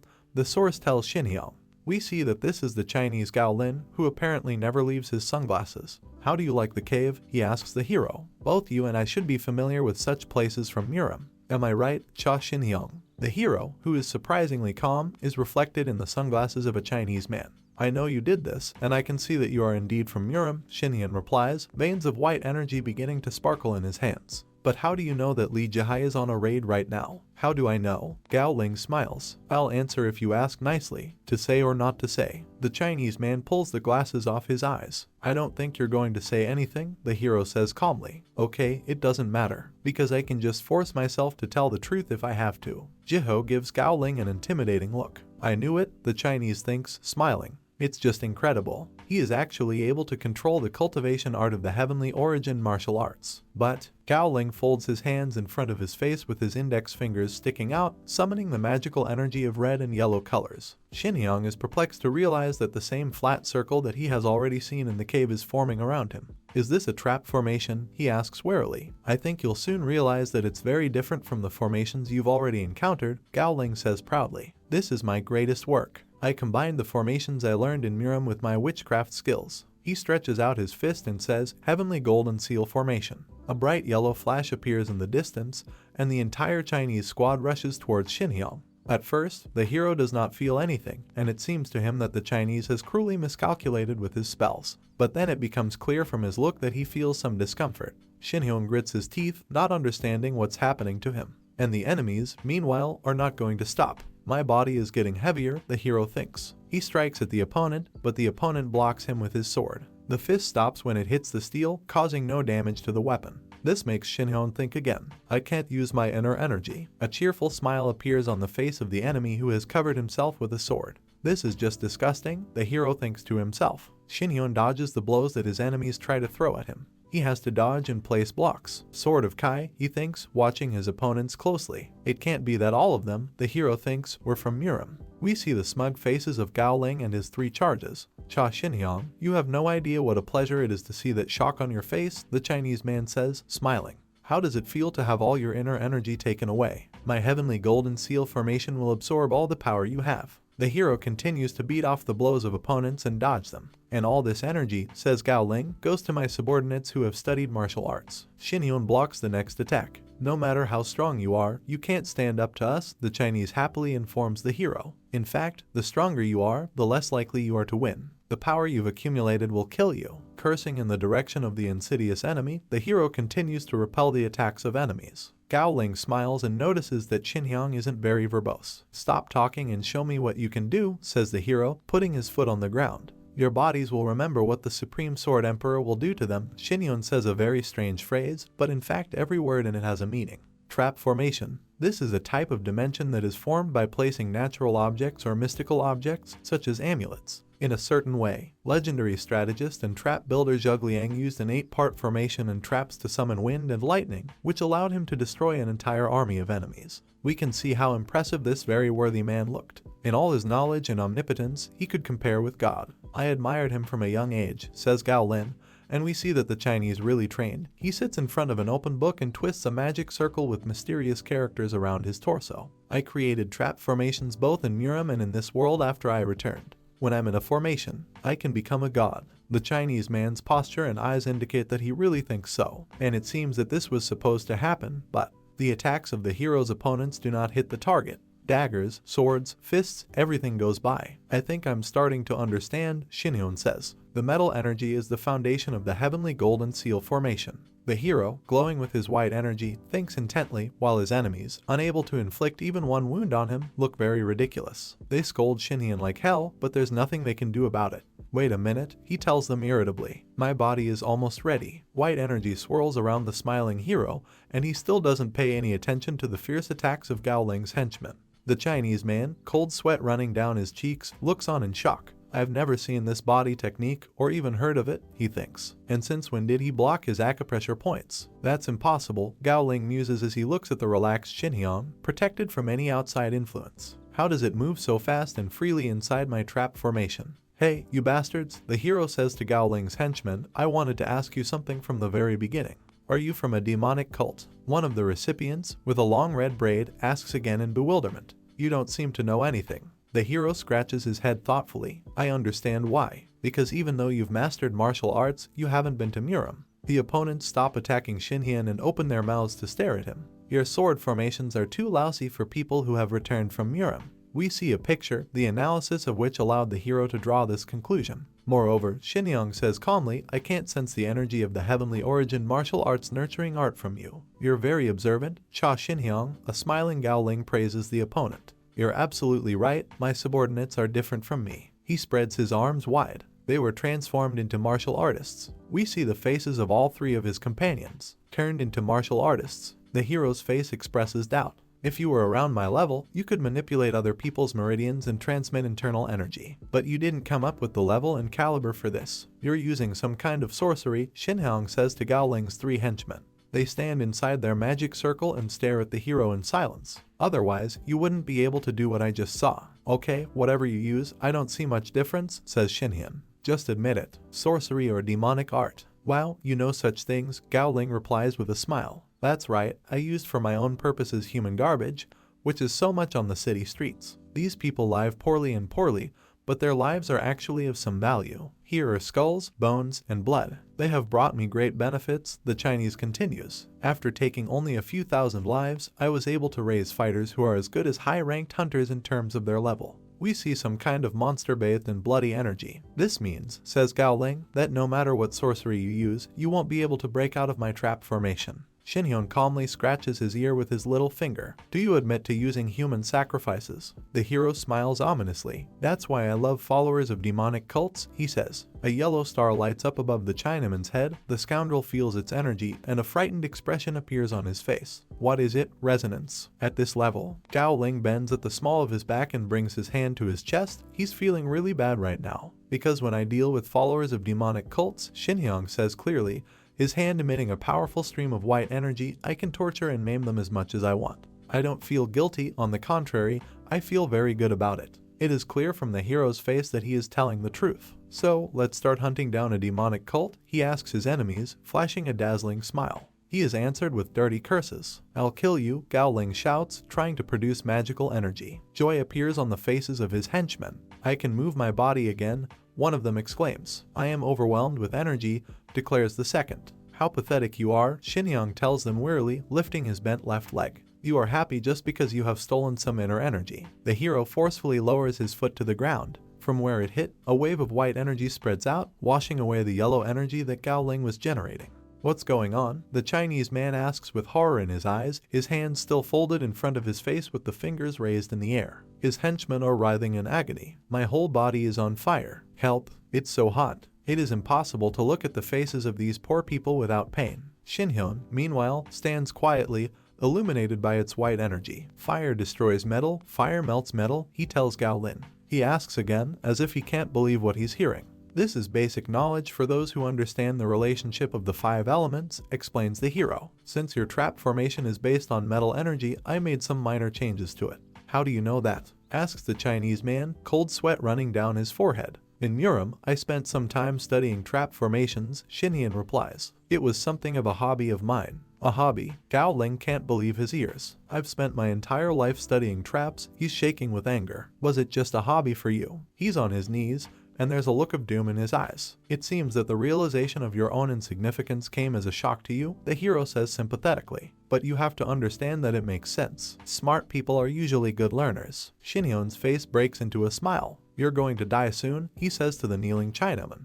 The trap formation you maintain burns away your true inner Kai. Gao Ling is really very ill. You've taken the lives of countless people, so I don't think you'd be too sorry to lose yours, would you? The hero goes down on one knee in front of the exhausted enemy. A sign appears, activate compulsion. Xinjiang holds out his fingers, and energy begins to pour out of his eyes. Well, then I'll start extracting all the information I need from you. What happened to Li Jihai? Fear appears in the hero's eyes. Li Jihai. We see the bloodied girl lying motionless at the feet of her enemy. Li Jihai is dead. She's lying face down, and there's a pool of blood under her. I've been a loner all my life, both in the real world and in Murim. And then I met you. I didn't think anyone else would come back from Murim. I'm Park Ti-hoon, nice to meet you. The young man who delivered this monologue smiles sincerely and extends his hand. Jihai, run away. What will happen to you? I'm alright, run away quickly. This time, he uses a shield to fight a Godzilla-like green lizard in an attempt to save his partner. The caves still remind me of Murim, the same young man complains, clutching his head with both hands. Please don't leave me again, Ti-hung says, gently taking his friend's hand.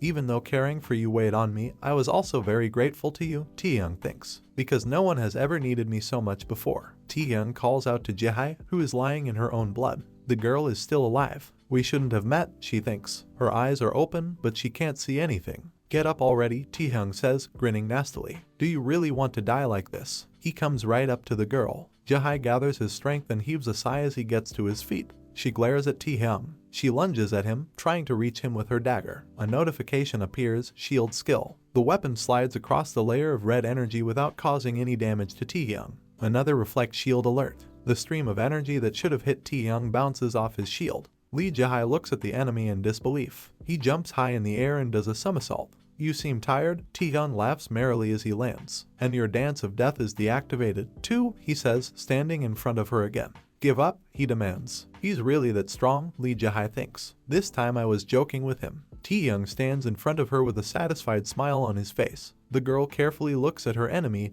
and then asks to answer the last question. Taehyung narrows his eyes and answers her. Why did you kill them? Memories pop up in the girl's mind. She sees the faces of her friends and their bloodied corpses lying on the ground. You're talking about it again, Taehyung says in a fake voice. I'm so tired of this question. Can we talk about more interesting things? The girl's hand, which is holding the dagger, begins to tremble slightly from this feigned indifference. You've always avoided answering that question, she says, and I need to hear it this time. Taehyung is lost in thought. It's because they were weak, he finally says. Isn't it common for a person to crush the weak, says the scoundrel with a completely insane expression on his face. I think I went crazy for a second, Lee Jae replies with a smile. When I thought I could talk to you like a sane person. I've had enough, let's get this over with. The girl, tears streaming from her eyes, finds the strength to smile. I'll kill you, she thinks, and throws herself at Taehyung. Her eyes burn with hatred, and she flies up to the scoundrel, trying to stab him with her daggers. Taehyung raises his sword and blocks the blow. This is a very hot fight. Its energy can be seen very far away. Shinhyung is sitting on a cliff overlooking the sea, looking at the screen of his phone.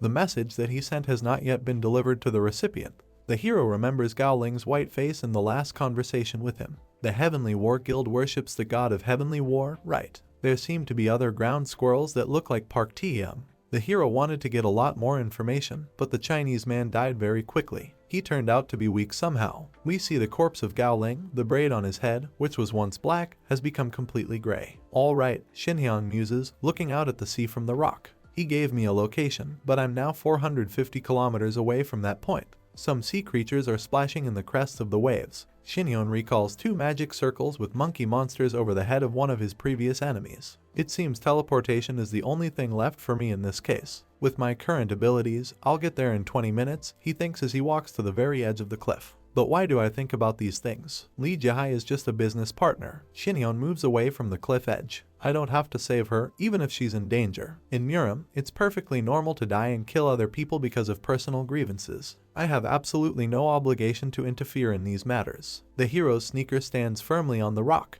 He remembers Lee Jae's words. Cha Shinhyung SSI, I'm asking you out. The girl smiles very sweetly and holds out her hand to him. It seems that this memory is very important for the hero. Other images related to Lee Jae also pop up in his mind. You seem to know about Yunchen Yenren tea, she says. I only visited Hunan to drink it. Why can't you be honest with me? The girl shouts, grabbing the hero by the collar. Yunxiao isn't the little girl you remember anymore. I want to tell you this officially as the deputy head of the Dawn Guild. Thank you, Guildmaster Cha Shinhyung. The hero remembers both Lee Jae's face and her handshake. Something hits him, and he opens his eyes wide. The hero starts laughing. His laughter flies over the sea and echoes in the overhanging rocks. I think I've lost my mind, the hero says, wiping away tears with the base of his hand. He makes an obscene gesture with a sharp movement. I thought it was only Yunxiao and myself that mattered to me in this world, Shinhyun thinks. He smiles, his fingers twined under his chin. But it seems that there is another person in this company. The hero seems perfectly happy. We see a cloud of dust on the spot where the hero's foot just stood.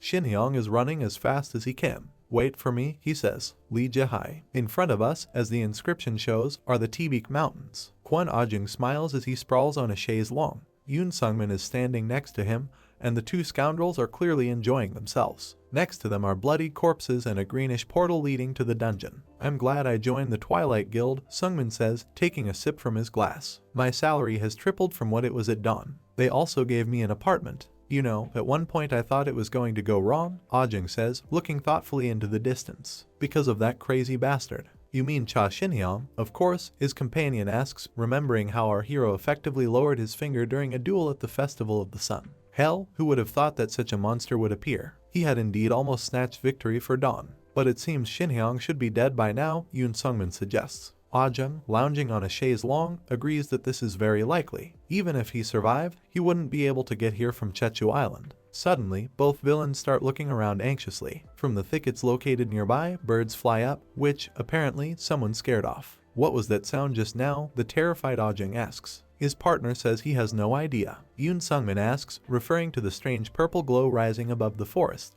Has it always been so quiet here? Very strange indeed, agrees Kwon Ajung. It's scary here, he says, breaking out in a cold sweat. He rolls his eyes, listening intently to what's going on around him. We see an eerie ghostly figure with glowing eyes sneaking up on two portal guards. She holds out her fingers to them. Ajung and Sungmin cry out when they see this creepy apparition. But these screams are quickly silenced. Before us is the blade of a weapon. Jihai, what are you doing? Laughs Park Tae-young, who is clearly amused by the girl's attempts to finish him off. You said you'd kill me, come on, show me what you can do. Where did your enthusiasm go? Why are you only defending yourself? Jihai's eyes show that it's really very difficult for her. Will you give me something interesting to do? Tae-young never tires of bullying her. The blades of the fighting enemies collide once again.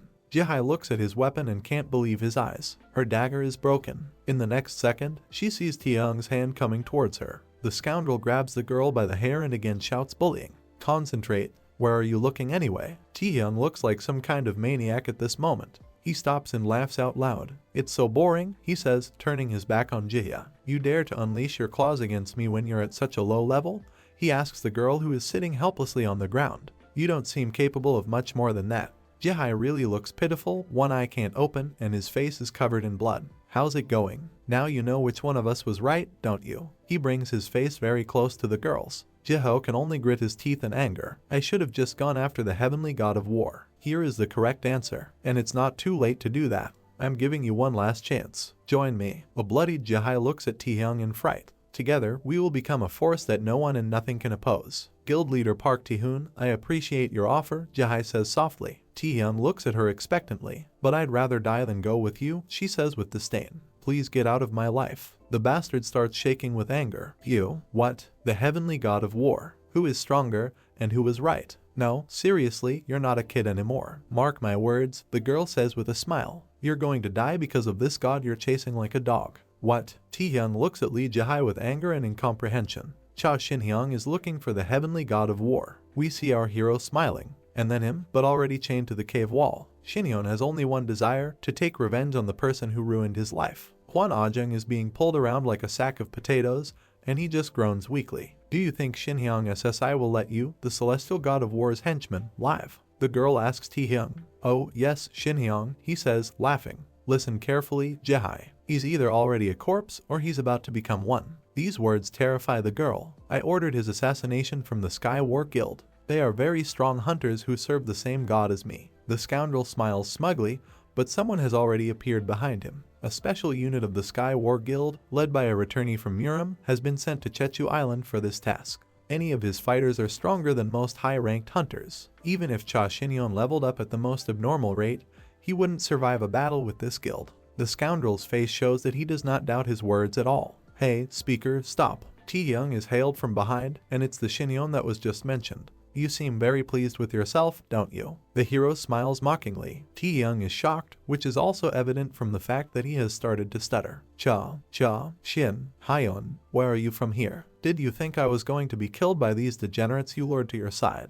We can see it, that the hero is not only pulling Kwon Ajung's arm, but also carrying his comrade on his shoulder. As I recall, during the Festival of the Sun, they were both members of the Dawn Guild. The hero throws the traitors at Tae-hyung's feet. They suddenly attacked me, so I politely knocked them out. Shin-hyun beats hand in hand, shaking off the dust. Shin-hyun SSI, the hero hears Jihai's voice. I knew she was alive, he thinks. Now he notices a girl who, unable to believe her luck, smiles happily at him. We can see how badly she's hurt. Tae-hyung, meanwhile, is trying to make sense of what Shin-hyun's appearance means. Gao Ling was defeated. But even so, how could a guy who was on Chechu Island be here so quickly? The hero calls out to Tae-hyung, and he grits his teeth in anger. Long time no see, Shin-hyun says. This is our first meeting since the Sun Festival, isn't it? Two alerts appear, shield skill and reflect shield. A small red sphere lights up on Tae-hyung's shield. I ask you a question, Nit, Shin-hyung says, and charges. Its white energy colors Tae-hyung's shield, which just glowed red. We can see that Tae-hyung is starting to panic. Do you have a religion? Shin-hyun asks him, who is. On the contrary, he smiles. If not, take one immediately and start praying. For saving your soul. We see the heroes fist up close. Because today I'm going to beat you to death. Shinhyun strikes. Cha Shinhyun, Park Tae-young yells desperately. He raises his sword over his head, which sinks into the greenish portal. Two sworn enemies start a battle. Tae-young strikes, but our hero easily deflects it. We see two vague figures against a bright yellow headlight that has grown up over the desert. Tae-young strikes with a sword that glows with red energy, and Shinhyun defends himself with his bare hands. From his appearance, it is clear that the fight is not going quite according to plan. Tae-young lands a sweeping blow, and we see the trail his weapon leaves in the air. We martial artists met each other and started a battle to the death. Shinhyun begins to speak, having just dodged the opponent's punch. I think it's appropriate to start using martial arts, don't you think? A bright blue sphere appears in his hand. An explanatory message appears, 18 dragons subduing palms. Is this the palm technique? Park Tae-hyun can't believe his eyes. Shinhyun raises his weapon over his head with the clear intention of striking. A blue sphere circles over his head. Another explanation, the dragon soars in the sky. We see that the ball, from which a powerful energy stream is shooting, is located next to the hero's hands. This wave is approaching Tae-young. He looks at what is happening and thinks that this skill was known only to the head of the beggar sect, and only he could use it. How could Shinhyun master it? Tae-young hums thoughtfully, then he drops his shield. I think you stole this battle skill somewhere, he tells Shinhyun. I won't let this cheap trick destroy me. He shouts at the top of his lungs and raises his sword to strike. Waves of bright orange energy radiate from his body. Something not very clear is happening.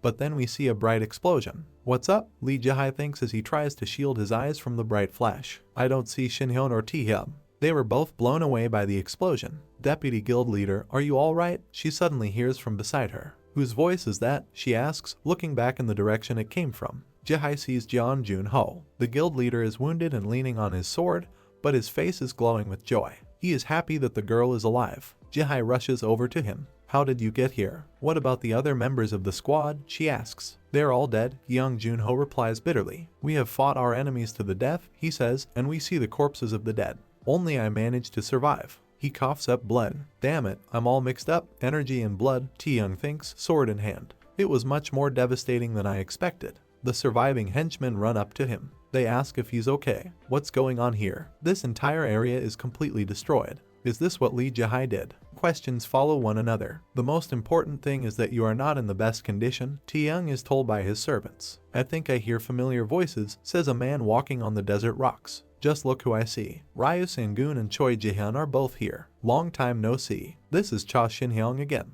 His enemies recognize him and cry out in surprise. How did you get here? One of Tae-hyung's henchmen asks hysterically. The bastard isn't tired at all, his boss thinks. This is too bad, as my internal energy has not fully recovered. Tae-hyung looks at the enemy with anger and fear. I need to buy some time, he thinks, and turns his attention to Sang-gun and Jae-hyun. The Git seems to understand what it needs to do. Ryu Sang-gun and Choi Jae-hyun, kill him, he orders. The named characters are terrified, and they are not at all eager to engage Shinhyun in battle. After using such a complex skill, he shouldn't have much energy, Tae-young encourages them. We need to get rid of him right now. The hero crosses his arms and stares at Tae-young in disbelief. Are you crazy? He asks. Can't you hear me? Tae-young shouts to his servants. Do as you're told, before I kill you myself. The scoundrel's face looks very menacing, at least to the terrified Sang-gun and Jae-hyun. All right, we'll follow orders, they say, and prepare to attack. You're going to pay for what you did at the Sun Festival, Sang-gun says, a yellow energy blob appearing in his hands. The second servant's helmet begins to glow purple. Shouting something cheerful, they rush at the hero. Dance of the Fire Dragon. That should be enough, Tae-hyung thinks. I'll buy you the time I need. I'll have time to recover. However, the joy that was on his face just now is replaced by amazement and fear. Two figures are racing through the desert area. They are Jeon Jun-ho and Lee Jae. Shin-hyung is here, the boss asks his deputy. Shouldn't he be on Chechu Island? Ask him about it yourself, the girl replies. It should be here somewhere. Lee Jae notices something, and a look of surprise appears on her face. I feel a little better now, someone says over the bloodied corpse. I was trapped in a cave. Then I quickly teleported and fell into the sea. Then there were the mountains. We see that the narrator is a happily smiling Shin-hyun. I thought I was going to go crazy with the rage that was engulfing me. He makes an obscene gesture against the background of several dead enemies. Jeon Jun-ho and Lee Jae look at the scene in front of them in amazement. I can't believe it, thinks the first one. He's done it in such a short time, the girl can't believe her eyes. It's all over so quickly, the hero himself thinks. Okay, I'm done with the aperitif, he says. It's time to start the main course. He walks towards the terrified Tae-hyung.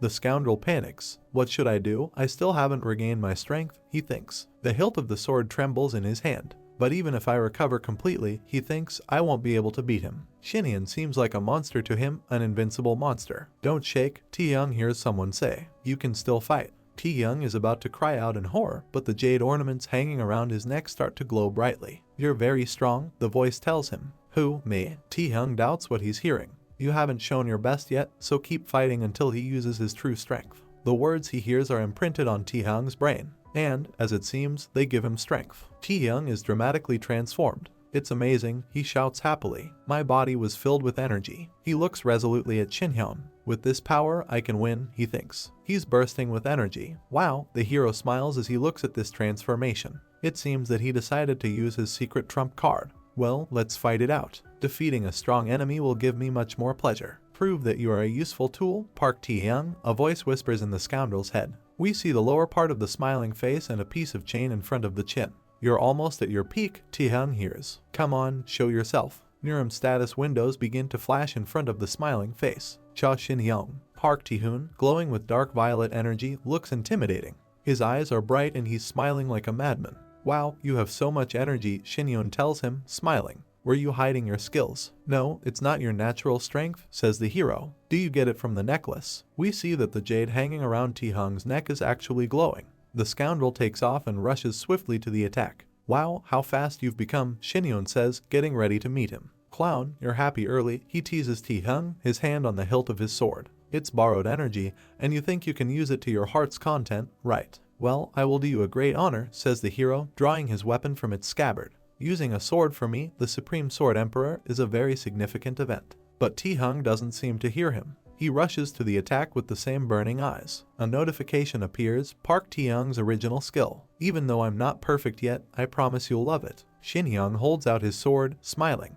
Taehyung, who has a completely insane expression on his face, delivers a powerful slash. But he sweeps past the calmly standing hero. Hold on tight, Shin-hyung says, smiling. He strikes his own blow, the trail of which shows what a powerful energy he carries. Here is a stump of a sword. Look at this, the hero says mockingly. It's all because you have a gun dangling in your hand. I can't believe you lost your gun. The hero is openly having fun. This is a complete disqualification of you as a martial artist, and the jade stones that gave you extra energy seem to get hooked. We can see that they are indeed noticeably dimmed. That's all you wanted to show me, Shin-hyun says, holding out a hand that glows with white energy. He lands a sweeping blow and hits Taehyung. The scoundrel, blood gushing profusely from his mouth, crouches down on one knee and hangs his head heavily. I have a lot of questions for you, says the hero. He grabs Taehyung by the throat. I'm most interested in the heavenly god of war, he says menacingly, looking his enemy straight in the eye. You're still alive because of the questions I have, so be happy. Shin-hyun tightens his grip on the scoundrel's neck. Otherwise, I would have killed you the second you hurt Yoon-seol. So, will I hear the answers? The hero's eyes begin to emit powerful yellow energy. A notification appears in front of us, call an absolute order. Shin-hyun holds Taehyung tightly by the throat. The heavenly god of war that you worship. Who the hell is he? Taehyung, blood pouring from his mouth, finds it very difficult to say that the heavenly god of war is the one who sent them both to Miram. Shin-hyun can't believe what he's hearing. A yellow Miram status window appears in front of us. Then these windows begin to fill the space above the hero and Taehyung, whom he is strangling. How can this be? Exclaims Shin-hyun. We see ghostly chains that link the Miram status windows together. There are more and more chains, and they completely fill the space. This is the creature that is currently in my body, Taehyung screams desperately. What's going on at all? Shin-hyung says with horror in his eyes. The chains got to him, too. The hero opens his eyes as if after a long sleep. He sees that he is suspended by strong chains that bind his hands. Shin-hyun shouts loudly, what's going on here anyway? We see that he is standing in the middle of the cave, and the chains that extend from his hands are attached to the walls. This is the same cave in Miram, Shin-hyun says, puzzled. He seems to recognize this dark place. It can't be, it's just ridiculous. Am I back here again? You know this place, don't you? He hears a voice from the side and doesn't know who might have said the words. This is the world of my mind that was created by my mind sword, says Park Taehyung, who is sitting quietly on a large boulder nearby. What do you think? Does this place remind you of the past? You're the first person to get here. Nice to meet you, Cha Shin-hyun. Taehyung looks very sincere. This is our first face-to-face meeting, isn't it? It seems that he is really glad to meet you. Go. An enraged Shin-hyun shouts, trying to break free. The other person laughs. Like everything else here, the chains are made from my mind sword. It will be incredibly difficult for you to reset them. Maybe you should calm down. The hero continues to stare at Taehyung. You're not Park Tae-hoon, are you? He asks the other person. I see that you use the sword of reason very freely, asks the chained hero. So you're the heavenly god of war. You seem to have a lot of questions for me, he replies. We don't see each other often, so I'll let you ask any questions you want. I'll answer everything honestly. He reaches out to Shinhyun. Was it fun? The hero asks. The heavenly god of war is at a loss. He doesn't understand what the other person means. Shinhyun begins to explain. I was in a terrible world where I was completely alone and didn't know when I might die. We see the hero with bloodied hands and a Muram status window in front of him. I spent 140 years alone, not knowing what had happened to my family, and I'm sure you've been watching it all. This is Shinhyun's first victim, a tramp he killed right after leaving the cave. Did you have fun watching me suffer for 140 years, you bastard? Shinhyun's face is twisted with rage. The heavenly god of war in the form of Taehyung is silent. His face can be called expressionless. I hated it, he finally says. Disgusted, the hero looks at him in amazement. The heavenly god of war approaches Shinhyun. I was so disgusted that I wanted to die. He's already an arm's length away. But I've been patiently waiting for you to reach a certain level, he says, looking straight into the hero's eyes. But what happened to you? You're still human. Yes, the heavenly god of war tries to find answers to his questions in Shinhyun's eyes. Is it possible that you still have emotional ties to this world? What are you talking about? Shinhyun asks in shock, looking at his companion. Then he starts laughing, a completely wild laugh. The heavenly god of war looks at the hero with bewilderment. No, seriously, I've been waiting for you to say something, Shinhyun smiles. But you're talking nonsense. Enough, I'm sick of it. The hero strains his chained hands. Do I have any emotional attachments? Naturally, there is. He grabs several chains in his hand at once. I only want one thing. The one who made me live in despair. The heavenly god of war. Shinhyun is straining all his muscles and sinews, trying to break the chains. I'll kill you, he shouts, and swings his fist. It hits the target right in the belly of the heavenly god of war. He screams in sudden pain. The necklace's jades shatter. The heavenly god of war kneels in front of Shinhyun. The hero hears his mental message in his head. Mark my words. Open the allegorical door and stop being human. Shinhyun's arm is bleeding. You'll lose everything if you don't do this. The hero stands over the defeated enemy in which, most likely, there is no god left. It's just Park Tae-hoon's corpse. Jeon Junho and Lee Jae-hai call out to the hero. The girl looks at him in amazement. You killed Taehyung? She asks. Shinhyun turns away and looks irritably into the distance. He grits his teeth and curses. The next day, okay, I'm listening, says the man in the expensive black shoes. This is Kim Chul-ho,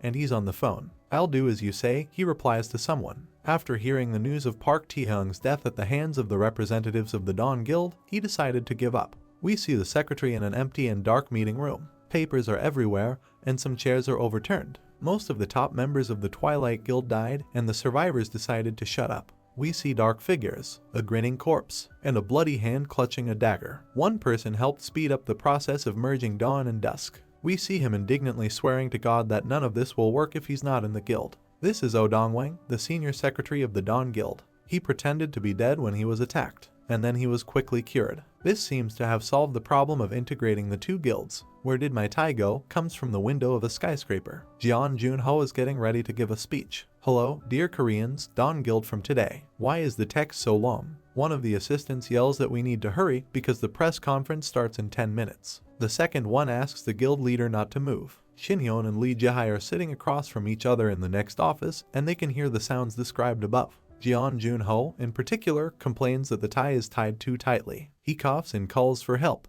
I have some kind of deja vu, says the hero, taking a sip of tea. What is this Junshin Yinjin? He asks, eyeing his drink. You didn't like it? No, Junshin Yinjin is always great. Okay, what are we going to do now? Shinhyun asks Jae-hai. A girl with a full cup of tea in her hand begins to outline the current situation. The public is presented with an idyllic picture of the merger of two guilds by mutual agreement.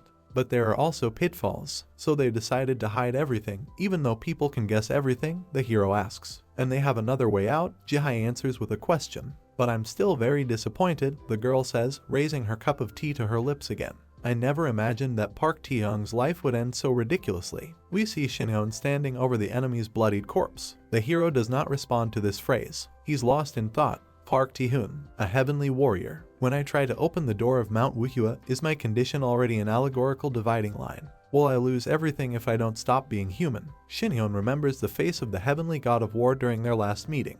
I'm just a scared little mouse, Shinhyung thinks. How dare you threaten me? I won't let them get away next time. The hero drains the rest of his tea in one gulp, and LM Jihai notices that something is wrong with him. What's going on with you? She asks. Is there something you don't like? Sorry, I was just thinking, the hero replies. What a dreamer you are, the girl tells him. If you're done with this case, why don't you take a look at this? Shinhyung sees a strange iron box with locks and glowing hieroglyphs in front of him. When asked what it is, Lee Jihai says that it is a secret safe that was found in the office of the head of the Twilight Guild. Perhaps it is protected by sorcery, and it is not physically possible to open it. The hero scratches his chin, looking thoughtfully at this object. I don't usually touch other people's things, he says. But for the loss of values, the one who lost them is responsible. He stretches out his hand and white energy begins to flow out of it. There is some movement inside the safe, something is spinning and shifting. Finally, the locking wheel itself makes half a turn. How did you do that? Asks Lee Jihai in shock as the safe door opens. It was easy, Shinhyun says. It looked like Gao Ling had hit him earlier. He takes a folder out of the safe. It seems that she was very valuable to them, the hero suggests. Opening the folder, he is surprised to see that it contains only one piece of paper. Let me see it, Jihai says, and snatches the folder away from him. Shinhyun looks at the girl in surprise. I didn't have time to read a single word, he complains. Jihai, who is reading the text, is surprised. It's a secret agreement between the Chinjo Guild and Park Tae-hoon, she says thoughtfully. It says here that as a result of cooperation, some North Korean dungeon was supposed to become the property of the Chinjo Guild. But this isn't even Twilight territory, the hero says in surprise. Shinhyun gets a call and answers it. This is squad leader Kim Keel. Jihai, meanwhile, continues to read the document. Kim Keel informs the hero that his team has checked the cave and the people who attacked Shinhyun are currently being held up. Inside the dungeon, there was complete chaos, as if a bomb had exploded there. The hero recalls that he warned about this. There's something else, the other person tells him. I think you should come here. Squad leader Cha Yun-seol is incredibly annoyed. We see that two young men are standing next to the girl, trying to calm her down, and she is desperately swearing at Shinhyun, who once again left her. You can hear that? Right. And I'm not lying if I say that she's been in this state for about 5 hours. They got me, the hero says and ends the phone conversation. Jihai calls him and tells him that the document says something about the Chinjo Guild. She hands him the folder. This is, of course, non-specific information, she says, but in addition to Gao Lin, who was dealt with by Shinhyun, 4 other people returned from Murim. The hero happily reads the text of the document. It's quite interesting personal data, he says. Each of them has reached at least level 50. That's why the guild is called Chinjo. So you're telling me these guys are The hero asks. The probability of this is very high, the answer follows. Okay, Shinhyun says, getting up from the couch. The next goal seems clear. I have to find out what the Chinjo Guild is like. Also, who is Admiral Yidok?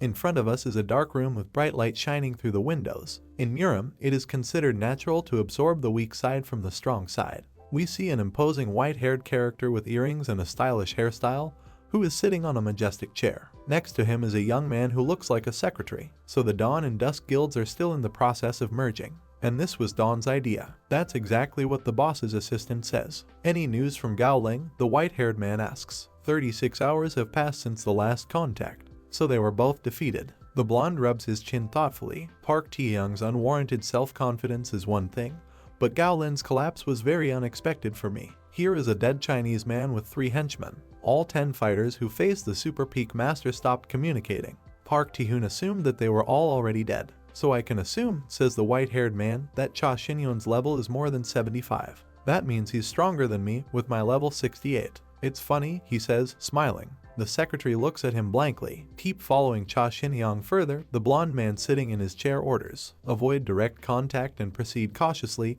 gradually and methodically. The secretary confirms that he has understood and bows. It doesn't matter who has what level, says the blonde. For that matter, winning or losing isn't determined by this parameter at all. This person is calm and even smiling. The Tamna Guild is headquartered in Waljongrai, Chechu Island. In front of us is a window with a view of the boundless blue ocean. Appa, listen to me carefully, says Yun-seol, who is here. If you ever disappear like this again, I'll kill you first and then myself. Do you understand? She knocks her brother on the head with her fist. Sorry, it won't happen again, the hero replies. Or at least tell me where you're going, she adds. Kim Keel and Kim Hajun smile cheerfully. The younger one with pink hair asks Yun-seol to calm down, but this only provokes her to a new batch of selected curses. Shinhyun, meanwhile, looks pleased. It's a good thing I'm back on Checha, he thinks. Public opinion, agitated by the merger of the two guilds, will be appeased by Dawn's public actions. We see a television picture of Jeon Junho speaking at a microphone, announcing the end of duopoly. Lee Jahai will be responsible for tracking the activities of the Heavenly Creation Guild, which was previously called the Heavenly God Guild. There is a risk that its members will go underground if left unattended. So we're going to be collecting information in secret, right? It's clear from Lee Jahai's eyes that she's going to put in her best effort for this. I'm grateful that she's doing this for me, the hero thinks. But I'm still worried about something. I do not know where to start hunting them. Shinhyun, who is sitting next to his sister, scratches his head thoughtfully. Suddenly, one of the people present turns to him. This is Kim Hajun. He bows and apologizes for what happened to the hero on the island. What happened to you that day was entirely my fault, he says. I didn't think there would be a traitor in the guild union of Chechu Island. I am very sorry for putting you in such danger, and I do not know how we can repay you for all the trouble we have caused you. Brother and sister Cha carefully look at the man who is kneeling in front of them. Shinhyun interrupts him. To be honest, I thought at one point that the entire Chechu Guild Union had betrayed us, he says. Of course not, Kim Hajun shouts indignantly. To be honest, these doubts are still not completely dispelled, the hero continues. He's sitting on the couch with his arms crossed. His sister calls out to him, knowing that Shinhyun's words might offend him. But this is not a reason for you to consider me your enemy, the hero finishes his thought. Kim Keel looks at him with wide eyes. Okay, relax, it's alright, Shinhyun says with a smile, which causes the interlocutors to be very happy. What a relief, uncle. Justice always prevails, nephew. In response, the hero says, and the faces of the people from Tamna again appear alarmed. The merger that the Dawn Guild launches will also affect the Chechu Island Guild Union, he says, crossing his legs. Everyone in the office looks at Shinhyun in amazement. Earlier, you said that you don't want to get involved in the fight between the Dawn and Dusk guilds. But this fight is already over, the hero declares in a confident tone. I've already talked to Dawn about it. Besides, I don't think it's possible to control all the dungeons on Chechu Island with just the local guilds. Kim Hajun examines the papers handed to him and says that he sees the offer as a departure from the established system. It's hard for him to give a definitive answer right now, but to be honest, his hands are shaking as he holds the folder of papers. I don't think we can get better conditions, he says. Thank you, head of Cha, he exclaims, and bows all the way to the floor again. If we are all on friendly terms with the Dawn, says the hero, then I think we can forget about the misunderstanding that was between us. If Chechu Island is under my influence, Shinhyun thinks to himself, it will be easier to keep an eye on the Sky Creature Guild. Even if there are other traitors here. Squad leader Kim Keel. Yes, there was only one dungeon left that I had to deal with, wasn't there? Kim Hajun looks at the papers with the happiest expression. That's right, Keel answers the question. One high danger dungeon remained near Hallison. Then let's clean it up quickly and without delay, Shinhyung suggests. Right now, Yoonseol asks. From the look on the hero's face, it's clear that this is exactly what he wants. Because then I'll be very busy, he says. In front of us is a bright sunlit forest. So, everyone's here, right? Several fighters are standing in front of Shinhyun. A squad with only one warrior, a shield bearer, and a priest, says the hero. This is an unusual combination. Is there any reason why we don't take wizards and archers? Don't tell me it's a cave again. No, it's not a cave, Kim Hajun tells him, who looks very tense. But in this dungeon, ranged attacks based on good eyesight are useless. The hero is waiting for the report to continue.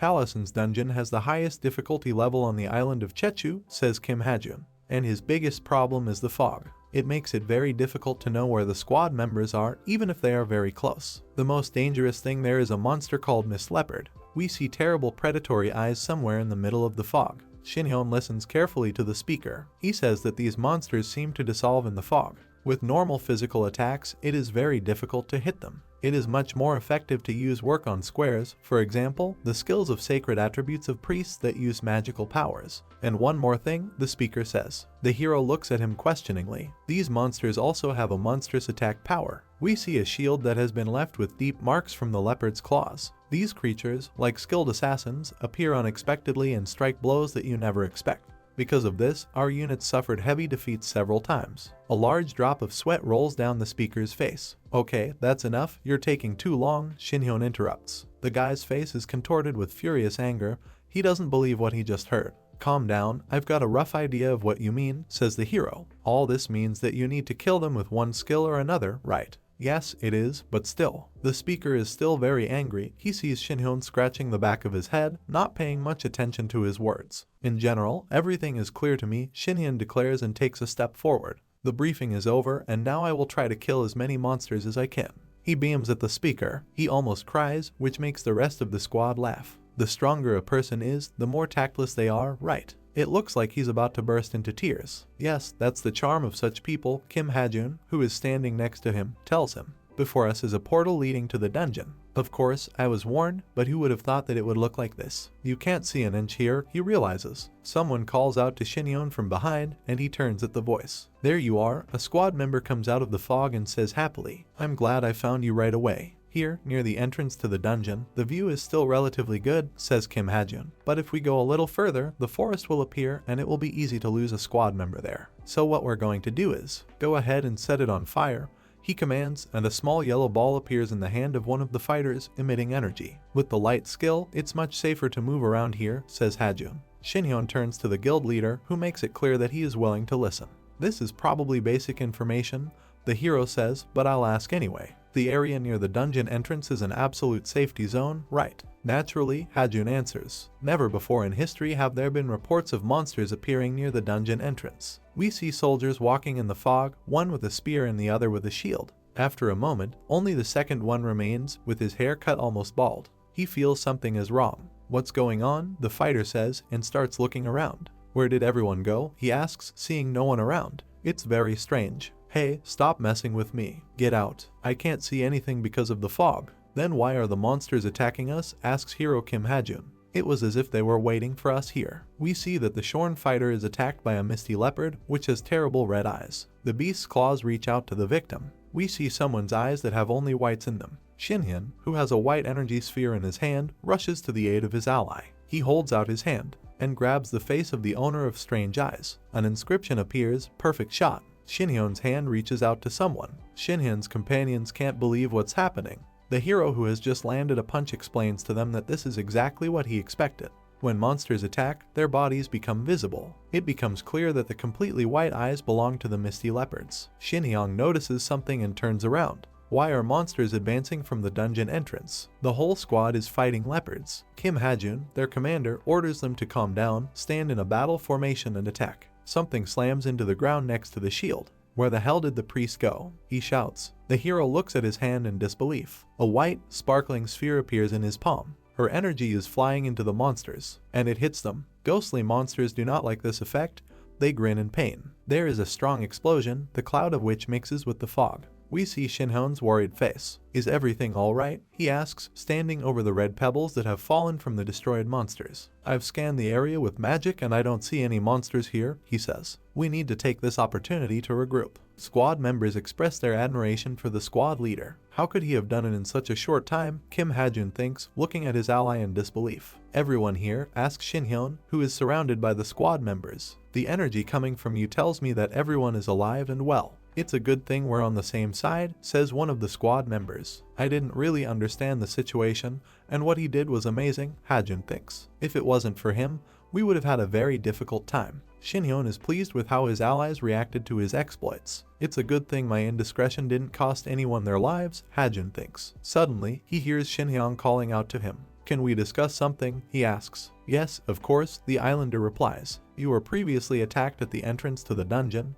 The hero is interested. No, it was the first time. Perhaps this is due to the fact that we don't clear dungeons regularly, says Hajun. As a result, the number of monsters grows, and they are forced to come here. Shinhyun reflects on what he's heard. In any case, we'll find out what's going on here as we go further. Still the same impenetrable fog, inside which ghostly leopards are grinning. The hero fights them with the help of streams of his white energy. His squad members watch in surprise as Shinhyun hits one ghost leopard after another, knocking out red crystals. The girl who is standing next to Kim Hajun asks if it's normal for the hero to continuously attack monsters for 3 hours. Does he have endless reserves of magical power? The guild leader doesn't know what to say. I told him to pause from time to time, but he didn't seem to hear me. The hero tirelessly destroys fog leopards. At one point, he turns to his companions and asks them if they have noticed any changes. For example, in the frequency of attacks, the level of monsters, or something else. The allies can't say anything intelligible, and they're still standing there with their mouths hanging open.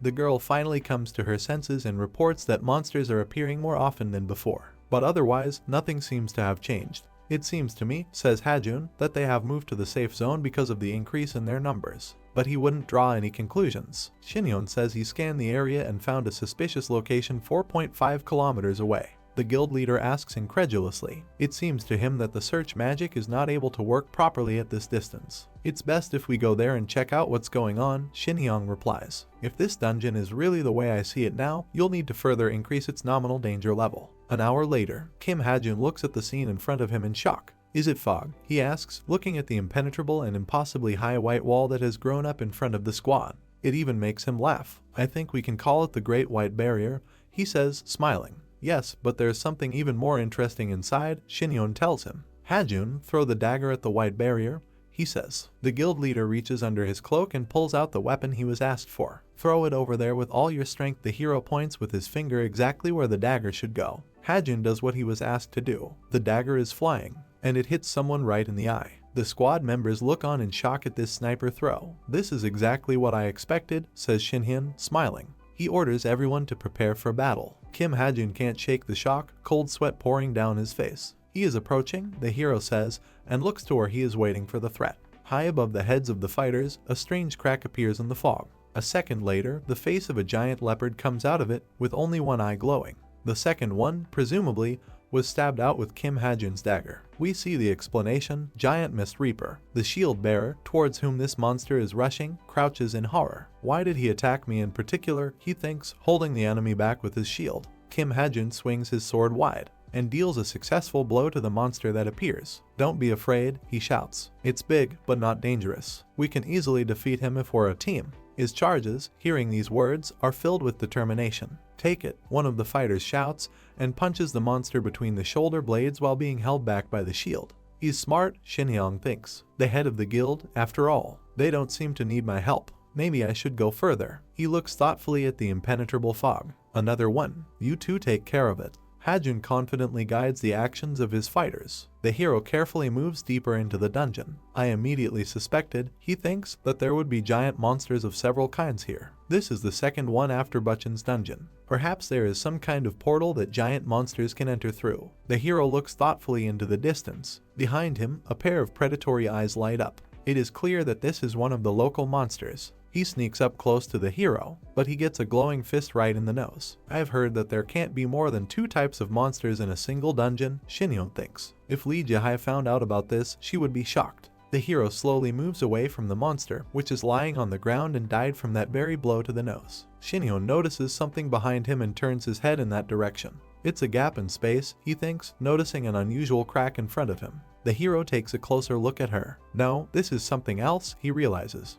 The crack increases in size. I can't touch it. It's like a hologram. We can see that Shinhyun's hand doesn't go through the white gap. I don't understand anything, he thinks. Can it only be seen with the naked eye? The hero opens the status window. We see 2 at once, and the yellow Murim and the blue earth. This is an unknown phenomenon that permeates all substances, says the hero. Of course, I knew that this was a very unusual phenomenon. He holds out his fist, and it starts to shake. Here comes our incredible guild leader, comes from behind Shinhyun. This is Kim Hajun. He reports that there aren't any giant monsters left in the area. Do you see this crack too? The hero asks him. Hajun answers with bewilderment that he can't see anything. The hero smiles. So only he could see her. The heavenly god of war, he thinks. It has to be him. What are you saying? Hajun asks him. Lee Jihai is sitting at his desk in the office, reading a document. There's a knock on the door. Don't come in, please, the girl says. I enter, the answer follows. A smiling young man appears in the doorway with a stack of papers in his hand and a conspicuous green collar. Didn't you hear it? I asked you not to come in. Jihai sighs sadly. No, I heard everything perfectly, says the impudent man. It's just that the documents I brought are more important than all the ones you're currently studying. The girl sighs again. I hate to say this, but lately I've been really angry every time I see you, she says, holding up another piece of paper. Do you know why? Probably because I always bring you work, the young man replies. Jihai checks his phone to see what time it is. So you understand everything, right? She realizes that she's going to be sitting here late again today. But this time it's about what happened in the dungeon, the assistant tells her. Unfortunately, he hands a yawning Lee Jihai a piece of paper. The girl reads the text of the document and horror appears on her face. The hunters died while clearing the new dungeon, she asks. There were only young hunters in the squad, the young man says, and we see 3 corpses lying on the red ground. We were able to find out that they were killed before they could even do anything. I think you should step in. Lee Jae looks at the assistant with concern. This dungeon, he says, may be in the impossible class, meaning it simply can't be cleared. In front of us is the airport terminal. 2 people are walking along it, one of whom is pulling a suitcase on wheels. This is brother and sister Cha, who are trying their best to stop dozens of islanders. They ask young people not to leave the island of Jeju. The leopard dungeon is cleared, Shinhyun thinks, and that's the last thing we had to do under the contract with the Jeju Island Guild Union. So, Shinhyun, who is driving somewhere in a car, thoughtfully examines a green stone. Yoonseol calls out to him, but her brother just doesn't hear her. It only responds when she raises her voice noticeably. Why are you so distracted? Yoonseol asks. Is this a skill stone that you picked up in the dungeon? Yes, it fell out of the big mist leopard. The locals asked me to take it because I saved them all. The hero remembers 2 cheerful Kims, an uncle and nephew who handed him a whole bunch of crystals. He then told them that he would rather eat a barbecue, and for the stones they give him, you can get 1,000,000,000. I can't believe that giant monsters have appeared there as well, says Yoonseol, who is driving the car. Didn't you say that something similar happened in Bunchan's dungeon? This is already a trend of some kind.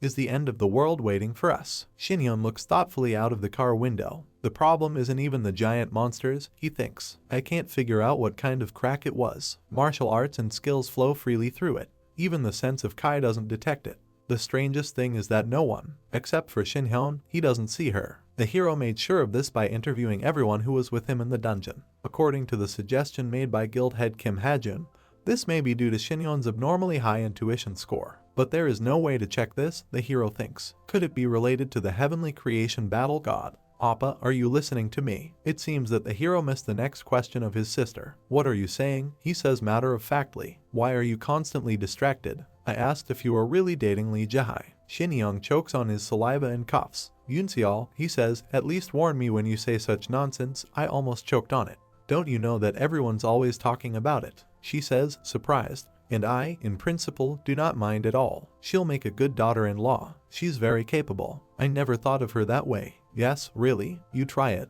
Watch the road, the hero advises his sister. We're going to have another car accident. Early morning at Lee Jae's office. There are several thick stacks of papers on the desktop. It seems like you're finally awake, Lee Jae hears as he lifts his head above the work table where he was sleeping. Through a dream, the girl sees the figure of a familiar person. This is Shinhyun. He's drinking tea and has apparently been delicately waiting for Jae to wake up. You woke up just in time, and I was just about to make myself another cup, he says. Realizing what is happening, the girl screams with joy. Shinhyun SSI. When did you arrive? About an hour ago, the hero replies. You should have woken me up, says Jae, who can't seem to fully wake up. You're not an assassin to appear out of the blue like this. You seemed very tired, so I didn't touch you, Shinhyun explains. You're absolutely right, the girl says, getting up from her chair. You have no idea how much they're bothering me here, especially hunters who refuse to join the Dawn Guild. I also receive information about the Sky Creature Guild. It's not very clear yet, but we've sent a few scouts to China, so we'll be able to talk about specifics soon. Suddenly, Jae freezes, his eyes bulging noticeably. In front of us is a jacket lying on the floor. Shinhyun is supporting the girl by the waist as she seems to be feeling uneasy. Thank you, Jae says, looking Shinhyun in the eye.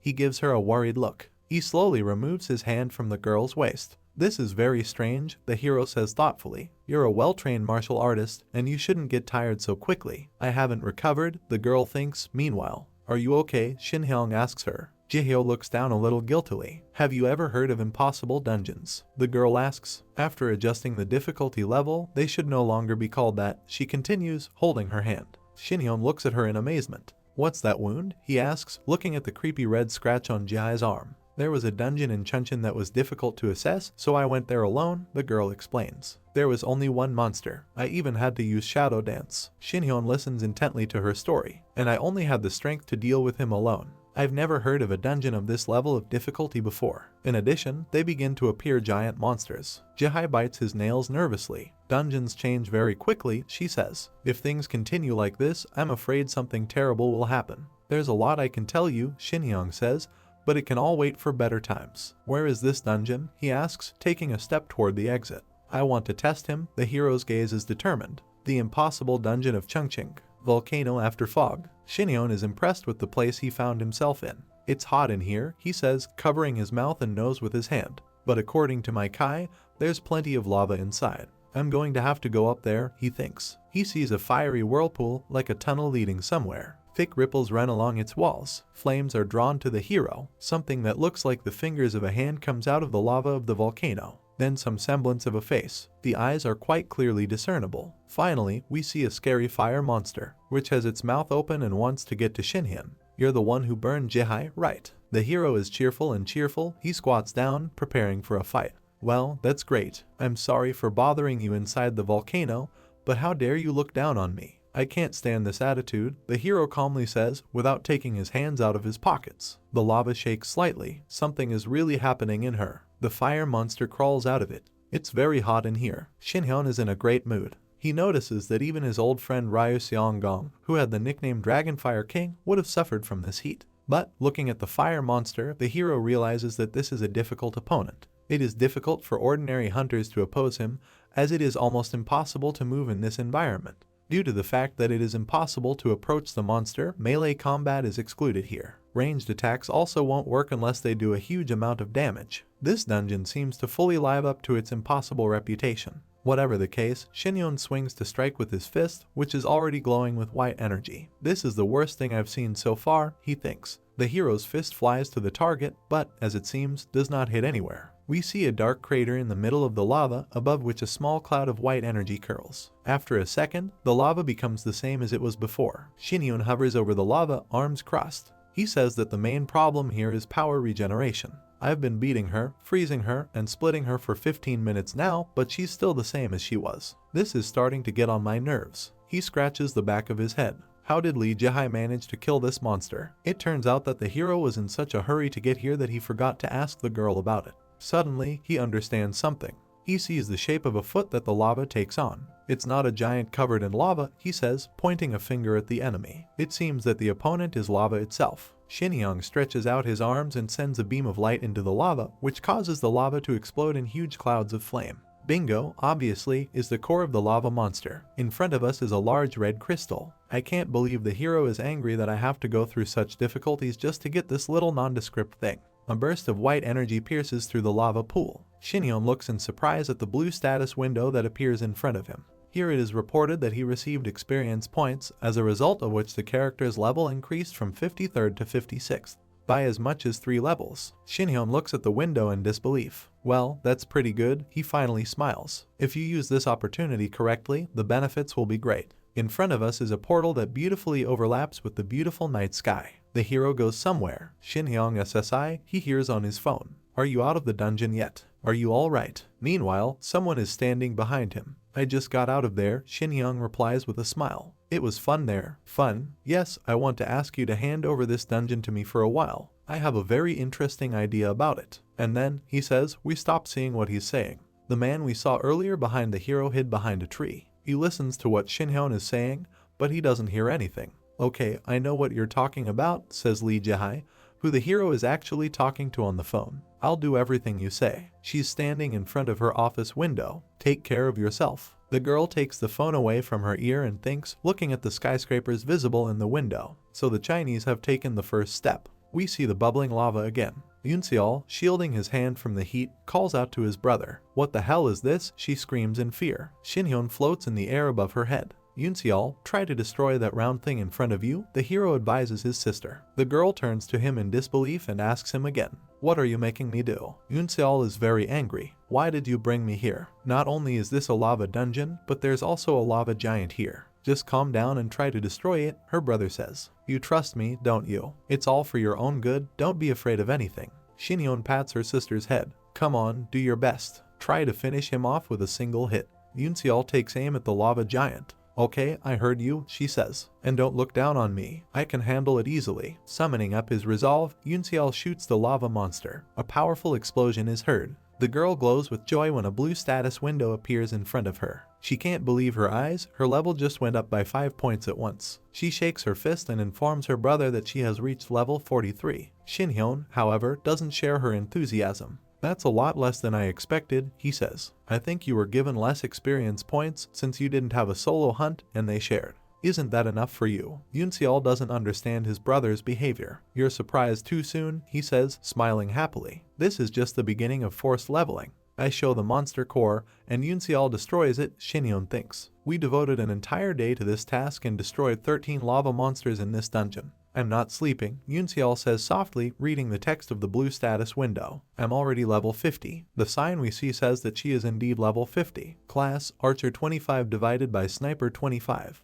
It remains to distribute 12 points. SLA 6, Stamina 10, Agility 20, Intuition 1, Interception 1. Thank you, Appa. The girl screams happily and throws herself on her brother's neck. I'm also a high-ranked hunter now. My salary will increase and I will be able to buy an apartment. I am forever in your debt. Yunseol shakes her fists happily. Calm down, I'm just your big brother, and I'm doing what I have to do, Shinhyun says modestly. My brother is the best brother in the world. Yunseol can't seem to stop. That's it, I understand you, that's enough, the hero says, smiling. As a result of working in the dungeon for just one day, Yunseol was ranked among the top 10 highest paid workers in Korea. She became a high-ranked hunter. We can see that Shinhyun is incredibly happy with this result. The girl asks him if he gets less experience because of her being around him. It wouldn't be fair, since Shinhyun still has the bulk of the work to do. Don't worry, her brother says. He smooths his hair. People used to mistakenly think that my level might be higher than 60, but now they're not wrong. We see a blue status window indicating that Hunter Cha Shinhyun has upgraded from level 56 to level 65 and has become a super high-ranked hunter. You did an excellent job, the hero tells his sister, and in this regard, I have a gift for you. This is for becoming a high-ranked hunter. Yunseol looks at the glowing greenish cube in surprise. What is it? She asks. This is the cube that contains the skill stone. I got it on the island of Chechu. Take it. The hero recalls the Misty Leopard, which was hit in the eye by Kim Hajin's dagger. But this is a very expensive object, Yunseol exclaims in surprise. If you sell it, you can buy a house in Seoul. Listen up, little sister. Stop bickering and understand. To qualify as a high-ranked hunter, you must constantly grow stronger. Yunseol takes the green cube and thanks his brother. Okay, he says, I'll be right back. Where are you going so suddenly? The girl asks anxiously. There's a rat here, says Shinhyun, smiling. I'll be a cat for a while. Damn it, says a young man who is trying to see something through binoculars, hiding behind a rock. Where did he disappear to so suddenly? I must admit that this is a real monster, he thinks, sweating profusely. To think that he was able to clear out such a dangerous dungeon all by himself.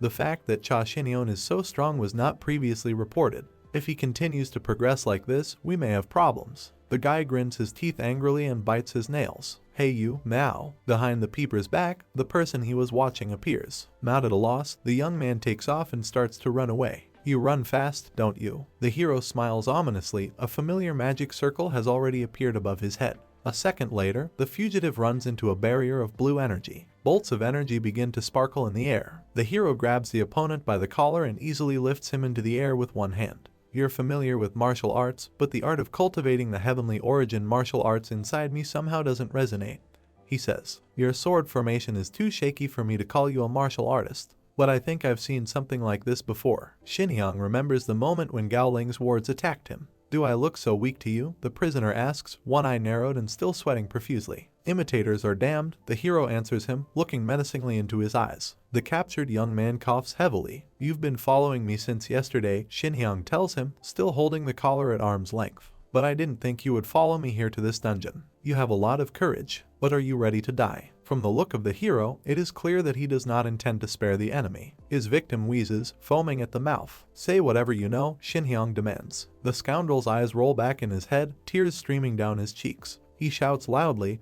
but soon enough he stops. This is a multi-story building. Inside, Shinhyun, Yunseol, and Lee Jihai are sitting at a low Asian table in an ordinary city apartment. The latter says that the case they are working on has turned out to be more serious than it seemed at first. The safe zone of the dungeon has been destroyed, she says. Giant monsters appeared there. And finally, this crack that only Shinhyun SSI can see. We see the hero standing in front of this object. Jihai sighs. Merging with the Twilight Guild and creating an impossible dungeon is enough to tie my hands. She puts a tired hand to her forehead. Yunseol tries to cheer up Jihai. She says that she and her brother have taken care of the impossible dungeon, and at least there is no need to worry about it. Well done, you did a great job, smiling, says the deputy head of the guild. I have entrusted the Tam Guild to monitor the Mist Leopard dungeon, Shinhyun chimes in. They'll contact me if there's anything important. But the fact that all these events are happening at the same time is, I think, a clear indication that the existing rules are changing. Here is a generalized illustration of the strange transformations in question. And now the Chinese, says the hero. We have no idea about the dangers that may await us in the future. That's why I raised your level, he tells his sister. What? The girl is surprised. I will continue to train you so that you can deal with any danger on your own if necessary, and so that you can defend yourself against anyone who might wish us harm. Shinyeon looks intently into her sister's eyes. You said you were being followed, Jihai asks him. How did it end? This man followed us all the way to the dungeon today, says the hero. To the dungeon? God, he's either too bold or too stupid, Jihai says. As I thought, he was from the Sky Creature Guild, Shinyeon says. But he turned out to be an ordinary soldier, so nothing important could be learned from him. The hero smiles slyly. But I still seem to have gotten something. Before us is an impressive multi-story building, which indicates that it is a hotel. Here, a young man is sitting on the bare floor. This is Jia Wupyong, the commander of the Sky Creature Guild's Secret Strike Squad. Liu, why, you fucking prick, he thinks, looking at the screen of his phone. Why is he silent? Had it been discovered? Room service, someone says from the other side of the door. Please open it. Wupyong looks suspiciously in that direction. Please open the door again. I think it's for the suckers in the next room, the Chinese guy thinks. They must have ordered something. Well, leave it and go. What's the question? He says mentally to the courier in the corridor. Then he has to take his eyes off the phone, because the door to his room is kicked open by a kick and a man in jeans appears in it, saying in a confident tone that it's best not to ignore room service. Jia Wupyong jumps to his feet, takes a knife in his hand and moves menacingly towards the newcomer. Are you crazy, you bastard? He says. He makes a scary face. Have you made your last wish? If you don't want to see what your insides look like, leave what you brought at the door and get out of here. Shinyeon smiles predatorily at this threat. The Chinese man sees a bright light coming from behind the hero and covers his face with his hand. Shinyeon moves confidently towards Wupyong. I'll gut you, you freak, the Chinaman threatens. Wupyong is furious. You'll pay for kicking down the door, he shouts. Shinyeon looks at him strangely, putting his hands on his waist. Hi, you're Jia Wupyong, right? A Chinese man with a knife in his hand recognizes the guest. Cha Shinyeon, how did you get here? Wupyong wonders if the hero could have defeated Liu Wei. He possessed the stealth technique like no one else and could hide from anyone. Shinyeon calmly looks at the Chinese man and asks where his boss is. Out for a walk or something. Wupyong looks at the screen of his mobile phone. Now, just a minute, he thinks. The Chinese guy clicks on the icon with a red bell, and it seems to him that this is a great idea. Something happens behind Shinyeon, and he looks around. Wupyong throws the knife away. Well, to hell with it, he says. The Chinese man pulls out a huge sword from a blue funnel that has appeared in front of him. I do not know how you found this place, but it will be your grave, he says. We see the feet of several people. People enter the hotel room door and stand behind Shinyeon. The hero looks over his shoulder at them. There's a whole crowd of similar people in identical costumes. It seems that you are all martial artists who have learned this through witchcraft, Shinyeon says. Jia Wupyong confirms this conjecture. We see the mark of the jump, and the Chinese reports that all those gathered on his side are peak martial artists from the Secret Strike Squad. Shinyeon strikes many times at Wupyong, and we can see the energy marks from the arrivals on the Chinese. Wupyong's face turns green, and he opens his mouth and bends at the waist. He was able to block all my blood vessels in an instant.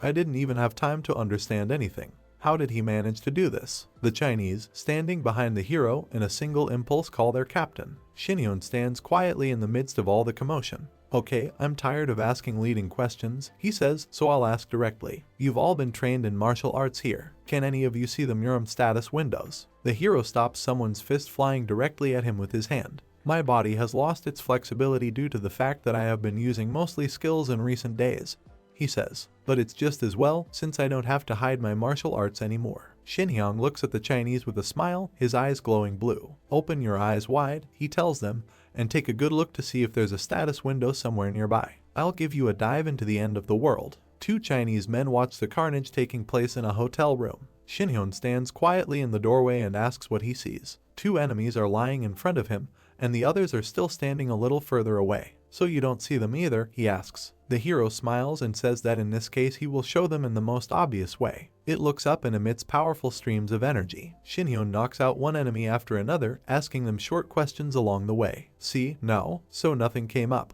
It still hasn't worked out. There is blood on the hero's face, it looks a little crazy. So, the Muram status window still hasn't appeared. Didn't you guys study martial arts just because you wanted to see it? Jia Wupyong is in terrible agony. He stares at the floor, his eyes bulging. Wupyong, I'm very disappointed, the hero tells him. None of your companions seem to see anything. The Chinese man leans his bloody hand on the floor. Shinhyun asks him if he specifically sees the Muram status window. The hero, whose clothes are all stained with the blood of enemies, smiling cheerfully, asks Wupyoung another question about where his boss, whose name is Wai-hai, is located. We see the shoes, and now their owner with a huge ugly scar across his face. This is Wai-hai, number 3 in the Sky Creature Guild. There's an empty hallway in front of him, and he wonders why there's no one here. Hai turns his head from side to side. It's suspiciously quiet, he thinks. What's going on anyway? As he reaches for his phone to call Geo Wupyoung, a strange creature calls out to him from behind. Hai turns around, anger etched on his face. Come back early next time, he hears. In the next second, the Chinese gets a powerful blow to the jaw. I'm tired of waiting for you, his abuser finishes his thought.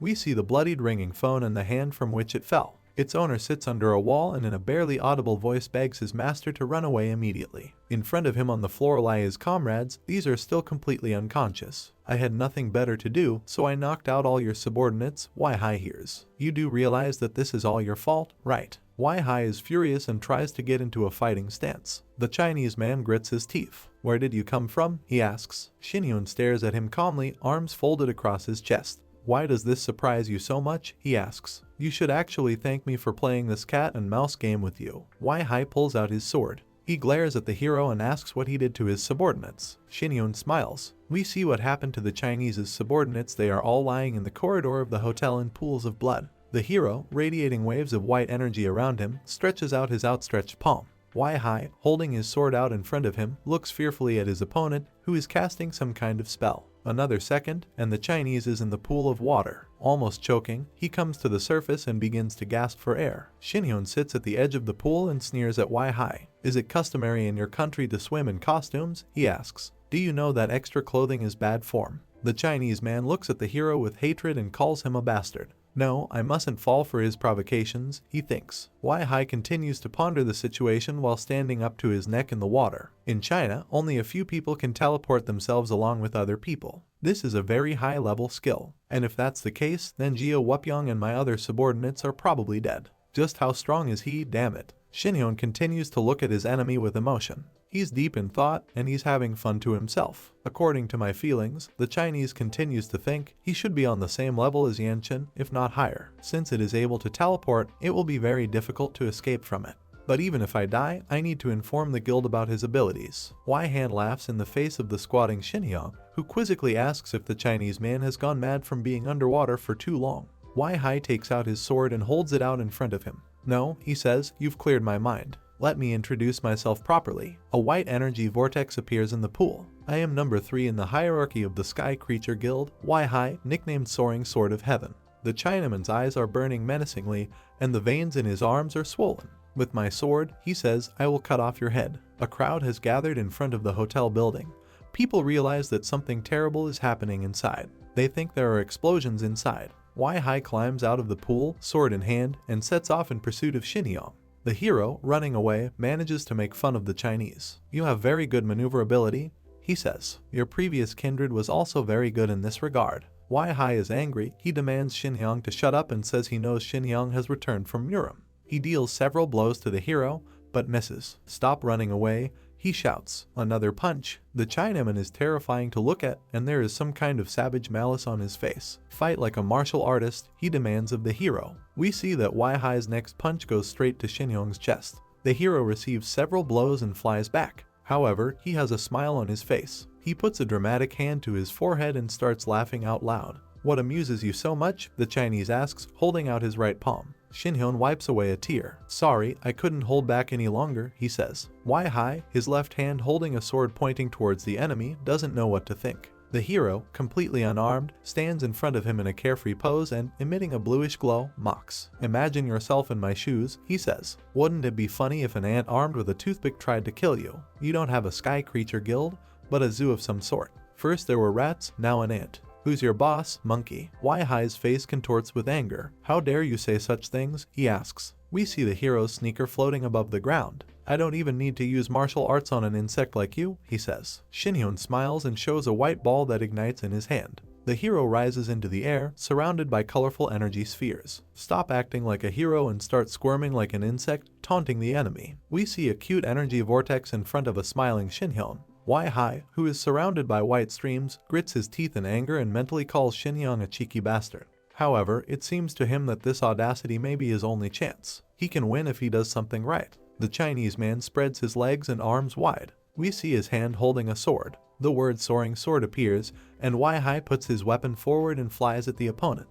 But the smile on Xinjiang's face doesn't fade. Chinese, flying in his direction. Something, however, does not work out for him. He screams in surprise. The hero takes off 10 meters above Wai-hai's head. Xinjiang's face lights up with joy. The Chinese is very angry. The people standing below, their mouths open, watch what is happening. What they see, it seems incredible to them. There are bright flashes in the sky and energy jets of two colors, blue and red. It's the hunters fighting each other. The onlookers ask each other, did they confuse the city with a dungeon? Zoom in on the view and take it down. Wai-hai charges at Xinjiang again, this time from the bottom up. Another red streak appears in the sky. This is the same trick as before, the hero thinks. Wai-hai flies at the enemy, who already knows that the attack used will not work this time. The blow is aimed directly at Xinjiang's chest. Burn in hell, the Chinese man shouts loudly. But the hero, as always, is cheerful and cheerful. We see powerful flames, above which two fighting fighters hover in the air. Wai-hai's eyes are burning with rage as he tries to do something, but he can't. The tip of his blade stopped just a few centimeters from Xinjiang's throat. What are you doing? The hero asks the Chinaman. You were going to stab me, weren't you? He calmly hovers over Wai-hai, who continues to reach out with his sword towards him. The Chinese man looks desperate. This can't be happening, he says, puzzled. Did you use the mind sword? Xinjiang flies up to him and grabs his face with his hands. That's right. Did you say that your nickname is Soaring Sword of Heaven? Boy, this is just tasteless. Wai-hai's eyes are about to pop out with tension and anger. Okay, says the hero, since you have nothing else to show me, you can rest. A powerful explosion is heard in the sky above the city skyscrapers. One of the onlookers films on camera how a black figure of a man flies out of the epicenter of the explosion, followed by a red trail. The operator tracks the trajectory of this object over the roofs of high-rise buildings. Suddenly, Xinjiang appears behind him. Are you from Dawn? He asks. And you shoot everything from the beginning. The guy screams in surprise and tells Xinjiang that he scared him. Then, looking at the tiny screen of his camera, he says that, according to his orders and to the best of his abilities, he recorded the battle. Please edit the final part, the hero asks him. Where I kill him. After that, send the video to the deputy head of the guild. It should not be clear from the recording how our fight ended. I understand, the operator replies. He looks at Xinjiang's back and asks him to explain how he is going to use this video. We see Wai-hai smashed into a flat cake. You can consider it something like a teaser, the hero replies. In other words, this is a declaration of war. Special news release. The host reads out the news about Xinjiang. Unlimited Guild leader Cha Xinjiang was attacked by unknown hunters in the city center. Viewers are shown images of bright flashes taken during the hero's battle with Wai-hai. People in transport are looking at their phone screens, and you can see that everyone is interested in this news. Koreans who don't have to rush anywhere are watching the newscast on TV. The numerical advantage of the attackers was great, the presenter reports. What happened to Hunter Cha Xinjiang and the unknown intruders is currently unknown. Two guys discuss what they've heard. Have you seen the news? This is some kind of nonsense, actually. Hell, so who won? In front of us is the place where someone's body was lying, outlined in chalk. Security tape, security, everything is as it should be. Hey, don't get me started, the onlookers continue their conversation. I have a friend who works at the hospital, and he told me that Cha Xinjiang has been admitted to the intensive care unit. Is he in intensive care? What about the hunters who attacked him? The hero, meanwhile, stands quietly with his hands in his pockets. We see a body lying on a stretcher, covered with a piece of white cloth. Not far from the corpse is Li Jihai, who is holding an orange soda can. The girl hands the jar to the hero and says that it's a little chilly today. The hero greets her and takes the offered drink. Did you find out anything? The girl asks. Xinjiang takes a sip from the jar, then says that all the Chinese people died after he used the absolute command skill and ordered them to tell him who is the head of the Sky Creature Guild. Jihai says thoughtfully that this is probably the result of some witchcraft practice that causes instant death if a person is about to say a certain word or information. Xinjiang hands her a flash drive. It contains a confession of the Chinese that they attacked the hero. The girl sighs and says that she knew very well from the very beginning that the Heavenly Creature Guild would cause them quite a bit of trouble. After sipping from the jar once again, Xinjiang agrees with the remark of the interlocutor. A smile appears on Jihai's face. She leans against the railing. This may sound unusual, but maybe we should turn the continent upside down to find them. The hero looks at her with a smile. You won't stop me if I do this, he asks. We'll have to, of course, but only if it becomes an international problem. Xinjiang holds up his can. Even if I wanted to do something so reckless, he says I wouldn't. They will simply go underground and become even more dangerous. In front of us is a casino and 2 players, one happy and the other, as it seems, lost all his money. If I bet as much as possible when playing poker, Shinyan explains, with good cards in my hands, I will only scare off the opponent and earn nothing. To win a lot, you need to give your opponent the impression that they can beat you. The hero yawns and moves away from Lee Jae. If I provoke them, he says, they will react in one way or another. Are you leaving already? The girl asks. She looks contented and happy. Shinyeon says he's tired and wants to get some sleep, so Jae will have to prepare for the press conference by herself.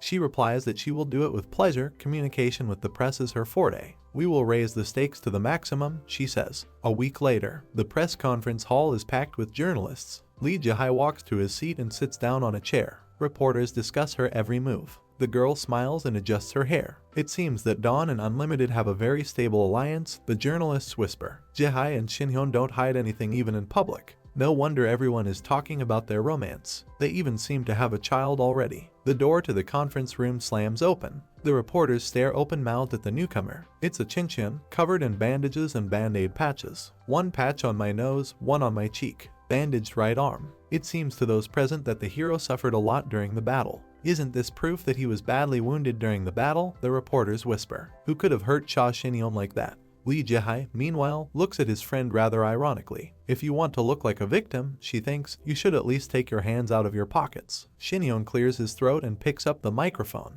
He stands behind a small podium and greets everyone gathered. The journalists are watching him closely. I would like to thank everyone who decided to give me their time. He begins his speech. Also, a huge thank you goes out to the Dawn Guild, who allocated a place for this press conference and helped organize it. Reporters take pictures of the hero and record his words. I'm sure you have a lot of questions about the unfortunate incident that occurred last week. I wanted to report him immediately, but it took me a while to recover from the mental shock and physical injuries. I apologize for being a little late in this press conference, but it's all because of my injuries. Shinhyun shows the audience his bandaged hand. Anyway, I am ready to answer all your questions, declares the hero. The first person to respond is NBC reporter Park Digi. They say that there were several attackers. Is it true? Shinhyun replies, closing his eyes, that this is exactly what happened. We remember the scene from the hotel. There were more than 20 of them. The hero says. Now we have the moment of battle. The man who was captured by the camera, Shinhyun reports, was their commander. This is a high-ranked hunter about the same level as me. The question is asked by the next journalist. He asks you to tell us more about what happened during the battle. His colleague, standing next to him with a notebook in his hand, asks what happened to the attackers and who they are. Shinhyun, smiling, says it was a fierce battle. His expression becomes absolutely happy. But fortunately, I was able to deal with them on my own, he says. Lee Jae watches the scene calmly. The hero says that at the moment he cannot say who exactly it was, but according to the documents found in their possession, it was the Chinese. For this reason, he is going to demand cooperation from the Chinese government in the investigation of this case in the near future. A hum rushes through the room. Journalists are starting to get indignant. How can hunters from the other side attack our people on our own territory? This is unprecedented audacity. This is a matter of state security. In front of us is a sandaled foot that looks like it belongs to Shinhyun. I do not know who they are or why they decided to kill me, he says, but I would like to send a message to whoever is behind this incident.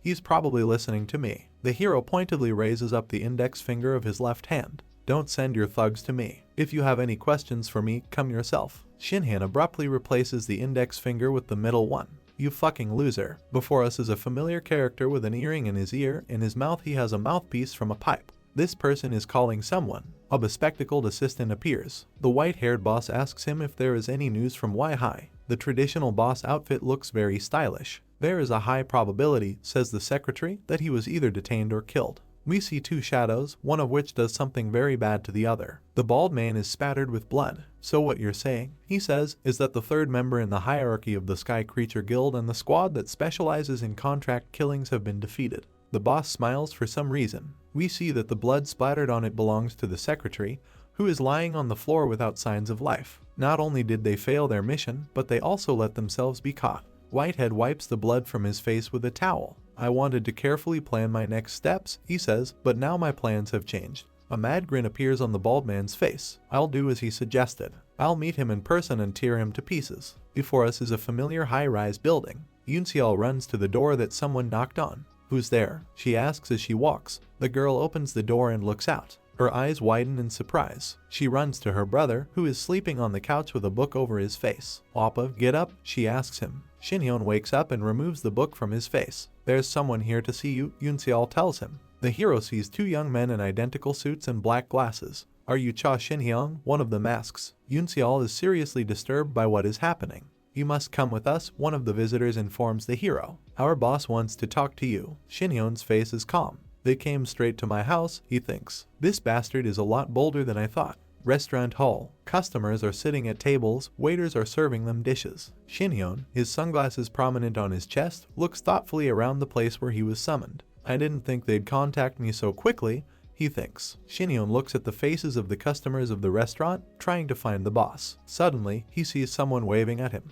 "Shinhyun, we're here," the man shouts, and the hero realizes that it's Jeon Junho, the head of the Dawn Guild. He walks up to Shinhyun and shakes his hand. "Hi," he says, "long time no see." "Why are you here?" the hero asks, unable to believe that Jeon Junho might be connected to the Heavenly Creation Guild. The hero is offered a hand by the man who was waiting for him here with Jang Junho. "Nice to meet you, Hunter Cha Shinhyun," he says. "You're a lot cuter in real life than you are on TV. The hero recognizes it. It's South Korean President Park Young-soo Shinhyun who looks at him in disbelief. He doesn't understand what the highest official of the state can do here. Anyway, he sits down at the table. "You must be surprised by my unexpected invitation," the president says. "It was urgent, so I didn't have much choice. I hope for your understanding." Shinhyun looks suspiciously at the others. "How do you know each other?" he asks. Laughing merrily, Young Junho explains that it's almost no secret that the Dawn Guild, the strongest in Korea, is closely linked to the government.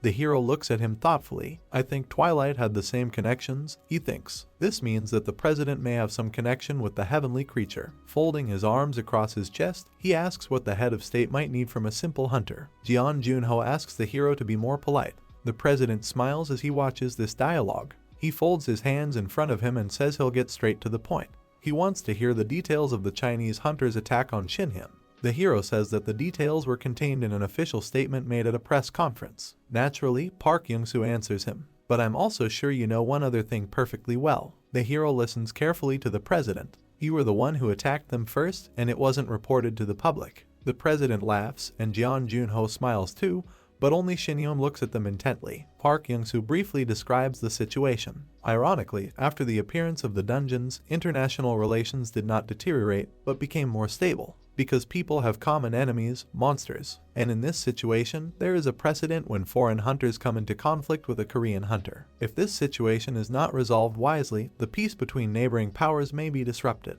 The president would prefer to avoid international conflict as much as possible. Shinhyun raises his hand. "I'm sorry," he says, "but you seem to be misunderstanding something." The hero's interlocutors already cry out in surprise. Looking at the president sitting directly across from him, Shinhyun explains that the Sky Creature Guild that came into conflict with him is cooperating with the Chinese government, just like the Korean authorities are working with the Dawn Guild. "You know about the full-scale war that took place between dawn and dusk, don't you?" I'm now 100% certain that the people who stood behind Pak Tae-yeon, the head of Twilight, were from the Celestial Creation Guild. Jeon Junho and Park Young-soo are silent, looking away from the hero. "In front of us is the flash drive that Shinhyun gave to Lee Jae-hai. I am sure," says the hero, "that you have read the confession made by one of the leaders of the Chinese guild." Now we see the safe, and the document that was found in Park Tae-young's safe. Shinhyun calmly looks at the interlocutors and says something unexpected for them. What would happen if Twilight won the guild war? Young Junho opens his mouth in surprise. He didn't think of anything like this before. Drops of cold sweat run down the president's face. "It's pretty obvious, isn't it?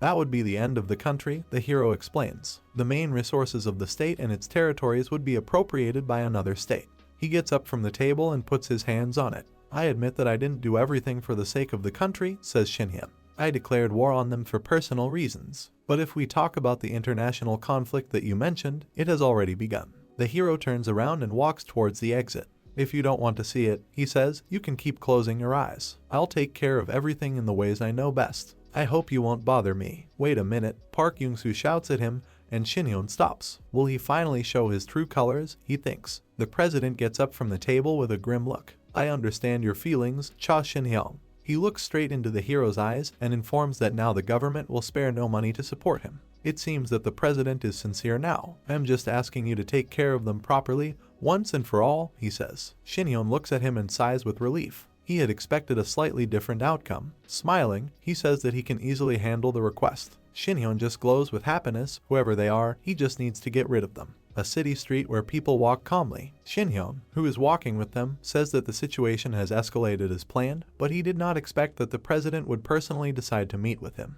In the pocket of the hero's pants, the phone makes itself felt. This is a text message. Hi, I've been trying to reach you as I have something to discuss. The call didn't go through, so I'm texting you. This is a business matter. Let me know when you're free and I'll call you back. Shinhyun calls back the sender of this message. When he picks up the phone, the hero tells who he is and asks what question, in fact, is addressed to him. The interviewee introduces himself as Hunter Kang Chansik and says that he is very happy to hear from Shinhyun.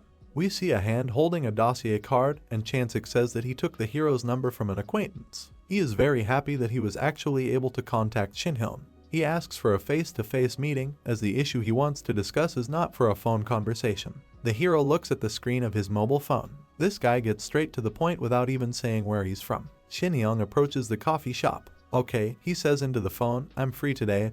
We can meet in 2 hours. I'll send you the location. See you later. Shinhyun says goodbye and ends the conversation. Well, let's call Doraemon, the hero says, smiling, looking at the phone screen. It seems that he was referring to Lee Jae, who is sitting in her office at her laptop monitor. The girl's phone rings insistently. She answers the call, and Shinhyun asks if she's too busy. Jae smiles happily. Yes, I'm busy, she says, but what would you do if I wasn't? You really seem to be working too hard, Shinhyun tells her. You said you could look into the database with the Hunter Association's admin password. Can you find some information about a hunter named Kang Chansik? Jae is already typing the name he heard on the keyboard of his laptop. Kang Chansik. Wait a minute. The hero continues to walk along the city street. The girl informs him that there are only 4 people with this name. They are all independent hunters of approximately level 20, age from 30 to 40 years. These are not characters that you might be interested in. What happened? Says Jae. Shinhyun, smiling lightly, says that it seems the person who spoke to him seems to have used a fake name. Jae, who has a worried expression on her face, asks for an explanation of what happened. Nothing serious, the hero replies. It's just a little suspicious. 2 hours later, an empty city street. Someone is holding a drink tube in their mouth. This is Shinhyun. He sighs heavily, mentally complaining that today has been too hard. Too many meetings, he thinks. Maybe we should try a gentle approach, he muses, swirling the ice cubes in his glass with a straw. Or just use absolute order. His eyes light up unkindly. Or, since I don't have much time, beat him up first. A figure appears behind the hero. Shinhyun turns around. Very bold indeed, he thinks. A ghoul stands behind him, eyes glittering with malevolence. I can feel the bloodlust from him, even if only very faintly, the hero thinks to himself. When he said he had business with me, did he mean to kill me? The ghoul in the suit stands next to the hero sitting at the table. His eyes are burning with a terrible blood color. Smiling, Shinhyun says he was prepared for something like this. I can't believe you smelled that faint bloodlust and were already prepared for a fight, the other person says. The hero, who already has a white energy sphere in his hand, offers not to waste time and immediately get down to business, that is, find out the relationship. His opponent is standing with a completely black face, red eyes gone somewhere. He extends a friendly hand and apologizes for seeming impolite during the first meeting. I'm Kang Chansik, he says. From North Korea. Shinhyun looks at him in disbelief. What? From North Korea? Chansik doesn't seem like the ghoul he looked a little earlier. Shinhyun and Kang Chansik are sitting at a table in a cafe. The hero asks the interlocutor if he is really from North Korea and gets confirmation. This is very unexpected, says Shinhyun. Maybe I should report this to the State Intelligence Service. No need to do that, Kang Chansik replies. The hero looks at him carefully and asks if he knows how the hunter system works in North Korea. Chansik looks at the hero intently and says that there is not a single hunter in his homeland. We see a dozen people with their faces crossed out. The Supreme People's Assembly has banned the support of hunters, Chansik says, because of fears that these people may lead a popular revolt. But you introduced yourself as a hunter? Shinhyun asks in surprise. I registered in China, Chansik replies, so technically I'm a Chinese hunter. The hero carefully looks at the interlocutor, comprehending the information received.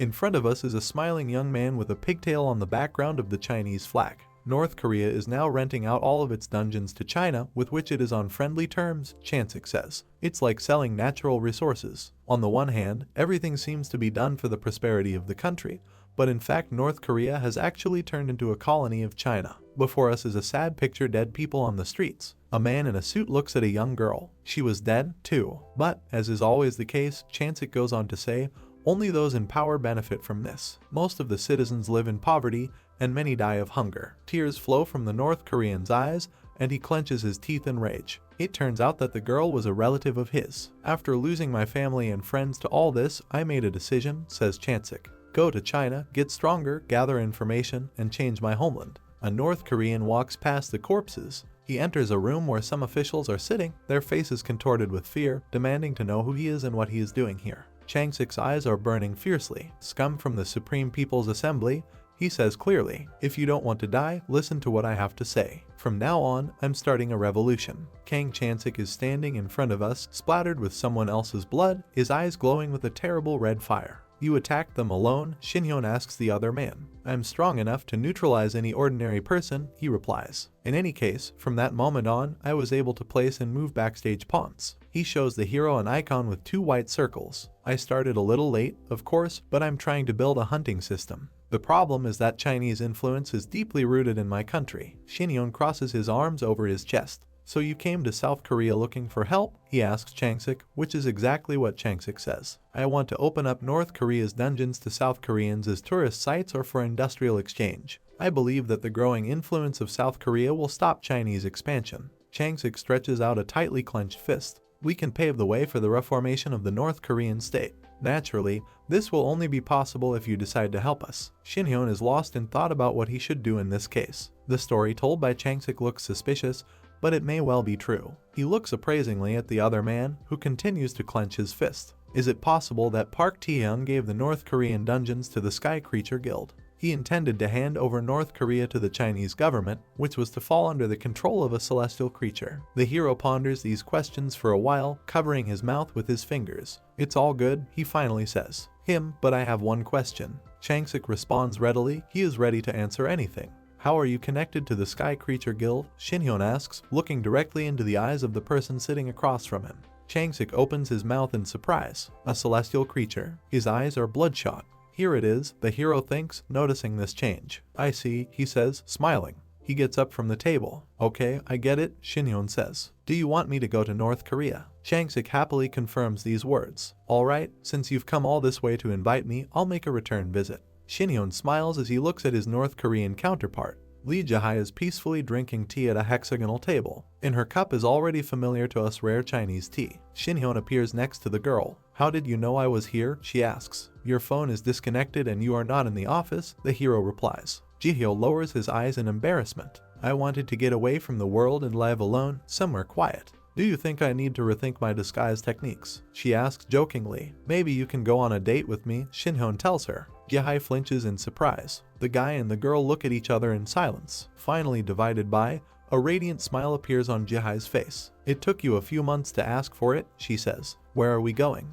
You know that better than I do, don't you? The girl puts her fingers on her chest. I don't like indecisive guys, she says, but I'll make an exception for you because it's you. Shinhyun is happy to hear these words. Inside a new dungeon near Anson City, 2 people are standing in the middle of a lush green jungle. They are, as you might guess, Shinhyun and Jihai, and a snake with a thorn-studded body crawls up to them. The reptile raises its head and looks at people with predatory eyes. A roll follows, but the heroes part in different directions and the snake sweeps between them. Shinhyun, not going to put up with this impudence, kills her with one blow. This dungeon hasn't been explored yet, the girl says in a frightened voice. Jihai dodges another attack. Here you need to watch longer to determine the level of danger, she says. Shinhyun examines the tree that took the reptile's blow. These creatures seem to have the ability to turn their enemies to stone, he notes. If their attack hits the target, it won't be enough for anyone. Jihai smiles and holds up a finger. Let's bet on who will kill the most monsters. But you, please don't use martial arts. Okay, but I also have a condition, the hero replies. Which? Jihai asks as she prepares to be attacked by the snakes that are crawling towards her. Shinhyun jumps high, leaving the snakes with a nose. We do it for fun, he says. The girl makes a somersault high in the air. Under her we see huge spikes of reptiles. She is actively working with her daggers. The blood of snakes fountains floods everything around.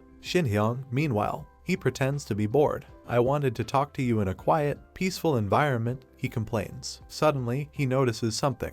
This is a lot of snakes crawling up to him from the back. Reptiles have predatory eyes. Diligent creatures, you can't deny them that, says Shinhyun. A big smile appears on his face. They really want to die by my hand. We see several dead snakes and red pebbles lying next to them. Shinhyun dusts off his hands and complains that it didn't even feel like a warm-up. Something catches his attention. It seems like Jihai is disappointed in something, right? We see the girl sitting on a high mountain of dead snakes with her head down. Jumping down from this dais, she says that even though the dungeon will have to be rated very dangerous, the local monsters are nothing compared to the creatures that were in the impossible dungeon. Shinhyun smiles and agrees. I'm worried, Jihai says, because very dangerous dungeons are starting to appear more frequently. We have already started having personnel problems with hunters. The hero puts his hands in his pockets. I am sure that our country is not the only one where there is a sharp increase in the number of dungeons, he says. The same thing is happening in North Korea. Jihai asks for clarification, and Shinhyun says that he met a North Korean hunter named Kang Chansik a few days ago. He asked to come to North Korea as part of an exchange between the South and the North. Lee Jihai is shocked. North Korea, she asks. The hero recalls the bloodshot eyes of a North Korean. I don't know yet if he's connected to a celestial creature, but I think someone did something to him, most likely this particular guild, he says. Jihai is very worried and clutches her daggers to her chest. You didn't agree, did you? She asks hopefully. This is an obvious trap. We see a snake. Rays of orange light shoot out of her eyes. Shinhyun and Jihai, not understanding what is happening, turn towards the reptile. A bright white light flashes next to the girl. Shinhyun smiles, powerful orange rays shooting up from under his feet. Shinhyun SSI. Discouraged, Jihai lets out a loud cry. Lee Jihai sees that there's something wrong with her companion, and he's frozen in a non-natural position with his fingers pointing up. The snake, meanwhile, is still alive and its eyes glow even brighter. The girl's eyes light up with rage as she uses her daggers. How can some insignificant monster attack us? She shouts. The snake's head detaches from its body and flies away, spurting blood. The monster is finished. Lee Jihai looks at Shinhyun in shock and calls out to him. He stands with his back to her and does not react in any way. The girl asks him to stop fooling around. She reaches out and touches Shinhyun. I'll kill you, she threatens. Jihai slaps the hero on the chin and feels that he has turned to stone. Fortunately, Shinhyun returns to its normal state after a while. How could you do this to the man who saved your life? He asks reproachfully. What are you? Thought this snake might kill me, the girl asks back. Why did you take the hit when you could have teleported safely? Okay, I shouldn't have exposed myself, Shinhyun admits, but aren't you touched by what I did? Jihai wearily puts a hand to his temple. That's enough, she says. Let's finish the conversation we had before you decided to petrify. She points a finger at Shinhyun and angrily asks why he's going to walk into such an obvious trap. We are talking about North Korea. It is clear what complications all this threatens. Shinhyun replies that he simply has to look at what has been prepared for him, even if it really is a trap. Smiling, he asks why Jihai is so worried about him. She replies that she doesn't have to worry about the Superman, and the hero is free to do whatever he pleases. You never listen to me anyway, she says, looking away. Shinhyun takes a step towards the girl. I always feel guilty for you, he says, because you always clean up after me when I do something wrong, and I only look for you when I need your help. Jihai is moved, you can see it in her eyes. She looks at the hero with her mouth slightly open, and he puts his hands on her shoulders. Doryman, he says, if you ask me not to go there, I won't go. Maybe, but you are the most precious person to me after Yoonseol, and I want to get rid of everything that might threaten you in advance. I promise to take care of you. Even if we're separated for a while, call me if you need help. Shinhyun looks at the girl with great tenderness, and she returns the favor. I'll come running to you, just like I did from Chechu Island. Jihai lowers her eyes sadly and says that it's fine with her. They are standing in a clearing with a backdrop of lush green trees. Okay, I'll see you when you get back, the girl says. Evening street of the big city. After that, some time passed, the hero thinks. A date was set for my departure to North Korea. Since the case involved more than just the North and South, the surrounding countries showed interest in my trip in one way or another. We see a study where two people in suits are discussing something, but none of these parties had any reason to directly oppose it. Thanks to the rapid activity of Changsik, events were moving at lightning speed. We understand that one of the two people in the office is Changsik. We can see high-rise residential buildings with heavy snow falling in front of them. At the same time, Shinhyun and Yoonseol were training in several dungeons. As a result, the brother reached level 67, and the sister reached level 54. We see the shower running. Yoonseol is standing under it, eyes closed. You can see that the girl is enjoying herself. Shinhyun is sitting on the sofa reading a book. Something catches his attention. Behind him, the bare feet of his sister emerge from the shower. Appa, how do I look? She asks, smiling happily. We see an information sign, General Martial Arts level 30. Yoon-seol is now a peak martial artist and has reached the level where she can use original energy cultivation and Kai sword strikes. Shin-yeon's expression is one of satisfaction. She's ready now, he thinks. A highway where cars travel in different directions. Shin-yeon is on the bus where he makes sounds designed to check whether the microphone is working properly. He brings the device to his mouth and beams. Woo Yi-won, level 47 Knight, Warrior. He looks at the hero and can't believe it.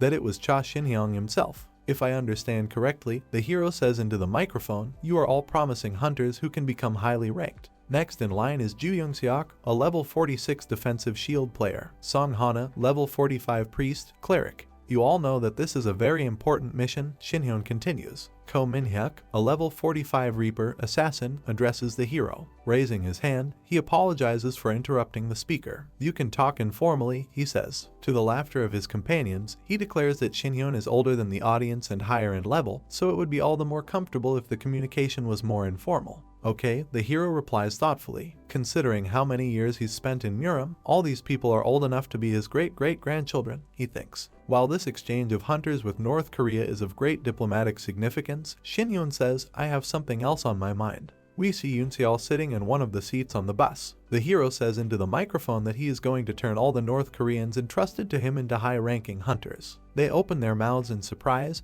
and it's clear from their expressions that they don't believe him. "Is it really that hard to believe?" the hero asks. Song Hana confusedly replies that it's not a matter of trust. Sadly lowering her eyes, she says that all of them have long since reached the ceiling of their development.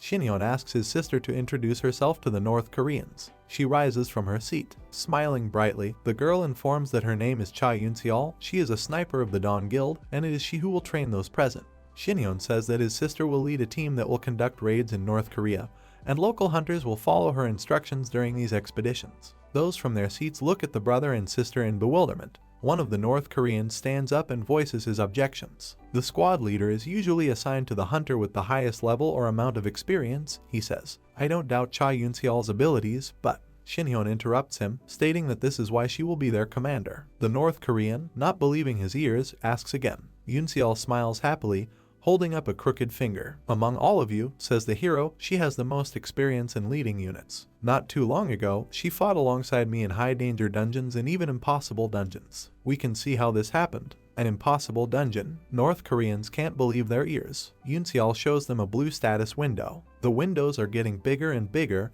and they're flying all over the bus. In addition, Shin-hyung says her level is much higher than the rest of you. In front of us is a window that indicates that Cha Yoon-seol has a level of 54. For the shooter 25, for the sniper 29. She has experience points to distribute. Strength 10, Stamina 12, Agility 30, Intuition 1, Interception 1. Wasn't she an ordinary squad leader just a few months ago? One of the North Koreans asks in surprise. "It's unthinkable," says another. Looking at the local hunters with a smile, the hero reports that Yoon-seol has gained more than 20 levels in the past few months. She repeatedly risked her life and received many awards. It was much easier to die, Yoon-seol thinks, standing next to him. "She will be your direct commander," Shin-yeon informs the North Koreans, "while I will be something of a supervisor. When we return to South Korea, you will all not be potential high-ranked hunters, but real high-ranked hunters. Take my word for it," he asks. Woo Yeon believes. So did Song Han. Ju Young-seok is with them. And Ko Min-hyuk goes too. "Yes, sir, we believe you," they can be heard shouting together as the bus rushes down the freeway.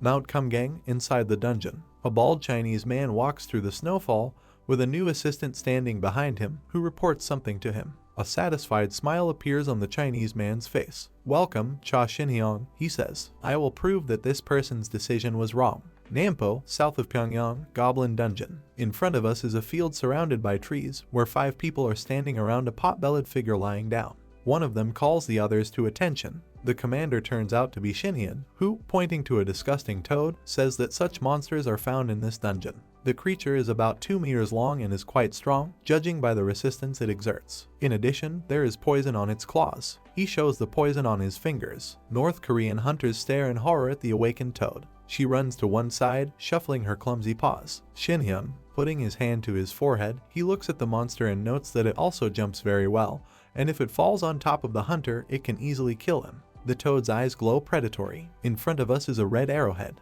It hits the target, judging by the green color, a toad. Naturally, the authorship of the shot belongs to Yoon-seol. Shin-hyun praises her for a great shot. The North Korean standing next to the hero is perplexed. What's wrong with this brother and sister? They had just dealt with a high-ranked monster like a fly. I leave the decision on the composition of the squad to the squad leader, says Shinhyun.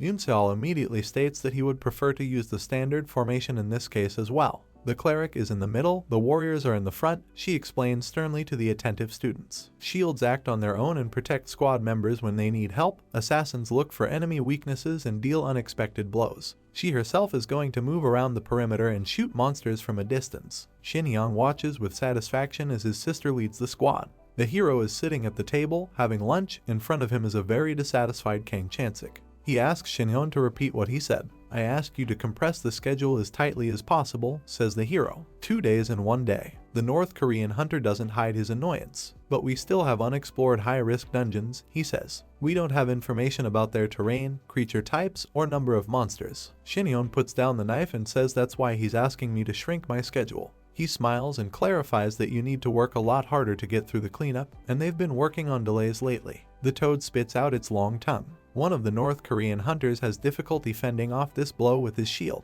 From the back of the toad, his companion is already flying up, with a large scythe in his hand. There's a lust for destruction in his eyes. He is actively working with his scary weapons. Jumping into the air, the fighter shouts to a colleague to be careful. One monster goes into his side. He curses, realizing that this is really dangerous. The toad's tongue wraps tightly around Wu Yiwan. The fighter grunts heavily, and it is very difficult for him to breathe. The hand in which he holds the shield trembles slightly and opens. However, he gains strength and squeezes it again. He strikes a powerful blow, and the toad flies far away. Yiwan falls to the ground, trying to catch his breath. Song Hana runs up to him and anxiously asks if he's okay. Don't come here, it's not over yet, Yiwan shouts at her. The girl doesn't know what to do. 3 toads are already running up behind her, tongues hanging out and eyes flashing. We see a bluish flash of light. 3 bright beams of the same color flash past Song Hana. The girl is shocked. Not for the first time, she manages to thank Yoon-seol, who just sent 3 arrows at once at the monsters sneaking up on Hana from behind.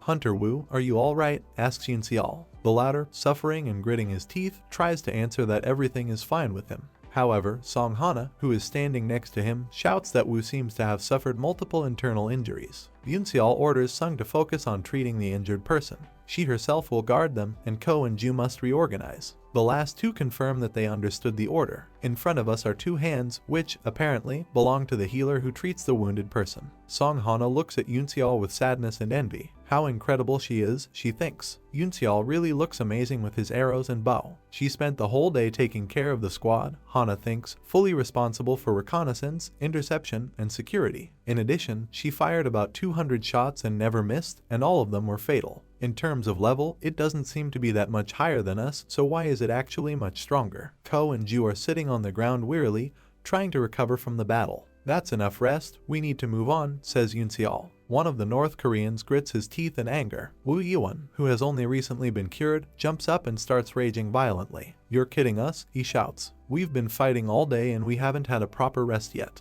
Monsters endlessly climb from all sides, and we are running out of strength. Song Hana tries to stop him, but it's no use. Will you only stop when we're all dead? Maybe that's enough already. Yoon-seol stares at Yiwan in silence, but with great determination. Let's end the raid here and now, he shouts angrily. We've already reached our limit. You've reached your limit, Shinhyun asks ironically, appearing out of nowhere. I think I've already heard this a few times today. Weaklings. Wu Yiwan seems ready to burst with anger and resentment. I understand that you have been told that you are rising stars, continues the hero, and you think that you can decide for yourself when enough is enough and when not yet. Ko and Ju listen to Shinhyun's fiery speech in silence. You think I don't understand that it is precisely because of this attitude that you make mistakes, says the hero. Have you ever wondered why Yoon-seol is so much stronger than you, even though you're about the same level as her? His sister listens modestly to his speech. She never whined about reaching her limit, Shinhyun continues. In other words, there is anger in it, which is characteristic of people who had to fight their way up from the very bottom.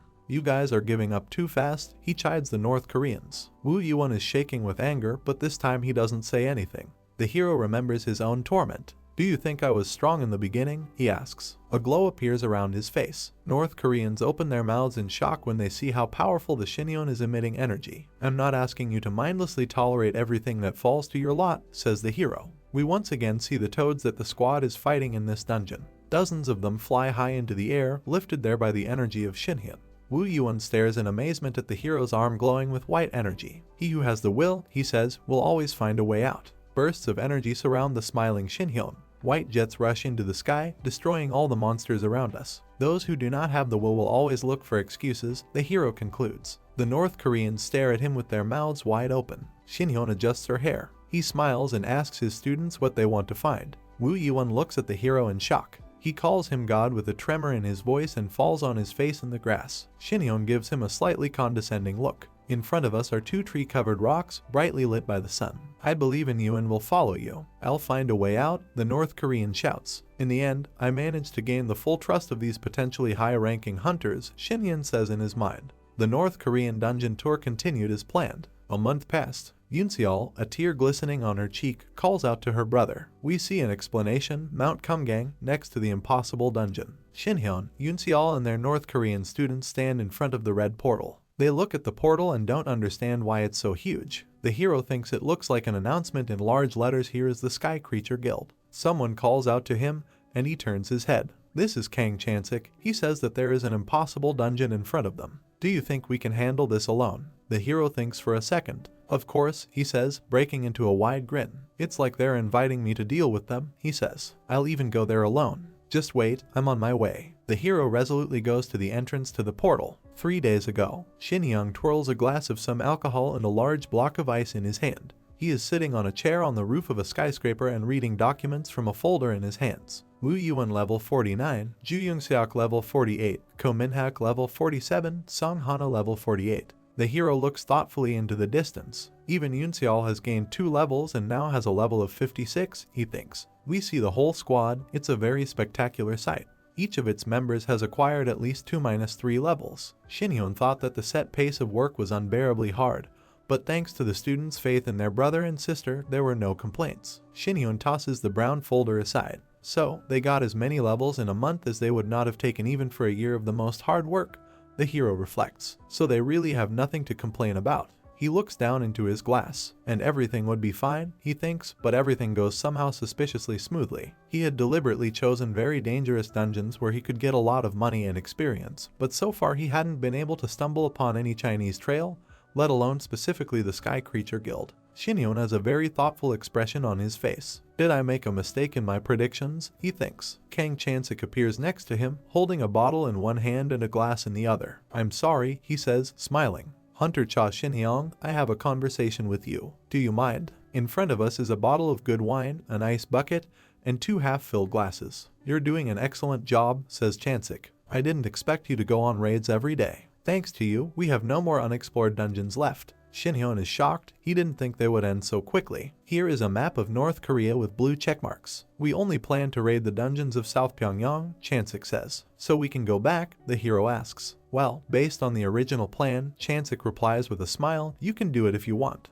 His eyes turn a bloody shade. However, you can actually visit one more place, he says. The hero smiles happily. Where is it? He says, taking his hands off his wine glass. Inside the Kumgang Mountain dungeon. In front of us is a snow-covered area, along which 7 people in raincoats are wandering. Yoonseol is very cold, and she tells her brother that it's much colder here than the locals said. She thought that she wouldn't get cold, since the combat suits have resistance to the cold, but now she feels that it wouldn't hurt to dress warmer as well. The North Koreans who trail behind their siblings are also chattering in the cold. They are afraid that they will freeze to death in these mountains. Shinhyun looks at his companions with concern. Even Yoonseol, the peak martial artist, can barely stand the cold, he thinks. This is very bad. Kang Chansik, who is also included in the squad, calls out to the hero and suggests that he immediately turn back. Going further, in his opinion, is too risky. Why am I only hearing this now? Shinhyun asks. Before you joined us, you said that you would lead us and direct everything. Chansik looks at the hero with some apprehension. Why did he say that? He thinks, looking at the other man thoughtfully. We see Chansik talking about the dungeon, the dossier on which he holds in his hand.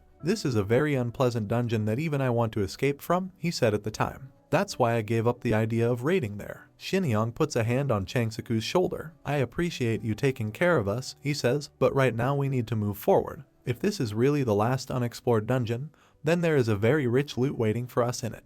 The hero smiles, encouraging his ally. Whatever you say, he says. The hunters continue to move forward, suffering from the cold. As Yoonseol leads the procession, the cold seems to be getting stronger by the minute. We might die of cold before we see the monsters, she thinks. Suddenly, she realizes that she was mistaken. The enemies are making themselves felt. we see that a blue bird appears above the line of hunters walking through the snowy desert. This is a huge eagle with sharp claws and a formidable beak. Changsik looks at the creature with disgust. I was hoping it wouldn't show up, he thinks, but here it is, in person. It was because of him that the dungeon's difficulty rating had to be raised almost to the maximum. Before us are magic circles in the form of snowflakes, from which ice crystals stick out. Now we see the white eye of the eagle. The bird, which turns out to have an animal tail and something owl-like in its appearance, attacks the hunters, dropping either ice or rocks on them. We see a hand emitting blue energy. It belongs to Xinjiang, who is apparently trying to protect the party from a feathered monster. Flames appear in the sky, which has just been filled with ice and snow. Yunseol, who is standing behind her brother, shouts that there is something wrong with the barrier that he put up. Kang Chansik also looks up at the sky with great concern.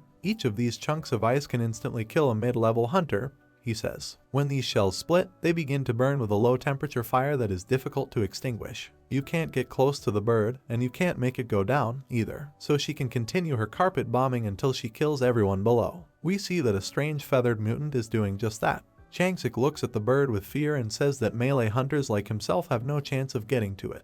Yunseol, can you hit her with your arrows? Asks Sister Shinhyun. She doubts that this is possible in this situation. Be that as it may, the girl picks up a bow and aims at the feathered monster. Her arrow slams into an ice shell. The arrowhead cracks. Squad members cover their heads with their hands to protect themselves from what falls on them from above. Shinhyun, meanwhile, laughs. It seems that all this might actually make someone think that this is an impossible dungeon. A fireball appears in his hand. The sky above the squad blooms with many colors. Yunseol and all the North Koreans are laughing merrily, rejoicing at their escape from what they thought was certain death. The hero scratches his chin thoughtfully. I could have used other methods, he thinks, but I had companions with me who would have been dangerous. One of the North Koreans looks up at the sky in amazement. I can't believe you were able to add the fire attribute to the barrier, but the magic power consumption here must be enormous. In front of us are Shinhyun's sneakers, which is standing on something pink. Don't worry, says the hero. This won't be a problem for a long time. Let's go somewhere else from here. I'm sure there's another area where it'll be easier for us. Yunseol and the rest of the squad members are looking at Shinhyun in awe.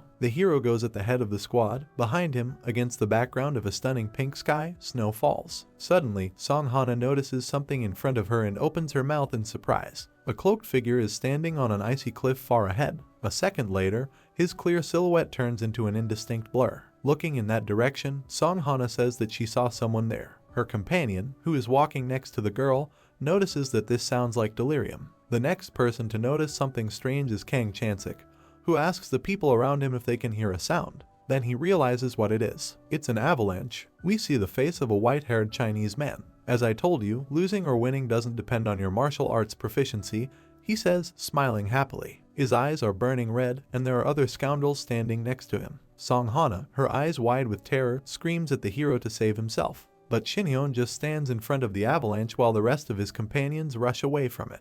What is wrong with this guy? Everyone who sees the hero now thinks. He smiles and doesn't even take his hands out of his pockets. An avalanche seems to be closing in on him. Before us is a spectacular girl. According to the information tablet, this is Lin Mei, number 4 in the hierarchy of the Celestial Creation Guild. My lord, she thinks, looking at the white-headed Chinaman who is standing with his back to her and looking off into the distance. This is the king of the Sky Creature Guild and the true ruler of China. To think that he caused such a terrible natural disaster because of an ordinary person. I couldn't have imagined that this is how he stabilizes the organization after losing several of its most important members, she thinks, looking at her master with red eyes. It seems to her that he just wanted to show everyone that thinking is his business, and everyone else should just crawl in front of him like insects. The head of the Chinese guild is addressed by another subordinate in a red vest and black shirt. I learned about the state of our enemies, he says. In front of us, as the information tablet says, is the second number in the hierarchy of the Heavenly Creation Guild, Ran Genyan. The boss turns to him with the most haughty look.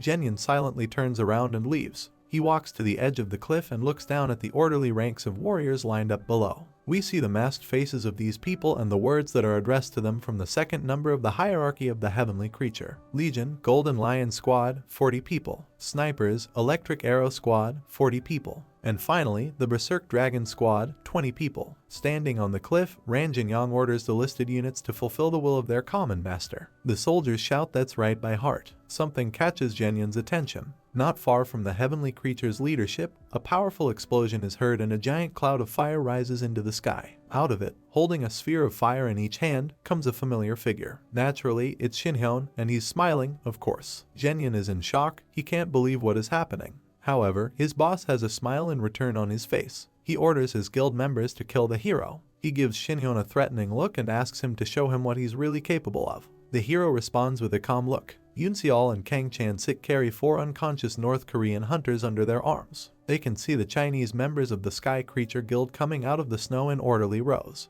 What exactly is it? Chan-sik asks. The guild leader is also there, his eye glowing menacingly. Chan-sik looks at this impressive squad and the colorful characters who lead it in disbelief. Who are they, he thinks, and where the hell did they come from? He remembers that a little earlier they were covered by an avalanche, and Shinhyang did something to his men that made them writhe in pain. It seems to have affected their acupuncture points, Chan-sik realizes. But why? Or rather, how is this even possible? He remembers the hero's sly grin, and what the avalanche did under the influence of his white energy. The way he stopped the snow avalanche and blocked our acupuncture points can only be explained by the use of martial arts. And I have no idea how strong he really is in them, Chan-sik thinks. We see the feet of the main North Korean hunter. I was shocked that Cha Shinhyang is from Murim, but more importantly, Kang Chan-sik is pointing a sword at the Chinese from heaven's creation. Who are you to threaten us? He shouts. Did you cause the avalanche? The white-haired Chinese man interrupts him. How rude. How can you talk to your master like that? Chan-sik's eyes light up red.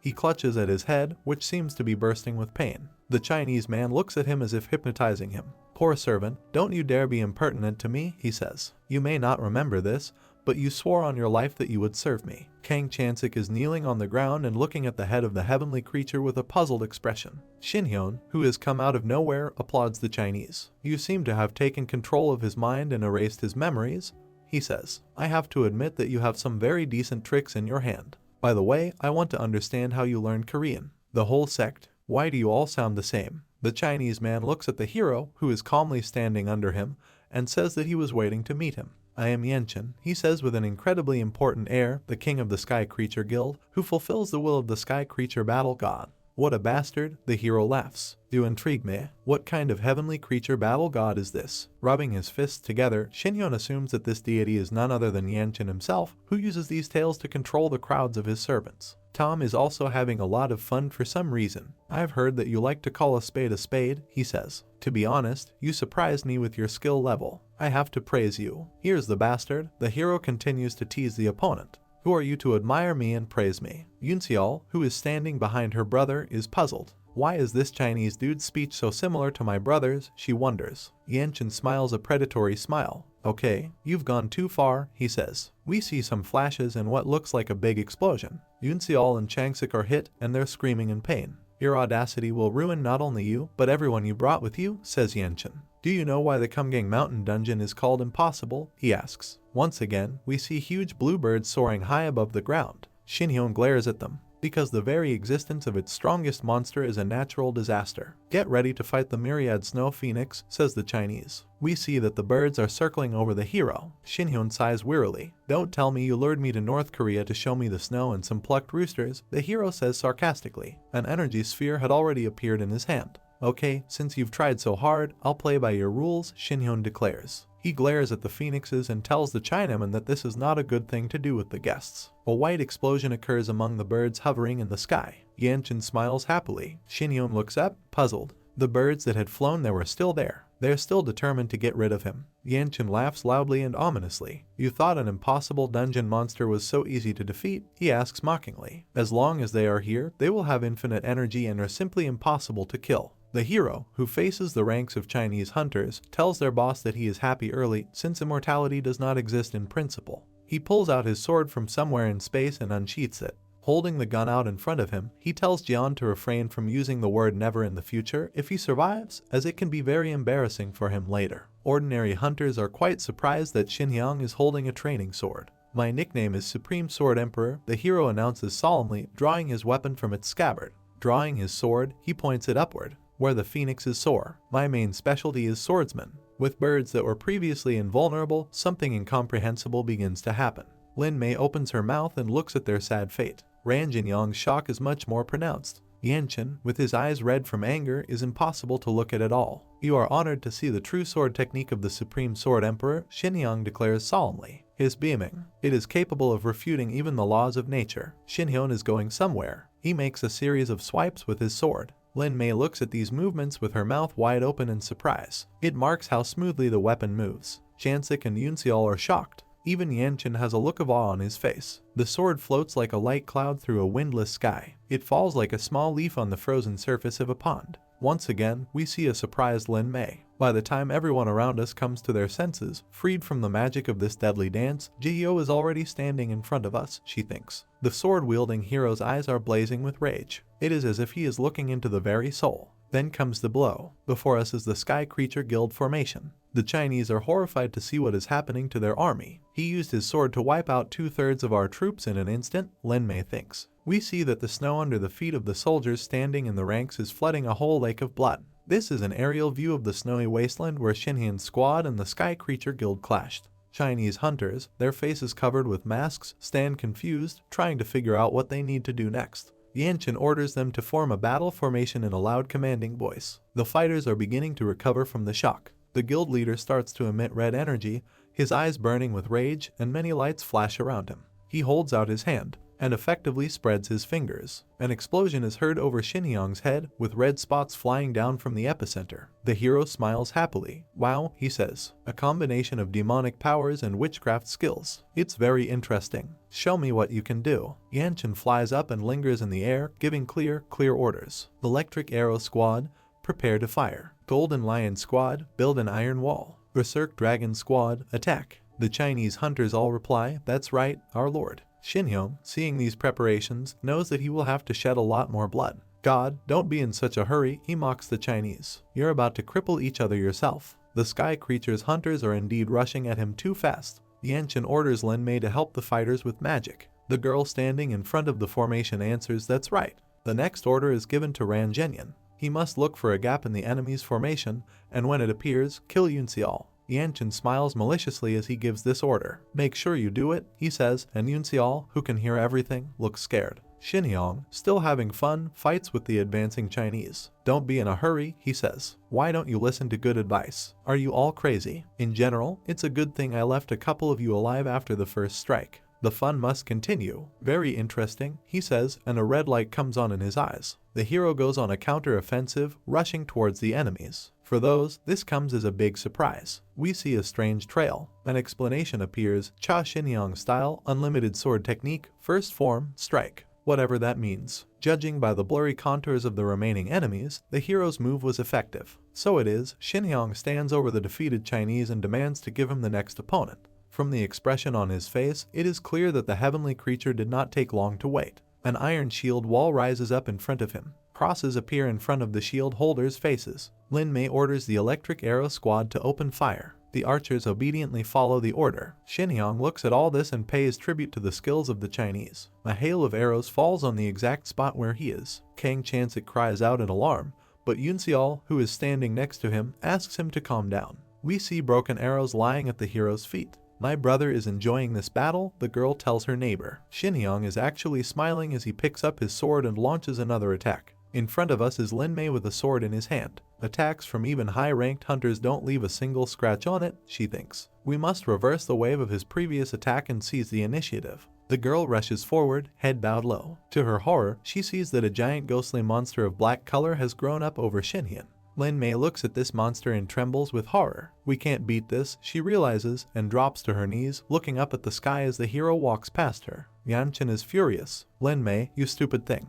Forget about being tired and use everything you have, he shouts. That bastard has infinite physical health, he shouts in shock. Ran Jinyang, it's your turn, he orders, and the number 2 in the guild hierarchy rushes forward. We see his hand approach the terrified Yunseol. Infinite physical health. We see a bright white flash. The light from it floods everything around. We're looking at Xinjiang's leg again. How do you know about this? The hero asks. Have you also reached this level? We see a huge crater in the middle of a snowy landscape. This is the first time I've seen another returnee of this level. I have to give you credit for that. Yanchen is shaking with rage. We see a hand that, trembling slightly, reaches for someone else's chin. But even though I observe the etiquette of a martial artist, I can't believe that you're trying to do something despicable and disgusting. Take a hostage, Xinjiang tells the Chinese. This is very low. Why can't I move? Ran Jinyang asks with hatred in his eyes, who still couldn't reach Yunxiao. We see that he is bound by many chains. I really enjoyed this fight up to a certain point, Xinhyun tells him, but you ruined everything. Just die. A stream of blood spurts from Zhenyin's chained mouth. He doesn't see the sword sticking out of his chest and, dying, asks what it was just now. This is absurd, Zhenyin says, and falls face first to the ground. Those were his last words. Yanchen's eyes are filled with animal horror. Don't tell me it was a mind sword, he says shakily. Xinhyang, surrounded by rows of glowing swords, glares at him. Yanchen can't believe Xinhyun is using the mind sword, it seems ridiculous to him. A large red sphere appears in his hand. Even I couldn't reach that level, he shouts. You can't possibly have succeeded. Supporting the sphere from below, the Chinese takes off high above the ground. The hero states with disgust that his opponent has decided to be unbearable to the very end. Yanchen looks down at him with hatred. Just because I decided to play with you for a bit doesn't mean I'm an easy target, he says. However, at the same time, he receives a powerful blow and blood begins to gush out of his body. The Chinese man doesn't understand what happened to him. He lets out a scream so high-pitched that Xinhyun's ears pop. Why are you shouting like that? The hero asks, clearing his ear with his little finger. What are these childish pranks? And how long are you going to hang there looking down on us? With a smile, he stretches out his hand and shows off his signature gesture with a lowered thumb. Yanchen looks at him in horror. Having lost the ability to stay in the air, the Chinese falls down and hits the ground with a loud sound. Yanchen grunts as his fifth point hits painfully. His opponent looms over him, sword in hand. You are too bold, he says ironically. The disembodied body, I want to tell you, is nothing special. Xinhyang's fingers grab the back of the Chinaman's white hair. You now understand how big the difference is between us, says the hero, looking straight into the eyes of the bloody enemy. But Yanchen suddenly smiles. Ascending to the deity level, he says softly, someone has already reached it, right? I think you're the one the sky creature battle god was talking about. But you're missing one characteristic. Xinhyun asks in surprise which one. You probably hate the sky creature battle god, the Chinese man says, still smiling. I had the same feeling at first, but do you really think he's your enemy? A surprised Xinhyun is reflected in Yanchen's red cornea. We see that he is referring to a long-haired young man with excellent musculature. He said, the Chinese man says, that this world will soon collapse. To prevent this, we must find a person who has returned from Miram and achieved ascension to the deity level. Yanchen looks at the hero with a smile.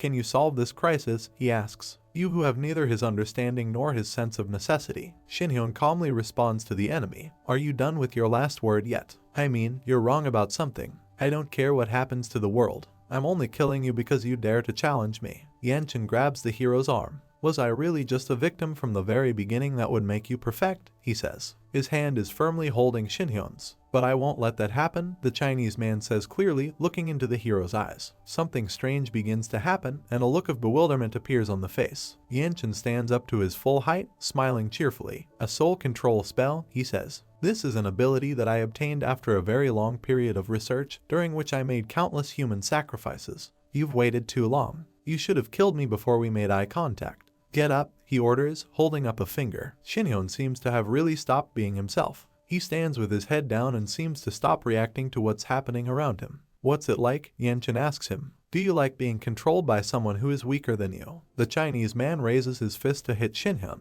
I'll beat you until you're on the verge of death, and then I'll use you like a lab rat. However, the Chinese's joy turns out to be short-lived. Xinhyun delivers a powerful blow to his jaw. Jian's eyes roll back in his head. Hey, what are you doing? The hero asks, puzzled. We see Lin Mei come to her senses and try to get up. What's that noise? She asks. The hero, meanwhile, slaps Yanchen's head with his hands, causing it to fly from side to side. In disbelief, Lin Mei calls out to her master. He's missing a few of his front teeth and is desperately trying to clear his throat, blood pouring out of his nose. Listen to me, you bastard, Xinhyang tells him. You were very brave when I lost control for a second. Don't pretend you're a helpless weakling right now. How did you get rid of my spell? The Chinese man shouts in despair. It's impossible. Yanchen gets to his feet and glares at his assailant. I won't accept it, he hisses. I've been through so much to get where I belong. The true inheritor of the heavenly creation battle god is me. Summoning the last of his strength, he tries to hit Xinhyun. However, almost instantly, a very powerful response comes to mind. Blood gushes from the Chinaman's mouth like a fountain. The hero hits again. And more. Yes, of course, do it if you want, he says in a calm tone and continues to beat up the enemy. I don't care anymore. The blows are getting more powerful. If you become his heir, I don't care at all. It can be seen that the hero is not in the mood to spare Yanchen. After the next hit, it flies off and bounces several times off the snow surface of the dungeon. Without thinking, the Chinese man raises his head and looks around. His face is like a blood cake, but he doesn't seem to give up trying to control Shenyan's mind again. That's enough, says the hero, now it's my turn. He looks into the Chinaman's eyes. Immediately, tell me everything you know about the sky creature battle god, he mentally commands. Shinyon stands over the helpless Yanchen with a sword in his hand. The Chinese man starts to answer. There will be a crisis that this world will not be able to cope with. We see some snakes, dragons, and completely incomprehensible creatures with huge teeth. We were sent to Murim, says Yanchen, to prevent this crisis. You must support your ascent to the deity level by any means necessary. In front of us, the figure of the character that the Chinese calls the battle god of the heavenly creature glows. Shinyon stares at the fallen enemy. He's telling the same lie again, he thinks. The chained man's smile appears before his eyes. Okay, that's enough, Shinyon says calmly. What were you saying about human sacrifice when you took control of my soul? There are a lot of undocumented people in China and North Korea, Yangchen explains, and no one cares what they die or how they die. Thanks to me, their deaths make sense. He's talking his nonsense about human sacrifice again.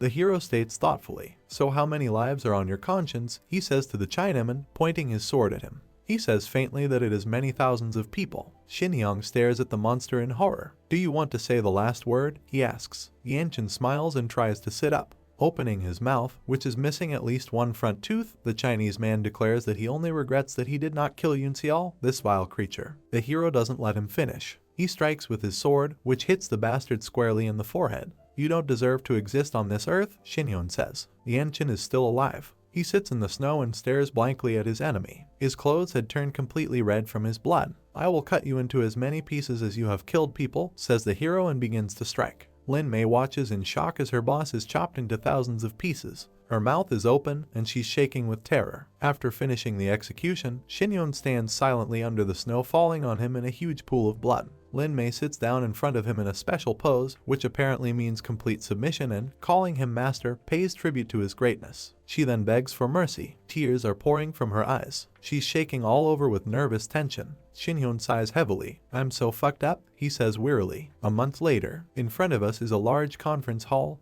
where dozens of journalists sit at separate tables in front of laptop monitors. Behind a small wooden podium, Jian Junho is giving a speech. Dear citizens, he addresses the audience. The Hunter Exchange program between North and South Korea has been completed successfully. It marked a turning point in diplomatic relations between the two countries. Yunseol sits sadly in a corner with his arms folded. We have other good news, the head of the Dawn Guild continues, and that is the arrival of new high-ranked hunters. Here are 4 North Koreans. Information tablets say that Wu Yuan has reached level 51, and Song Han has also reached level 51. Ju Young-seok and Ko Min-hyuk, who are level 50, are slightly behind. Jian Junho happily raises his clenched fist. This remarkable result, he says, was achieved thanks to just one person. Let me present it with undisguised pleasure. This is Unlimited Guild leader Cha Shin. Jian Junho stops abruptly when he sees the hero standing up, pulling his head into his shoulders and holding out 2 crossed arms in front of him. An assistant arrives and whispers something in the Dawn Chief's ear. What? Where did he disappear to? Asks Jian Junho, puzzled. In front of us are lush green trees, illuminated by bright sunlight. Below them, Shinhyun and Lee Jihai are having a peaceful conversation. Is it even normal to run away from an official event like this? The girl asks. I don't understand, you're my accomplice, he tells her. But I came here to catch you, didn't I? Besides, I deserve to rest, Jihai says, basking in the sun. I've been working really hard lately. She turns to the hero and asks him her own questions. Why have you been missing for so long? Left in the winter and only came back in the spring. There were a lot of things to do, Shinyon says thoughtfully, scratching his cheek. Although the main burden of the work still fell on my new subordinate. In front of us is Lin Mei, who is giving orders to 2 men in suits. I decided that it would be right not to completely destroy the Sky Creature Guild, Shinhyun reports. This makes it much easier to manage their infrastructure, information network, and capital. We see that men listen carefully to their new boss. Until a new hunter community is established there, the hero says, we will need the help of both China and the celestial creature. Jihai, looking up thoughtfully, notices that the weather is simply gorgeous today. Then she looks at the hero in alarm and asks if he is alright. What do you mean? Shinhyun asks. Come to think of it, we haven't been able to find out anything about the heavenly creature battle god, the girl says. The hero lowers his head and says nothing. He remembers Yanchen's words. Do you think this person is really your enemy? This world is about to collapse. You must stop being a human being and achieve true ascension to the level of a deity. Otherwise, you will lose everything you have. In front of us are the legs of a Shinyon sitting on the grass, destroying the world and rising to the deity level, he says. It seems I have even more questions than before. But I'm not interested in questions that don't have answers, he says, looking up at the sky. Because I know one thing. I must destroy everything that stands in my way. Green leaves fall on Shinyon from above. End of Season 1.